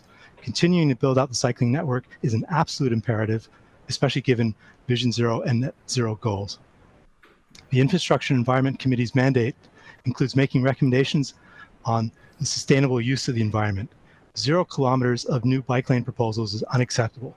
The City of Toronto must continue to build out the cycling network, including dedicated, separated bike lanes. Thank you very much. Finish? Oh, you're finished up. I was going to say thank you. Thank you very much. Any questions for our deputant, Thomas? No? Thank you. Thank you very much, everybody, for your deputations today. And now we're going to take this issue into committee. Okay, questions of staff. Questions of staff? I do. Yep. Councillor Sachs? Yes, thank you. To the cycling team, why don't we have any new bike lanes in this report? Thanks for the question, Councillor. Through the chair, this doesn't represent there being no new bike lanes proposed in 2025. This committee approved bike lanes earlier this year, and another report will be coming forward with more new bike lanes in the fall. It's a matter of both the fact that we are in a different political framework for bike lanes in relation to the Bill 212 approved by the provincial government, as well as timing of what projects are ready to be put forward for council approval at this time. I understand Bill 212 and the many, many problems it creates for us, but we could be upgrading existing infrastructure, like that piece we've heard on so much about on Jones Avenue, why aren't we taking the opportunity to make safer, protected bike lanes where we can? We certainly are doing so, and this report does include projects with upgrades from existing bike lanes to cycle tracks, and so those are there before you, Blue Jays Way and Peter Street, changes on Davenport being some of those. And I'm sure there will be other questions about this, but the Jones Avenue project itself, while it is a recommended change to revert back to the original bicycle lane designation, it does include safety improvements as part of the planned resurfacing this year. Is there a process for people who are stuck with gaps in their neighborhood to ask for specific upgrades where they live, and what is that process? We have been undertaking through the near-term cycling network plan, both new as well as upgrade projects throughout each year, and so we do expect to have about 28, 30 or so kilometers of new and upgraded projects this year. In terms of public feedback to go into our next near-term cycling plan, people can email city staff directly at cycling@toronto.ca or provide feedback to their local councillors for input into that next 3-year program. Okay, so you said 28 new or upgraded. How many of those are going to be new? For delivery in 2025, we expect to see 9 kilometers of upgrades and 19 kilometers of new. So we continue to fall behind every year, the targets we've set for ourselves. What options do we have for getting back on track? You've heard from the deputants, and I know you hear this all year round, that there is a tremendous unmet need for safe cycling. And we really struggle to deliver small amounts. How can we speed up? City staff have been asked to report back through committee, and so we'll be working on that, on a strategy for speeding up. But quite frankly, at a time when there are different parameters about what type of projects can be delivered, dictated by the provincial government, as well as capital budget pressures and the cost of individual projects rising, I don't think that speeding up will be possible unless there's a significant change to those things. Thank you. Thank you very much. Other questions? Councillor Chernos-Lynn. Thank you. You mentioned in answer to Councillor Sachs's question around Jones Avenue that although you weren't recommending putting in that separated bike lane, you were providing some improvements. I wonder if you could elaborate on that so that I can understand what's being... Certainly. Thanks, Councillor, for the question. Through the chair, we always do take the opportunity when we can through a road resurfacing project to make safety improvements or enhancements to the street at the time that project is taking place. So in this case, we see accessibility improvements taking place at intersections where we'll have accessible curb ramps installed with tactile walking indicators. And then at the bus stops along this stretch, the platforms would be raised to a bus bike platform to remove the conflict between people who are cycling and the buses that would be utilizing those stops. Okay, and do you ever, for example, it sounds like what's happening is that it's not going to be a separated, divided bike lane, but you're still going to have a painted bike lane. Is it going to be painted a different color or things like that, just so that it's more visible? My concern is really around the school area in particular. There is Jones Avenue School. The pavement markings would be refreshed as part of the road resurfacing, and if there's upgrades to the pavement markings that could be made for enhancements to safety at key locations, then we would certainly seek to do that. Okay, thank you for that. I appreciate that. Changing gears, this report, it's kind of a funny report because it has sidewalks and then bus lanes, or bike lanes, so it's got a multitude of things in it. But I know I have some sidewalks that are coming in through this report, but I also have sidewalks in my ward that are coming in outside this report. And I just wonder, because I've had questions from constituents who are like, I thought we have a sidewalk coming in, but I don't see it in this report. Would you be able to speak to why that is, so I can help explain that? It would be helpful to know what locations you're asking about, because we can look back as to where if perhaps they've been reported in a past report and then delivered now. But we do an annual report about sidewalk locations, both those that are delegated to city staff for delivery because they're on a collector road or because the road is being fully reconstructed. We list those in this annual report, as well as we seek authority on non-delegated locations to proceed with the delivery of those missing sidewalks. So once a year, we bring a report of this nature that includes missing sidewalk locations. Okay, so maybe they were in last year's report, but they're just being done in this summer cycle? Yeah, Is that could be the possible? case, yes. Because I seem to have both. Like Yeah, that some could- of mine are maybe from last year. Depending on the timing of the now, tender. But some of these are being done now. Okay. All right, I'll look into that. Maybe it's our end. Okay, thank you. Others? Councillor Pasternak? Councillor Morley? No? Okay. I will have a few questions. Just on Jones, the original plan that you showed had 40% of the parking removed, which seemed to be manageable. But then it was discovered later that it was up to 60%. Is there a certain standard that you have, kind of a norm that over 50% we need to really look at again, or that you wouldn't plan for it in that way with that much removal of parking? I would say that it's more context specific, and some locations can really manage a higher reduction in parking depending on the demand and utilization of parking along that street, and where there are cross streets where additional parking in the zone can be accommodated. But certainly for this location, removing like 60% of the parking, it was certainly not what was approved by council, and so we felt it was prudent. And you're not recommending that? You're not recommending that? No, we are not. Thank you. And the T intersection at Jones and Queen, that was another motion to fix that up. I've asked for that for years. Is it possible when you're repaving to look at better everything at that particular intersection? We're happy to look at that, Councillor. Thank you. So you will do that. Just also looking at the new one, Overlea to Danforth, so the Overlea Bridge, Hopedale, which is Sharrows, then O'Connor, which is fairly major arterial, down Broadview. Just two questions there. On the Overlea Bridge at the north end, it just peters out to nothing. This is a very unsafe condition. When would that be improved? Is there a timeline for that? Many of my constituents are concerned.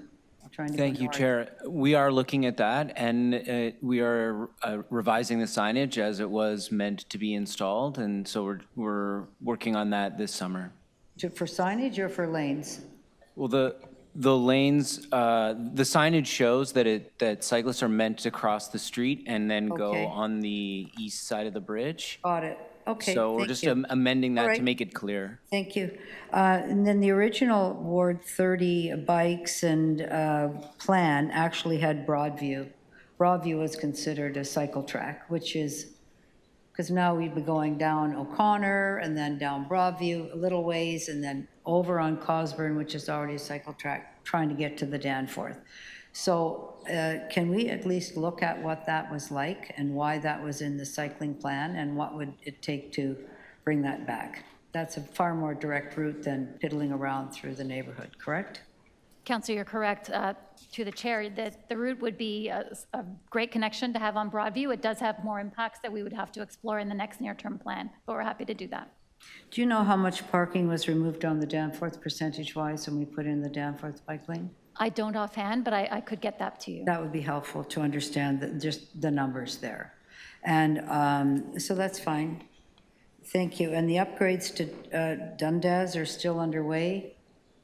Yes, we're still going pocket by pocket. I'm quite concerned about the state of riding on the lanes. There's so many potholes and so many places that are quite dangerous, or raised manhole covers, and whose responsibility is that to really make sure that what we have is in the best shape possible? Are you confident it's in the best shape possible? And if not, what can be done to improve it? To you, Chair, we have increased our maintenance of cycling facilities. We have dedicated staff now to address that. So I can certainly look into the frequency with which those lanes are swept and managed. And we also are doing bike lane focused pothole blitzes this year. We've at least done one, but we can certainly pick that up. We have a blitz that's going to be going on this weekend, and we can probably pick up locations if maybe your office could share specifically where they are. Both here? Do they ride, or how do they get along to see what's going on the bike lanes? I'm assuming they're going to ride these lanes and know exactly what's going on. Is that So right? we do have new transportation patrollers who are on bikes. I don't have the number in front of me as to how many, but I agree with you. It's much more challenging to find those locations in a car than it is So on a bike. perhaps for council, besides everything in this report, we could also have a very clear understanding of who's been riding those lanes, what shape they're in, and what's been fixed and what's outstanding. On the Danforth and on Well, Dundas. I know for my ward, yes, on those, but maybe there's everywhere else, but I can tell you that I don't think anybody's riding those. So I'd like to have that as part of this, because no sense building things if we can't actually, I mean, it makes sense to build them, but it's actually quite unsafe traveling in many of the existing lanes. Not from cars, from the road condition. Thank you. Okay,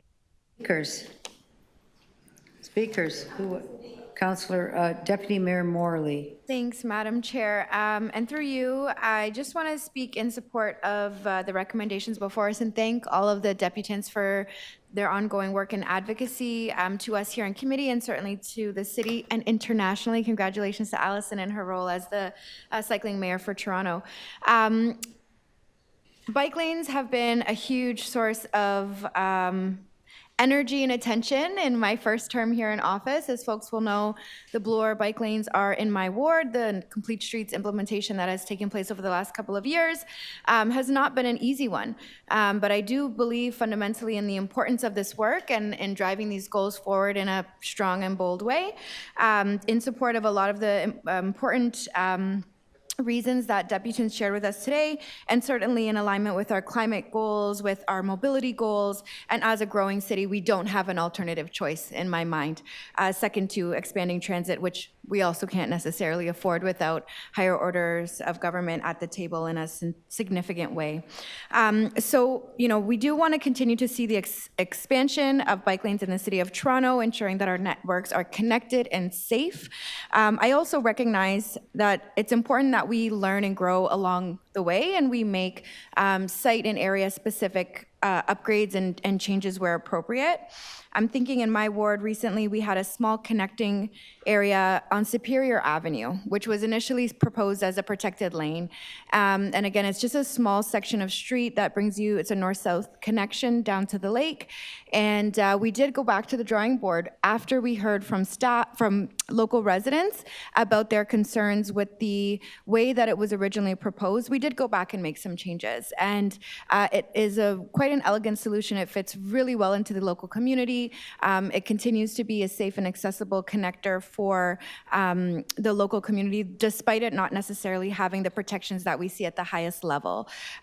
So appreciating some of the challenges and specific concerns on Jones Avenue, not in my ward, not in my area, but we've heard from staff about some opportunities for safety upgrades, and I trust the local councillor will continue to steward those important improvements and others as she always does. So I know there is some frustration and certainly some involvement from the province here on this item through legislation that has impacted how the city is able to move on this issue, but at least speaking personally, we can, for myself and in my ward, we continue to be deeply committed to the necessary work ahead and look forward to supporting our excellent staff and thank them for the report before us. So I will be supporting those recommendations, and with my thanks, I'll pass it back to the chair. Thank you. Thank you. Other speakers? Councillor Perks, Councillor Sachs. Hello, everybody. I have a motion. So my motion is to direct the general manager to come back in the first half of next year with a proposal for a link from the end of the Rosedale Valley Road trail, multi-use trail. Now, this trail is partly in my ward, partly in Ward 13, but the city is about to spend, I understand, $5.5 million redoing this trail. It's a very important connector trail through the Rosedale Valley Road. The current trail is quite dangerous, especially in bad weather or the dark. It's really, really dangerous. But it's an essential connector. And we've built a wonderful trail on Bayview. We encourage people to come. We're encouraging people to come up the Rosedale Valley Trail, and you come to Park Road, and there is no safe way to exit. So I've been trying for 2 years to persuade the staff to do this, and so now we're just going to tell them to do it, and they're going to come and ask me for money, and I'll provide money, and we'll get it done. More generally, I do want to say to all the cycling advocates and to our bicycle mayor and to Cycle TO and Climate Fast and everyone else, absolutely, you are right. Everything you said about the importance of cycling is right. The world's on fire. The world is literally on fire. So we have American legislators proposing to punish Canada because wildfire smoke goes across the border. Yeah, exactly. We are in a climate crisis, and I definitely feel like a broken record because I've been saying this for so many years, but all those things that we said was going to happen to my grandchildren are here and worsening rapidly. And yes, it is incredibly difficult and frustrating as construction costs go through the roof. The provincial government gets in our way every time we turn around, and there's so much backlash for people who can't see beyond the short term, to preserve their right to drive, recognizing or failing to recognize how many years of everybody's life they're not going to be able to drive. For women, I'm told the average is 10 or 11 years of adult life. People are not going to be able to drive. And if we build the whole city that it only works for people who drive, it doesn't work for anybody. There isn't room. There isn't room, and we have to give people safe choices for all the reasons we've talked about. My ward's the epicenter of cycling in the city. We have lineups in the bike lanes. We have lineups at the stoplights. There are more and more people can't afford to drive, and I've given up my car. I'm better off without a car. In downtown Toronto, if we can make it safe to cycle, lots and lots of people do because it's cheaper, it's faster, it's more fun. It's healthier, it's more companionable, you talk to other people, and a lot of people just do it because it's cheaper. And we saw this in Copenhagen. Copenhagen became a cycling city, not because people wanted to do the right thing or be holier than thou. They did it because it's cheaper and more convenient. But for that, we do need political support, and we need money, and we need to find ways to work with an utterly hostile provincial government in a world that's on fire. So I am, with my amendment, I am supporting the staff recommendation. I wish we could be voting here for more, but I know that Adam and Jacqueline and Barbara and the team are working as hard as they possibly can to give us as much as we can. And in this incredibly hostile environment, I am pleased that we are at least still building stuff and improving things. And it's not everything I want by a long shot, but I do want to be grateful for what we have and what we're building. But please, if we can, let's do more. Thank you. Thank you very much. Any other speakers? Councillor Pasternak, not here. Thank you. I will speak now. I do have a bunch of motions to move, including one on behalf of Councillor Moyes, one on behalf of Councillor Burnside that deals with item number 11, correct? Yes. Yes? Sorry, this is for a sidewalk on Walpole, and I think Mr. Cahoon, that was great. There's a place there with the zero sidewalk, and how do people get around if there's no sidewalk? Odd, but it's the condition of the road. Pardon me? This one is from me, and this has got to do with the Overley Bridge to the Danforth, looking at Broadview, looking at Sharrows, looking at a contraflow at a certain part of Logan, and future improvements to the Logan Parquet, which is on Westwood Parquet on Logan. And then Councillor Burnsides is coming up. Sorry, Councillor Burnsides is coming up for the sidewalk on Hesketh Court.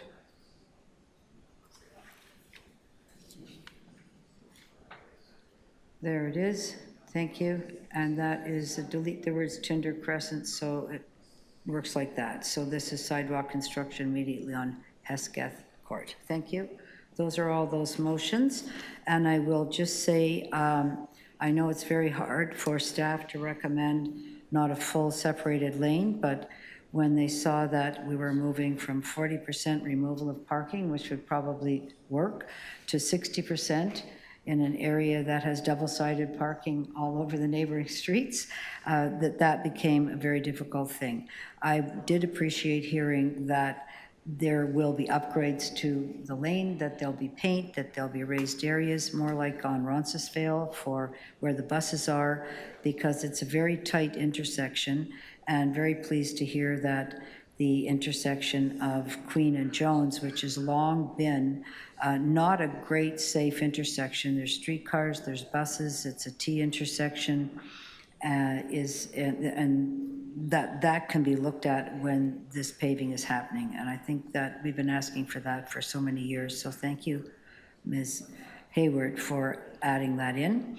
For the overly ones to Danforth, there was, when we had our public meeting, a number of people who I've worked with for so many years in Ward 30 bikes, great long memories, realized that Broadview was always, the cycling track was always supposed to be the way to come off of Overley, go straight down Broadview, and then get to what is our great new Danforth Lane.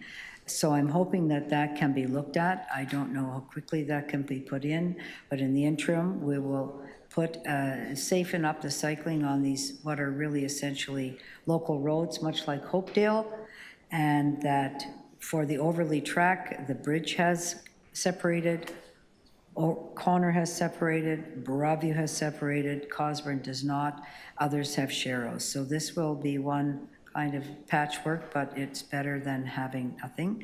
Hopefully we can look at extending something down Carlaw, at least with sharrows, so we have two all the way down.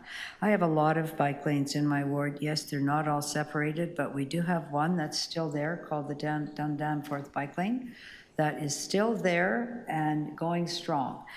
Having said that, I will say that the condition of some of that area, the condition in front of the City Adult Learning Center is actually dangerous for cyclists.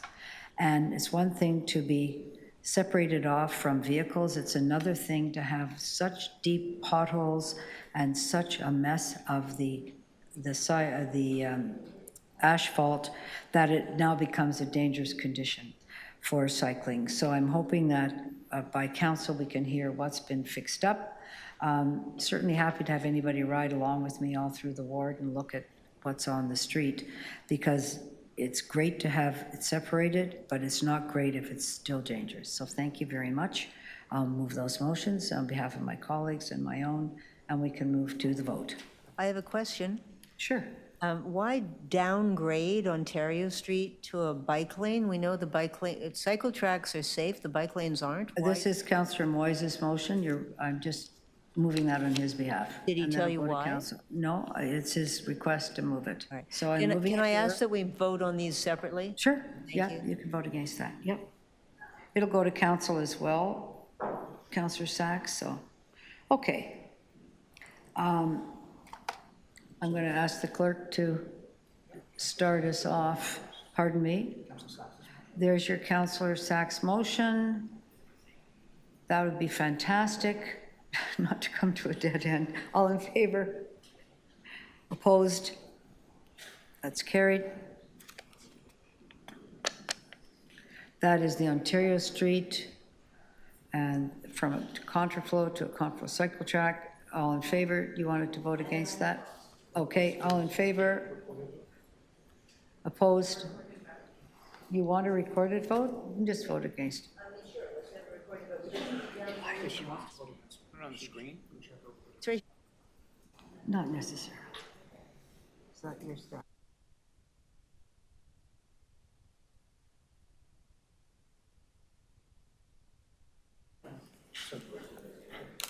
So next time.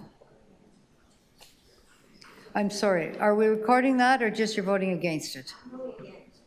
Don't need, if you just want to vote against it and not be recorded, that's fine. We'll just do that.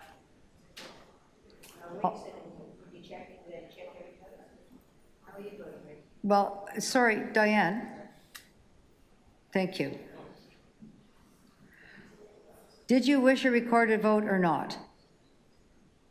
Yes or no? Yes. Okay, then we'll record it, but it's not necessary. We can just vote against something. Unless you ask for a recorded vote, I won't be calling a recorded vote. You've asked for that? Thank you. All in favor of this motion?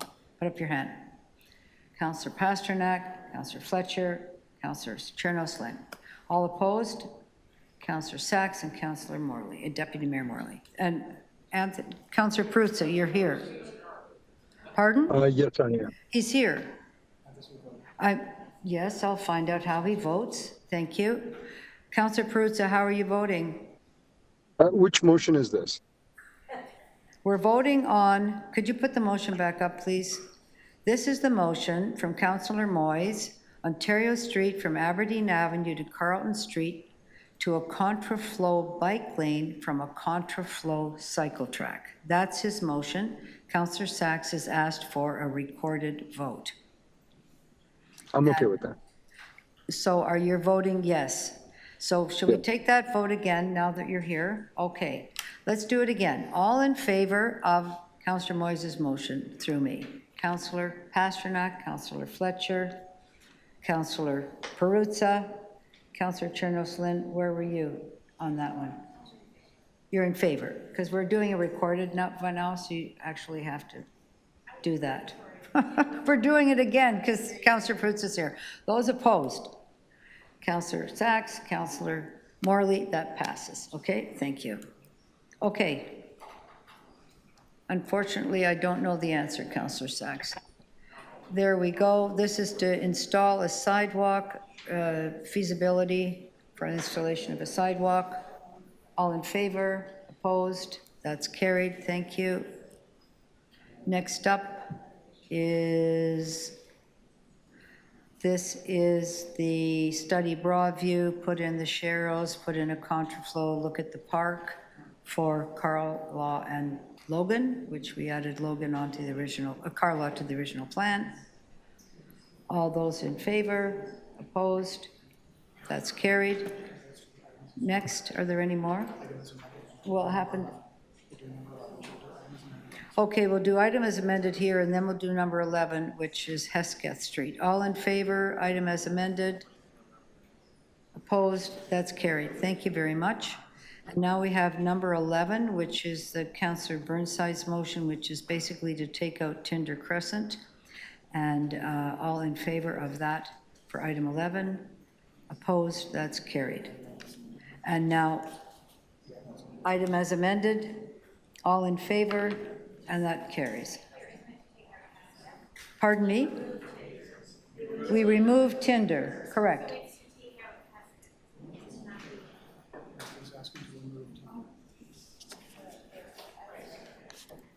That's his motion that he put in with staff, and I'm just going to go that he knew what he was doing. So that's what he's asked us to vote on. Let's just vote on his motion, which we did. So that's okay. All right, thank you. Next, we have one more. I'd just like to deal with number 5 because that's floated around most of the day. And I think, Councillor Sachs, you said you had read item 5 and you're all right with that. Councillor Chernos-Lynn, that was the long motion on item 5. There it is again around delegated authority. We okay with that now? All right. All in favor of the amendment for item 5, which is Toronto Transit Commission Traction Power Upgrade Projects Lane Closure Information. All in favor of the amendment? Any opposed? Thank you. And item as amended, all in favor? Opposed? Thank you. That is leaving us, do we have temporary, did we do temporary ramps already? Moving to temporary ramps. IE 23.7, temporary ramps for stepped entrances. There are no speakers on that. Or there's a speaker, Mr. Cahoon. You are here with us again on temporary ramps. Thank you. I'm giving you your 3 minutes. And this is the one that I'm the expert on, being a wheelchair user. Imagine, first of all, imagine you had your smartphone and 50% of the apps you could use. And that is what I deal with when driving down the street in areas of the city with a lot of the Victorian era buildings, is that you cannot get in to these stores. And with stopgap and other temporary ramps, it does work sometimes, but you do also get other stores that say, we don't have to worry about it. We don't have any customers in wheelchairs. If you can't get in, you're not counted as customers. And sure, in a city like Toronto, with all the tools I have, sure, I can live fine with the retail I have, but it's the other cultural things. It's not like other art galleries or stuff. I can say, oh, I can just go to another art gallery that's open and see these things. I definitely want you guys to pass this rule to leave the temporary ramps, but I do want the city to look at doing what other places have done, like the city of Guelph that has taken some of their retail corridors and made sure that the sidewalks now meet some of these one-step wonder buildings that keep power wheelchairs out. And I mostly am speaking on this item, even though I'm just one person. And I'm surprised there wasn't more correspondence sent in on this item, but I am representing the 25% of the people with disabilities in Toronto. And as people age, that number's gonna creep up and up. Thank you. As usual, thank you very much for being here and with your wise words. I'm going to move this into committee now and ask if there's any questions of staff. Yes, Councillor Chernos-Lynn. Thank you very much, and I just also would like to thank the deputant. I note in this report that we are exploring opportunities for sorry, I'm on the wrong one. I understand that the recommendations here are meant to strike a balance, recognizing both the important role these ramps play in making our city more accessible and the potential issues they cause on our streets. Through consultation, have businesses raised any concerns with any of the requirements proposed, in particular requirements to bring in and store ramps overnight?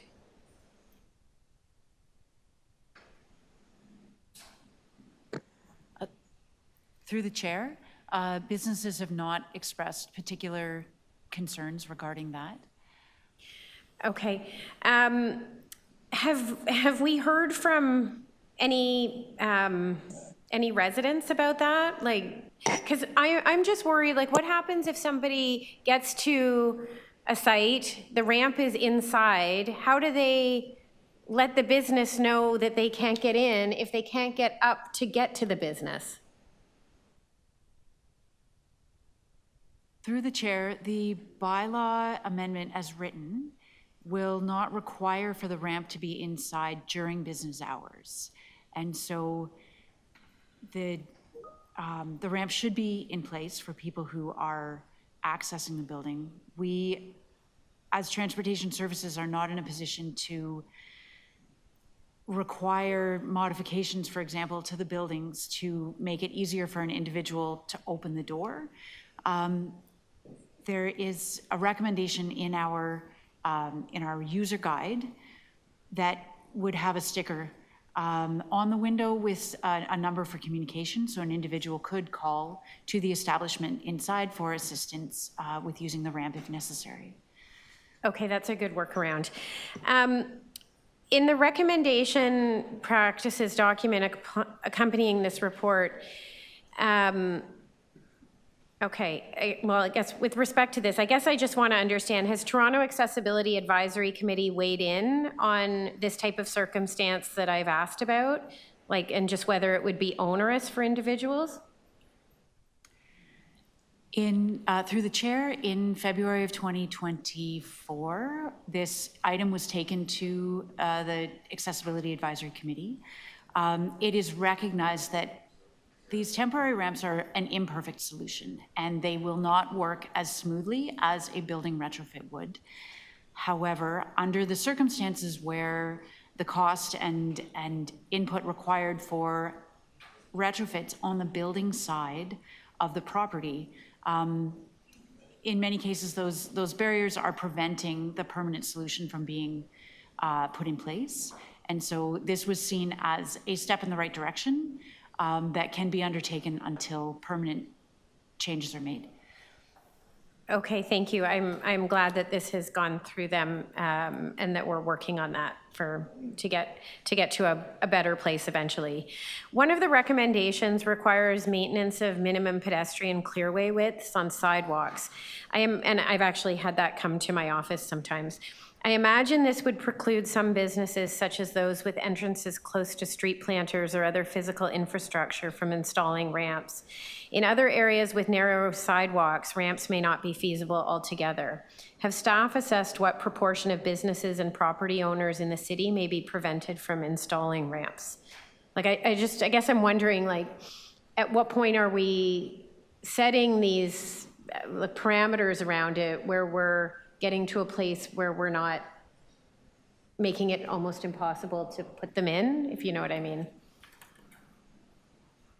Through the chair, we understand that this solution won't be feasible for every business. And again, under the circumstances, this is seen as a temporary measure to improve accessibility in places where it is possible, while also balancing the needs of protecting the clearway for all pedestrians, particularly those who travel with wheeled mobility devices that have little option to sidestep off the curb, or individuals with vision impairment. And so it is an imperfect solution, but a step in the right direction that will enable accessibility more for certain businesses. Okay, and did you consult with Stopgap? Last question. Through the chair, yes, we did. Okay, thank you. I have more questions, but I'll stand down. Perhaps you can just turn around and ask some of those. Councillor Pasternak. Yeah, thank you. Thank you, Madam Chair. And I just wanted to follow up on Councillor Chernos-Lynn's question about Stopgap. We had brought Stopgap's ideas and concepts here at City Hall probably 10 years ago, and a negative report came back. Has anything changed since then to be more open to their concept? And you've met with them, so you know what it is. Through the chair, for clarification, do you mean the concept of the temporary ramps? The temporary ramp that Stopgap offers. The amendments proposed in this report are one that the product most commonly seen by made by Stopgap in the public realm. There are many opportunities for the Stopgap product to comply. Chair, that's changed actually since I think the last time it came to this committee, because we were very, very focused on the preservation of the clearway, and we were looking for more permanent measures. And so we've since gone back and worked with industry and the business owners and the accessibility community to allow these in locations where they make sense, which is a fair number of locations, but it's not everywhere, as Jennifer mentions. So would the Stopgap ramp comply under what you're recommending here? Go ahead. Through the chair, a stopgap ramp that is of dimensions that can be placed and still maintain the appropriate pedestrian clearway width in the, at whatever establishment it's being placed at, that would comply. Not every ramp will be able to comply, particularly in areas where sidewalks are narrow, or at buildings where there are multiple steps, which requires a longer ramp. Okay, so it might work in certain situations, but not in others. Let's say for a wider sidewalk, a wider sidewalk. Through the chair, that's correct. It will work in many situations, particularly where the sidewalks are wider. So I have notes here under the Ontario Building Code. When major renovations are being done, it's the definition of major renovations that become problematic. When there's no requirement to improve accessibility. Is that correct? Because the definition of major renovation is convoluted. Through the chair, the Ontario Building Code does, for existing buildings, right, there are two classifications of renovations, basic renovation and extensive renovation. The extensive renovation is where the requirements of barrier-free are required to be part of the design and construction, whereas the basic renovation, which is more of a smaller, shorter type of renovation, doesn't. So would you say that there is clarity? Because would it be easy to define what an extensive renovation versus a basic renovation would be, and whether there's a requirement for accessibility, or that's an area of code that we have to fix? So through the chair, extensive renovations are clearly defined in the building code. There are set criteria that defines it, and we review that obviously on a case-by-case basis, depending on what the design proposal entails. But the gray area hits when it's called a major renovation. Well, that's the same as extensive renovation. It is the same? Yeah, that is. Okay. All right, we'll leave it at that. Thank you. Thank you. Anyone else for questions on this one? No? Speakers? Councillor Pasternak, I understand you have a motion on this, do you? Yes, thank you. So my history with Luke. Just get it up, hang on. Oh, yeah, let's put it on the screen. There you go. Okay, thank you. So what we're really asking here is to tighten up, to consider recommendations that would strengthen the accessibility from the public. Could you talk right-of-way. into your mic, because we can't hear you then? Thank you. Strengthen the accessibility from the public right-of-way to privately owned commercial retail buildings where renovations are proposed that involve the modification to public areas such as entrances, washrooms, or customer service spaces. So this is an examination that we'd like to dig deep into. It was brought forward to my office by Luke Anderson, who some of you know. He is the founder of Stopgap, the Foundation for Social, as part of the Foundation for Social, Center for Social Innovation. I met Luke Anderson many years ago when I was a school board trustee. He came to talk at one of the schools I represent. He wrote a children's book on safety. He was paralyzed in a cycling accident, I believe in 2002. He is a tireless advocate for the disabled. He is in a wheelchair. He would have liked to have been here today, but he was unable to make it due to prior commitments. So I'm moving this almost on his behalf because I think it has merit. Some staff have vetted this, and we hope it can be part of the conversation going forward. Any questions of the mover? Any further motions? Any further speakers? Yes, thank you, Councillor Chernos-Lynn, to speak. Thank you. Earlier in the year, I did a Jane's Walk with the accessibility community in my ward and in Councillor Matlow's ward and in Councillor Cole's ward. It was sort of at the nexus of Midtown. And, you know, it's amazing the things that you, when you're able-bodied and you don't have to, you know, reach that button to open the door automatically for you. The things that we don't see that are in our city every day that are impediments to people who have accessibility challenges. And so I thank Councillor Pasternak for bringing forward this motion. You know, we were supposed to have an accessible city in 2025, and that funding from the government has not come through to really do that to our buildings.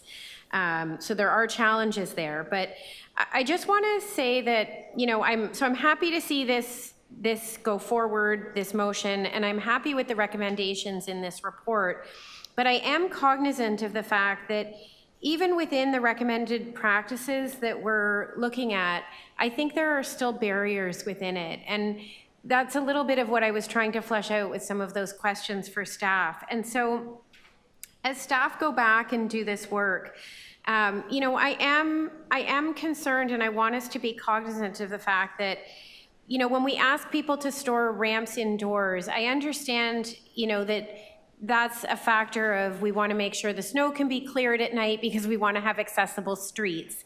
But at the same time, when we're not requiring those ramps to be out during the daytime, and we're saying, you know, but you can knock on the window or you can phone, that's still an accessibility challenge for people. So I guess what I'm wondering as we go back and staff do this work, I hope that we will be encouraging business owners with the recommendations to use approaches such as those identified in the recommended practices document, you know, to be able to have those ramps out as much as possible when it's not adverse conditions. To have a ramp, for example, even if you don't meet the sidewalk conditions and you can't have it out according to the bylaw because maybe there's a planter there or the sidewalk is small, maybe they could be encouraged to have one, and I think it is in the document, but to have one that they store and there's a sign that says they'll bring it out on request. Like, just to encourage people to, even if they can't meet the spirit of the bylaw, to be able to meet the spirit of the bylaw as often as they can when they have accessibility challenges. So that's my plea, I guess, for staff. But I do think this is a step forward. I'm happy to see it. I'm happy to vote in favor of it. And I look forward to more work on this in the future. Thank you. Thank you. Any other speakers? Deputy Mayor? Thank you, Madam Chair. I just wanted to echo comments from my colleague, Councillor Chernos-Lynn, as well as Councillor Pasternak, and thank him for his additional motion. I'm looking forward to supporting that. This is important work that we do together, and we know accessibility is critically important for those who have no choice but to have accessible avenues to navigate the city, but it's important for all of us. At some point in time, we're all going to need to have, you know, accessible options to navigate our city, and the more we can achieve that together, the more livable we make our city. And so I just want to thank staff for their hard work and my colleagues on this committee. This is the type of thing we're so proud of and really does help to shape the city we're proud to live in. Thanks, Madam Chair. Thank you. A really important issue here in front of us today. Anyone else? Or we'll move to your motion, Councillor Pasternak, then. We'll vote on your motion first. All in favor of Councillor Pasternak's motion, please signify. Thank you. The item as amended, all in favor, thank you, and thank you for the work on accessibility, such an important issue. We have one more item, and that is item number 10, I think. Number nine. Thank you, fossil fuel advocacy. And I think you're holding that, are you? Councillor Sachs is holding that. We also have some speakers here today. Thank you for hanging on, all you speakers here today. And we'll call the first speaker, It is Stacey Campbell on video. There's four, actually, four speakers. Are you with us today? There you are. Thank you very much. I'm going to set your time for your 3 minutes. Are you ready? Yes? I'm ready. Good. Thank you. You're going. Okay. Thank you. Okay. Thank you so much, everyone. And thank you to the committee for giving me the chance to speak today. My name is Stacey, and I'm a resident of Etobicoke, as well as a medical student at the University of Toronto. And I'm a member of the Canadian Association of Physicians for the Environment. And today I wanted to speak on the need for a stronger policy on fossil fuel advertising and advocate for hopefully a ban on all fossil fuel advertisements on city-owned assets. So climate change is a real and increasingly large concern for the citizens of Toronto, as we all know, and poses a danger to their health. Just earlier this week, the City of Toronto Board of Health met to discuss climate change monitoring to understand health impacts in the city, such as excess deaths and burden of illness from climate change manifestations like extreme heat and poor air quality. Fossil fuels are the main driver of climate change. More frequent and intense extreme heat events are expected under high emissions projections, which put people at greater risk of heat-related illnesses and deaths. It is clear that fossil fuels pose direct harms to our health, constituting the largest threat we face, and they're considered by the WHO to be a public health emergency. 45 years ago, Toronto made a landmark step towards public health policy changes when the TTC banned tobacco advertising, which was later banned nationwide only in 1997, so 17 years later. And today I would ask that Toronto takes another step in that direction. Simple tobacco advertising bans are associated with 20% lower odds of current smoking. Perhaps if we can take a moment, we can probably imagine what the impact on public health can be if we implement a similar ban on fossil fuel advertising. Toronto has the potential to continue leading Canada in protecting its citizens and its environment. Action plans such as Transform TO are already making real progress. Allowing fossil fuel advertisements on city assets directly undermines these goals. While policing greenwashing in advertisements would address deflection of corporate responsibility and the spread of misinformation, I don't see how any fossil fuel advertisements align with the city's ambitious net zero goals, which are already at risk. Like many others in my generation, I grew up in the TDSB, learning the importance of environmental stewardship and how to reduce, reuse, and recycle. And I remember thinking to myself, if I can make a difference with these small steps as a child, how great of a difference the adults out there must be making. And now I'm still learning, but as a future healthcare professional, I'm seeing the repercussions of the actions we did not take and the health impact it will have on youth like me and my future patients. So I think implementing a ban on fossil fuel advertising can be one of these actions that we take in the right direction. So thank you again for your time and consideration. Thank you very much. Thank you for being here today. Any questions of the deputant? Councillor Sachs.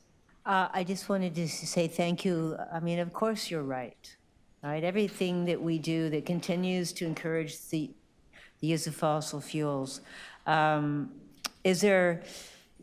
you recognize we're in a very difficult time. The Federal Competition Act, which restricts greenwashing, how much do you think that will help? How much do I think that will help? Mm-hmm. Yes. It's a good question. I'm not entirely sure. I think, obviously, looking at greenwashing as a term of misinformation, I think it's been a little bit misleading in the last couple of years. I've seen quite a few ads that make it seem like a lot of these fossil fuel companies are making great strides toward change. But I think when it comes to our emissions and then the policies that are taken and the profits that they're making, I don't really know how much what they're saying they're doing to benefit us is really working. So I think it would truly help to mitigate some of that misinformation, but I don't think that they really need to be advertising a product at all. Right. So the Federal Competition Act gives us authority to stop them from lying in their ads. Mm-hmm. But it doesn't stop them from advertising products that can be legally sold. Right? The federal and provincial governments permit to be legally sold. What do you think is the best step towards moving away from cultural support of fossil fuel combustion that the city has the power to actually do? I think that's a little bit difficult to say only because I'm not an expert in policy, but I think what I alluded to is kind of the example that happened with the shift in the view of tobacco and smoking. If you frame things, I think, as a public health crisis, people tend to look at it at a more personal and somewhat selfish lens, but they're more willing to act on it. And I do believe there are provisions for municipalities or other organizations to kind of act in the best interest of public health. There have been other cities that have implemented bans on fossil fuel advertising in order to uphold the rights of the citizens as interests in their health over the interests of fossil fuel companies in the right of commercializing their product. And so I think that's the type of direction that might be able to make this feasible. Okay, well, thank you very much and for your passion and for your hard work. Thank you. Thank you for being here today, Stacey. Anne Curie is next with video conference. She's online. Thank you. Hello, Anne, everyone. there you are there. Okay, just a second. You're ready to roll. Thank you. Thank you. Good afternoon, committee members. Thank you for this opportunity to speak. My name is Anne Curie. I'm a resident in Ward 11, a member of 4 Our Kids Toronto, which is a group of parents and caregivers who advocate for climate justice, and I'm currently co-chair of Toronto Climate Action Network. So this is an interesting week for climate policy at the City of Toronto. On Monday, as Stacey mentioned, the Toronto Board of Health announced its plan for climate change monitoring to understand health impacts and support resilience in Toronto. They're looking specifically to collect data on, quote, excess deaths and the burden of illness from heat and air quality. Meanwhile, over here at IEC, we are discussing a report about the advertising of fossil fuels, which are the primary driver of climate change and the cause of the extreme heat and worsening air quality that is leading to these excess deaths and illnesses. So given what is at stake, given the harms being inflicted on people in Toronto, particularly the most vulnerable among us as the climate crisis worsens, I am urging you to go beyond the staff's recommendations and follow the lead of cities like Edinburgh, The Hague, and Amsterdam and ban fossil fuel advertising outright. The report's recommendations for, quote, proactive public information on climate mitigation and resilience are good, as are the recommendations on greenwashing, but they are insufficient. Greenwashing is undoubtedly a serious problem, but it is one practice among others in a broader industry strategy aimed at maintaining our dangerous dependence on fossil fuels, regardless of the cost to health and lives, and that is the problem we must address.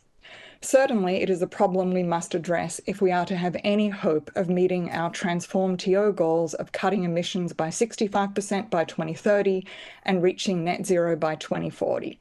Meeting those goals depends on transitioning away from polluting fossil fuels to clean energy.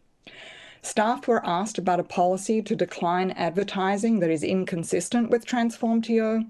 Any fossil fuel advertising is inconsistent with Transform TO.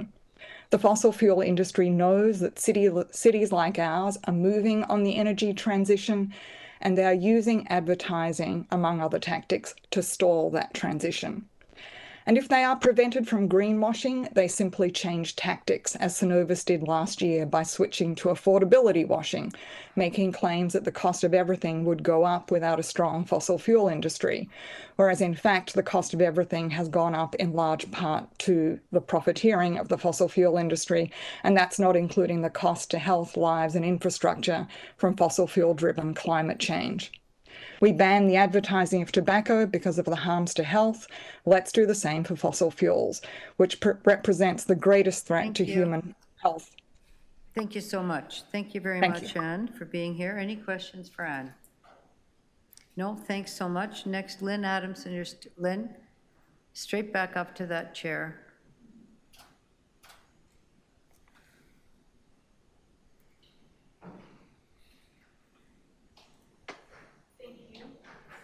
You have 3 minutes. Thank you. Yeah, speaking for Climate Fast, acknowledging that the burning of fossil fuels is the main driver of climate change, and it's the greatest health threat we face and threatens the health of all future generations.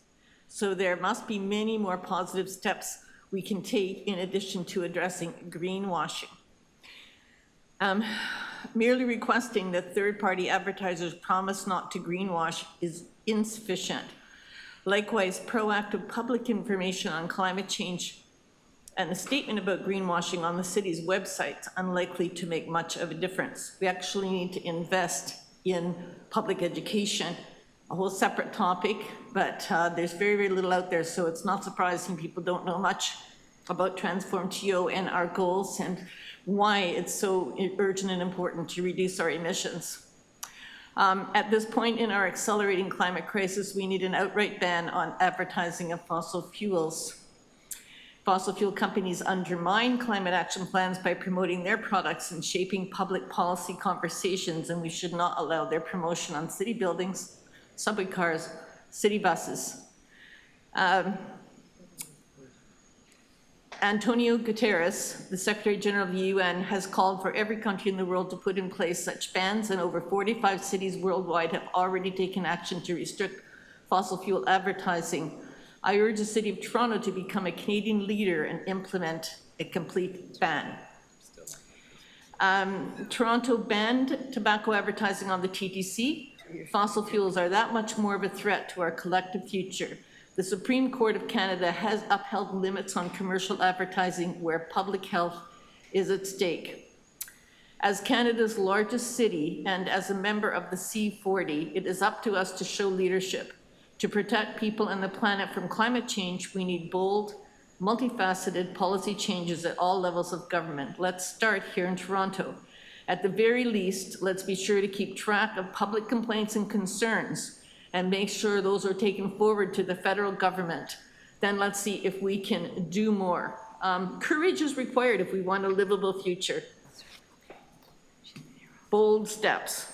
Thank you. Thank you very much, Lynn. Any questions? Yes. All right, thank you, Councillor Sachs. Lynn, if city, under this proposal, the city keeps taking fossil fuel advocacy advertising, people complain to the city, do you think that it would be appropriate, respectful, helpful, appreciated if the city just writes back and say, why don't you just complain to the feds? Yeah. You think that would be appropriate? I think people would feel insulted by that. They would not feel that the city was hearing their concerns. You know, at the opposite end of the spectrum, we should be taking fossil fuel companies to court. We should be suing them, as many cities and jurisdictions are doing, because they are putting costs onto our city, like how we respond to the extreme heat, the flooding, everything that's coming to our city, replacing infrastructure so it can handle the high temperatures. This is very expensive.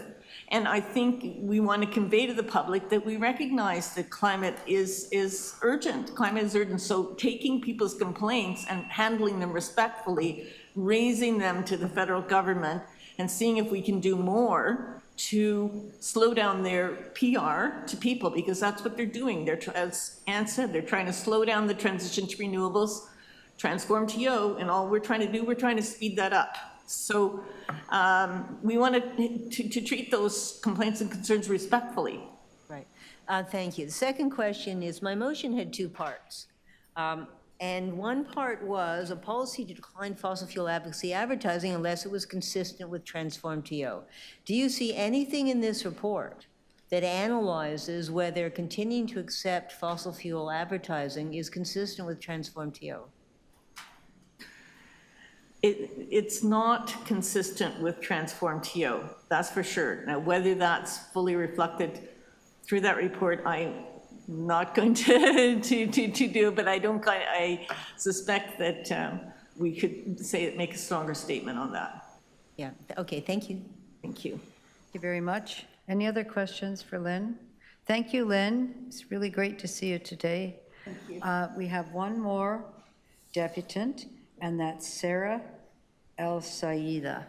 Good afternoon, Sarah, and you've been all day waiting for this, so thank you so much. Please proceed. Good afternoon. My name is Sarah, and I'm from Toronto Centre, and I'm here representing Fridays for Future Toronto, a youth-led organization fighting for climate justice. We are not headed towards a climate crisis. We are in a climate crisis today, as Councillor Diane Sachs rightfully pointed out earlier during our discussion of item number 6. And the fossil fuel industry is the reason we're in a climate crisis. We are seeing more and more adverse weather conditions and extreme weather conditions that are completely unprecedented in recent years. We are seeing wildfires destroying our forests in the country. We have a wildfire that's happening as I speak right now in the prairie provinces. And this is because of human-led climate change, no matter what the oil and gas companies want you to believe, whether they want to tell you that it's just natural, or whether they want to tell you that there's nothing we can do about the fossil fuel industry's chokehold on our society because they're spending dollars trying to convince us that the alternative is for us to starve and the alternative is for us to live miserable lives. It's not. And while the report or while the recommendation by city staff is a move in the right direction, we really need to be doing more.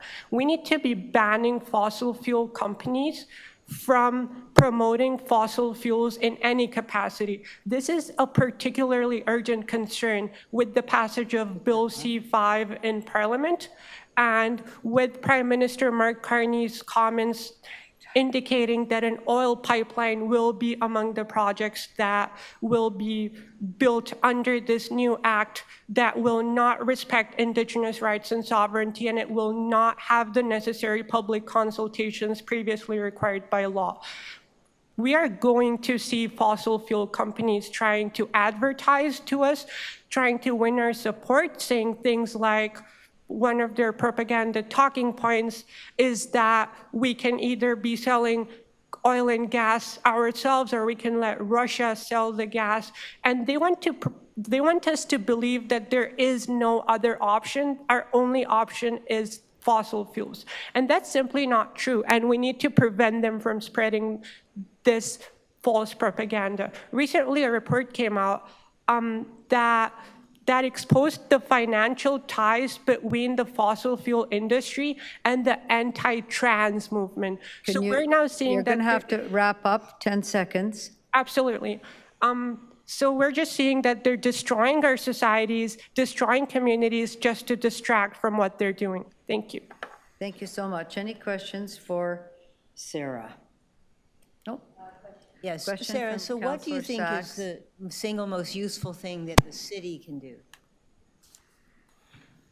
In this regard, like in the context of advertising, I think the single most useful thing the city can do is to place a complete ban on all advertising that is done by or for the benefit of the fossil fuel industry. Thank you. Thanks. That was your question? Thank you. Thank you, Sarah, for your patience and being here with us today. Okay, we're going to bring this into committee and ask for any questions of staff. Deputy Mayor Morley. Thanks, Madam Chair. Through you to staff on this item. We heard from the deputants who joined us today about the city's success in previously banning cigarette advertisement, or tobacco advertisement rather, and hearing about, though it takes time for attitudes and cultures to shift, that being a successful approach. Have we thought about or looked at the complete banning of fossil fuel advertisement within our system? So to the chair, through this report, we focused on the approach around substantiation of claims for any proposed advertising, independent verification, and that's why we looked at the Competition Act and the process that it has in place. As it relates to a full ban, if council would like to move forward or would like us to look at that, we would need to do a significant amount of legal work to determine what implications and what risks there may be associated with that.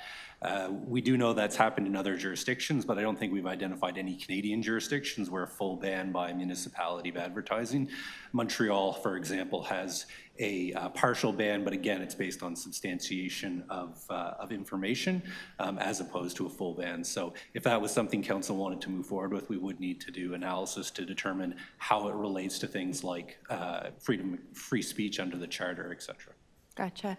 And just following that line of thinking is if we were to move forward with an option like that, we would have more upfront work through legal, et cetera, as you've just described, but it would save us work, time, energy, staff, et cetera, down the road in terms of the ongoing need to do assessments, third-party advertiser declarations, et cetera. Is that a fair assessment? That would be a fair assessment. I think at a high level, without having done the work, I think we'd still have to determine what exactly that ban would apply to. And again, are we talking about advocacy, someone making claims, or someone selling a product and that product uses fossil fuel, so a vehicle that isn't electric, for example, or any type of other environmental claim. So I think we'd first have to determine what that line would be drawn between in terms of fossil fuel ban, and then we'd have to do an assessment as things come in still to determine, is this subject to a ban or not? So without having done all of that work, I can't tell you exactly what that process would look like, but I'm not sure it's quite as straightforward as saying all of this is banned and everything else isn't. There's probably still work to determine where that line gets drawn. Mm-hmm. Makes sense, and it sounds like we have some precedents from the tobacco industry work previously, though I'm sure lots has changed since then. Thank you, those are my main questions. I will say a couple of words. Thanks, Madam Chair. Thank you. Next up, questions of staff. Councillor Chernos-Lynn. Is Councillor Sachs's motion up just about, I can't seem to get CNP on to show the motions that are up. Can't get? I can't see if Councillor Sachs's motion is up. Okay. Can we I'll hold your time for 1 second while I just, excuse me, 1 second. I'm asking the clerk to have a look.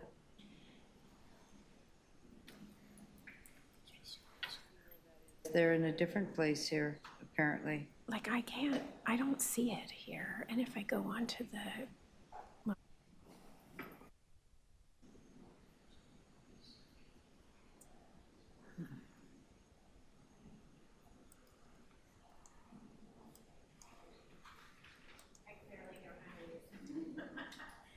So did you find it? Thank you. Okay. So I just have questions for staff. Am I able to have questions for staff about this motion? Or just generally? It's not been moved yet, but you can refer to some of the issues in the motion without. So I guess my question is, like the motion that's before us asks about having our staff create a process or send stuff to the federal government for their federal bureau. Do we normally take on those tasks? This seems like it's outside of our normal purview. Like, is there another type of situation where we take on this kind of work for doing that, as opposed to perhaps like, you know, when we answer a constituent, like normally in my office, we would say you can file a complaint. Do you know what I mean? What the difference is? To the chair, I'm not aware of any instances where we do that on behalf. Typically, we refer people to other processes, but at least in our department, I can't think of any off the top of my head where we take on a role to do that on behalf of someone. Okay, thank you. And then just to clarify, the steps that we're taking, we would be essentially asking any companies to who were going to advertise with us to sign like an attestation that they aren't lying, that they're not greenwashing. Yes. So I think two parts to it. So we require a declaration, maybe three parts. One, the first is one, that they're aware of the Competition Act and what it provides for and what tests they would need to meet. Two, that they believe they've met those tests and what they're doing is in line with the Competition Act. And three, that they indemnify the city for if they aren't. We're not taking any responsibility for their statements. So the declaration relies on the Competition Act and the Competition Bureau and the process they've put in place, but ensures that there's both awareness, there's a declaration that they're consistent with, and then that they absolve the city of any responsibility. So would you say this is a big step forward from where we are now? So the Competition Act exists right now. I think it ensures that we kind of amplify that and ensures that anyone coming to advertise with us understands that we are aware of this and the expectations of the city in relation to that.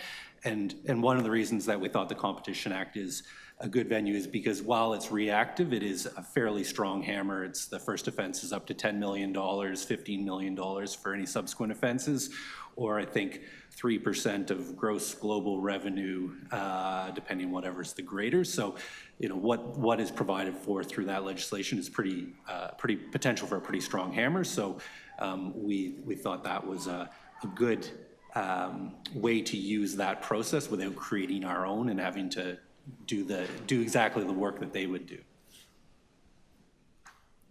Okay, thank you for that, Mr. Nolan.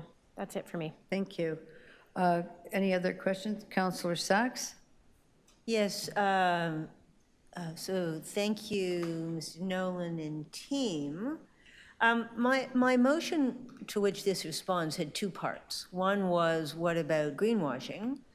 But the other part was we asked you to report on a policy to decline fossil fuel advocacy advertising on city assets unless it's consistent with Transform TO. And I don't see any analysis in this document of under what circumstances fossil fuel advertising is consistent with Transform TO. How long would it take you to do that part of the work that we directed earlier last year? So I think similar to the question around a ban, we would look at it from the legal perspective, because we'd have to understand if we were doing it, it had to be consistent with Transform TO. Depending on how we applied Transform TO, it could be interpreted as a ban. Transform TO is a very broad document in terms of what it covers. It is a net zero strategy, so it is not there is no fossil fuel in the city of Toronto. So we'd have to look into that more to figure out how do you apply a net zero strategy to consistency with any fossil fuel use or no fossil fuel use. So that analysis would take longer, but we'd also have to do that legal interpretation of what it might mean if we were to say no to something related to Transform TO. Understood, but that was one of the things we directed you to do, and you're telling us you haven't done it yet. So my question is, how long would it take to do what council already directed you to do? I don't have an answer, but I can get you that before council. I need to confer with my lead legal person who's not here today. All right, but you do agree with me that you have not yet done the analysis of under what circumstances, if any, fossil fuel advertising is consistent with Transform TO? No, and I can get back to you in terms of what that analysis might look like as well, but it's will likely be somewhat complicated. Right, but my first question at the moment is just confirming it's not done yet. Confirmed. All right. And so if we want done what council directed you to do, we need to send it back to you and give you time to do it. Yes. Okay, and you're not in a position now to give us any indication as to how long that would be. Is 6 months a reasonable guess? I'll, as I said, I think I need to confer with legal. Okay, so you can't tell us. The second thing is that in relation to the second and much easier part of our request, which was dealing with greenwashing claims contrary to the Competition Act, is it burdensome for you to receive complaints from the public about what's on our assets? This isn't general community regulation. This is what's on city assets. Is it burdensome for you if the city receives complaints about what's on our assets, for you, instead of just saying to the person, you can complain, send it on to the Competition Bureau and keep track of what happens? Without having done, developed the process for that, subject to committee's direction or council's direction, we could undertake to send those to be the middleman for the complaints, so complaints could come through us. Right, and that's not an expensive or burdensome process. Again, we haven't looked into the process, but I don't anticipate there would be a lot of complaints. We haven't seen any fossil fuel advertising lately, but again, we haven't done that work. So I can't say for sure what that would look like or what that resource would be. We need to develop a process to figure that out. Okay, thank you. Thank you. Councillor Pasternak, you're up. Yes, thank you. Thank you, Madam Chair. I don't see any of this as workable, any kind of vetting of advertisements, investigating whether they're false or true, getting into various industries that we have problems with. You know, let me give you a scenario. So SO Canada runs an ad about their investments in forestry or windmills or green energy projects. Would that be considered greenwashing? To the chair, I couldn't tell you that, and that's why we have the process we've identified would rely on the federal government, which already has a process to determine if it was greenwashing. Maybe this is for the deputy city manager. Don't you think the city is taking on more and more of other levels of government of jurisdiction? I just see this as another thing that we're trying to do that is clearly the responsibility of the federal government. I'm not sure what your question is. When is enough is enough? When do you think we should stop taking on the responsibilities of other levels of government, either formally or informally?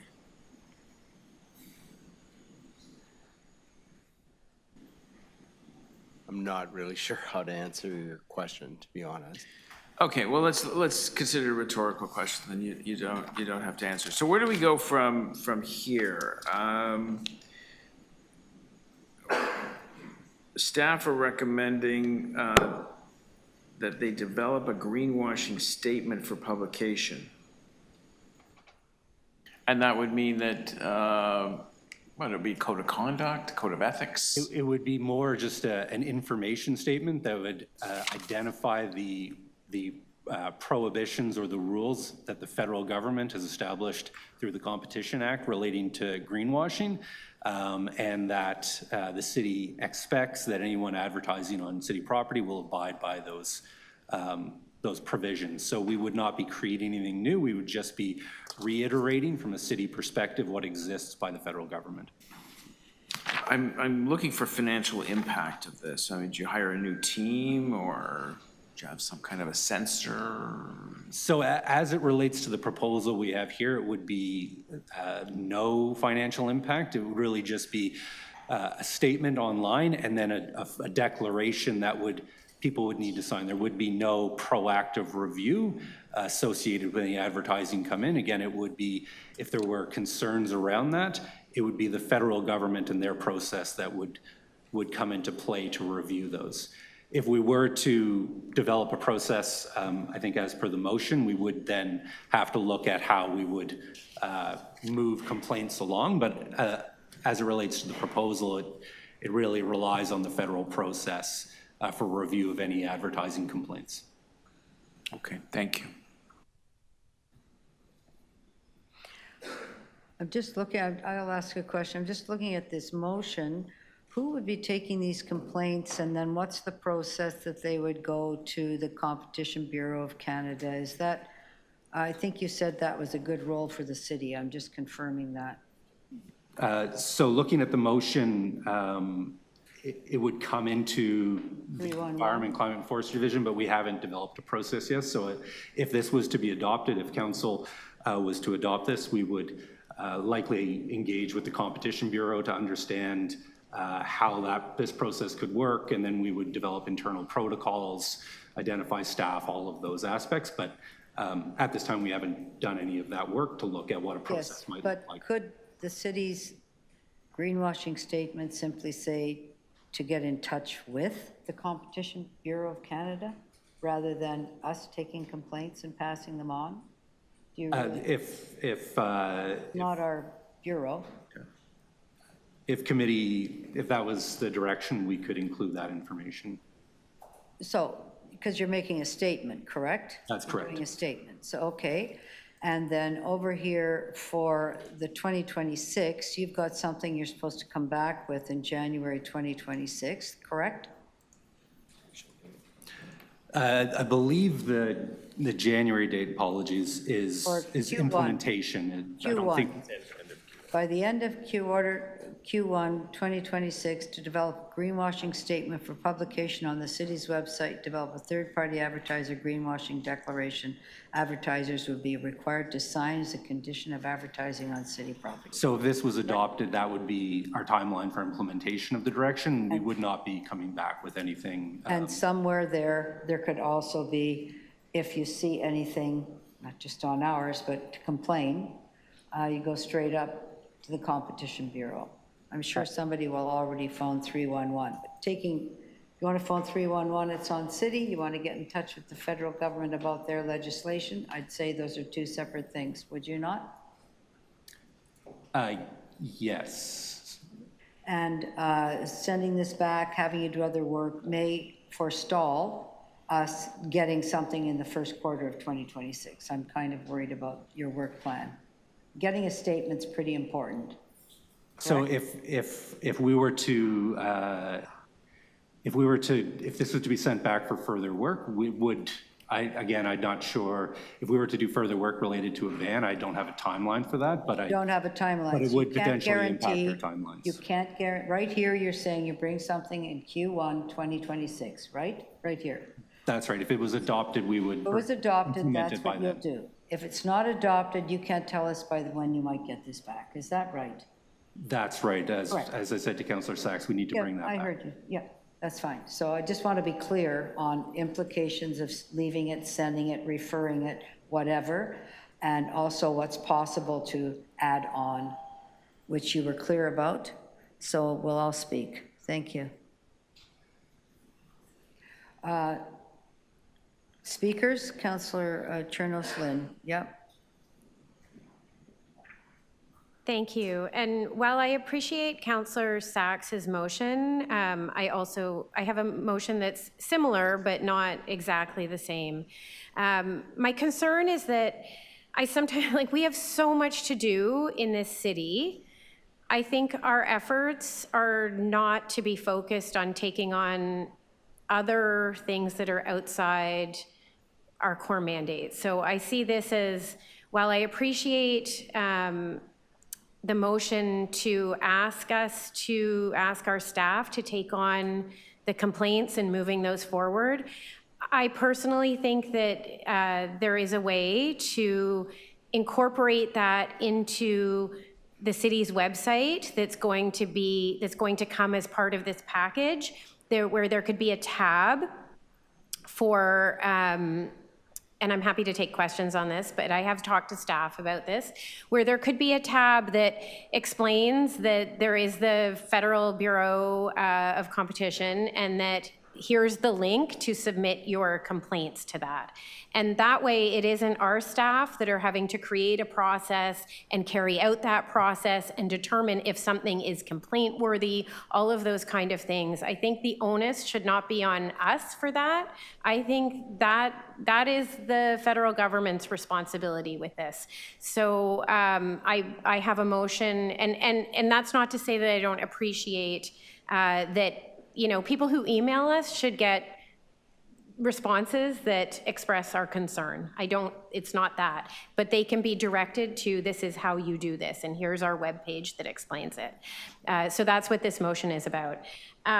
I just want to say that I think the steps that we're taking today are important. I wasn't here when this was originally started, and I can appreciate that there may be more to do down the road, but I am reluctant to say, let's pause this while we wait for more work to be carried out and for more reports to be done. I think it's important that we get these greenwashing pieces done, that this web page is created, that people get information on that we are starting to hold companies accountable to a standard if they want to advertise with us. I don't think any of that should be put on hold. I think we should be moving forward with the recommendations in this report. I don't think it in any way, shape, or form means that we can't do more in the future, or that staff can't take this forward to do more work in the future. So I just want to say that there were a lot of really good points raised by delegates today This is important work and an important step, I think, in the right direction. So thank you for that. Thank you very much, Councillor. Anyone else now to speak? Councillor Sachs? Yes, thank you very much. I have two motions. One is the one that was advanced circulated. I think it is profoundly disrespectful to the public if we have accepted lying ads to just say to the public when they write in, oh, you know, you can continue to pursue this to the federal government, and refuse to even just forward the emails to the Competition Bureau, which would allow us then to keep track of what happened, because these are ads that we're taking. So these are ads that are using the city's brand. So this is the first motion. My second motion is that Mr. Nolan agreed that half of the council direction he hasn't done. We asked him two things, and so I guess I should have been clear that it was the first part of the motion. But the direction that that council gave was to do two things. One was to evaluate the policy. I need you to put your motions. All right, so I've got one motion which is on the greenwashing, and on the non-greenwashing part, which was the direction to evaluate whether carrying fossil fuel advertising is consistent with Transform TO. That I think we should refer back to staff, because Mr. Nolan's admitted they didn't do the work. So your second motion is a referral. Yeah, referral of whole item. Well, I would like to refer the part of it that they didn't do, which was not the whole item. Sorry, you can't do that. You can only refer part of it. You have to take it all back. All right. Well, then I am moving that we refer it back, because we asked the staff to do referral. We asked staff. Sorry, I just have to clarify what we're doing. Okay. I understand. Yeah. We asked staff to do two things. They've admitted they only did one of them, the easy one. They didn't look at the hard part, which is the part that matters, which is whether putting fossil fuel advertising on our assets is consistent with Transform TO, which is our commitment. That work has not been done. He can't tell us how long it will take, but it is specific work that this council directed that staff have not done. And if we simply allow them to go ahead not doing it with no analysis, no discussion, and without sending that back, then we're just abandoning the key part of what council directed last year. So those are my two motions. If we can't get them done today, I will be trying again before council. But this is important. You heard from the deputants why it's important. We gave specific direction. It hasn't been followed. We have a right to have our directions followed. Those are my two motions. Thank you. Thank you, Councillor. So now we have a referral motion in front of us. So we have to deal with the referral.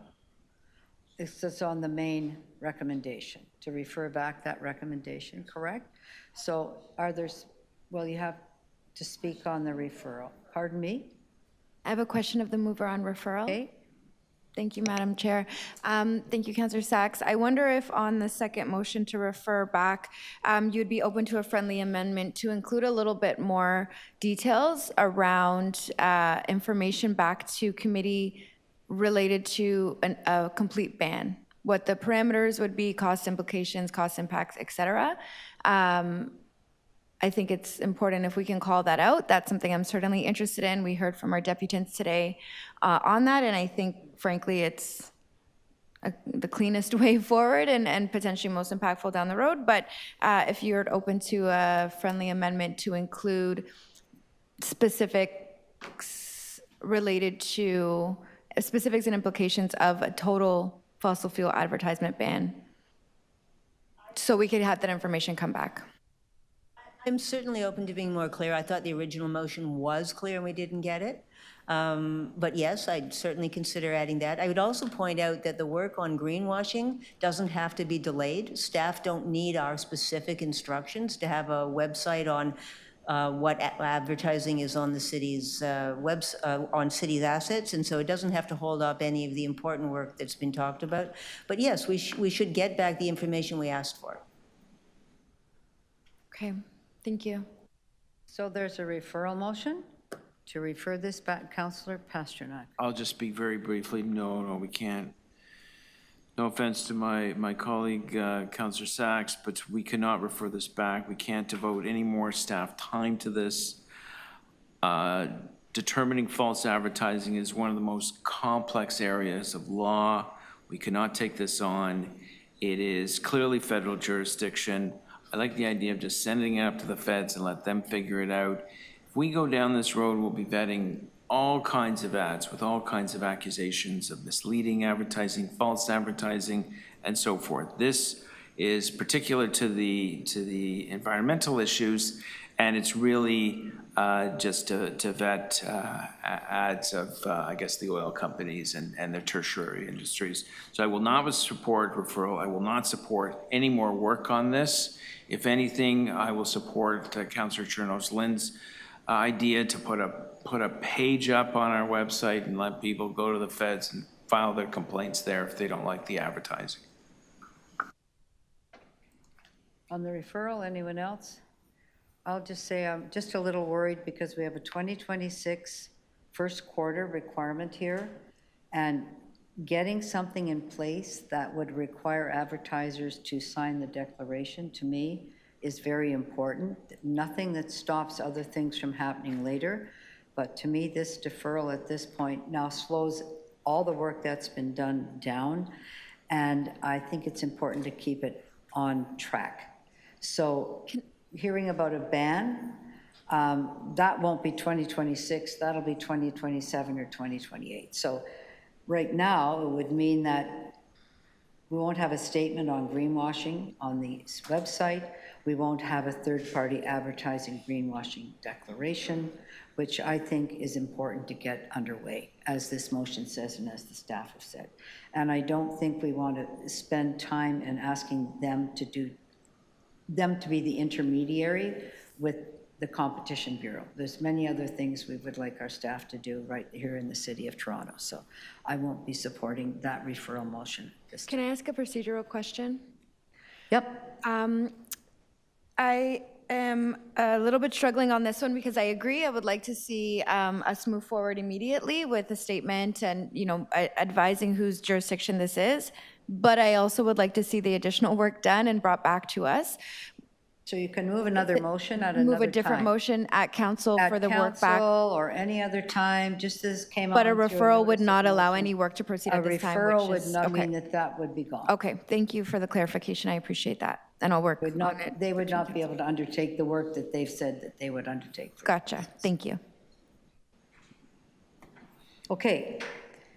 We're going to vote on the referral motion, right? Yes, Mr. Clerk, voting on referral. Thank you very much.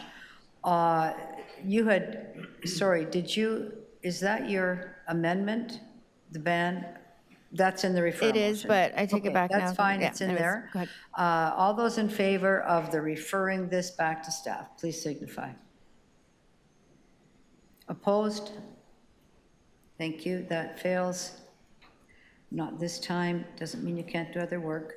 And then back to the motions, I'm just going to get some advice from the clerk. We're going to move to which motion first? Councillor Chernos-Lynn's motion, that was placed first. And sorry, there it is there. You have it up there, Councillor Chernos-Lynn's motion. That would let us know how to do that, and include a link to the Competition Bureau's complaint form.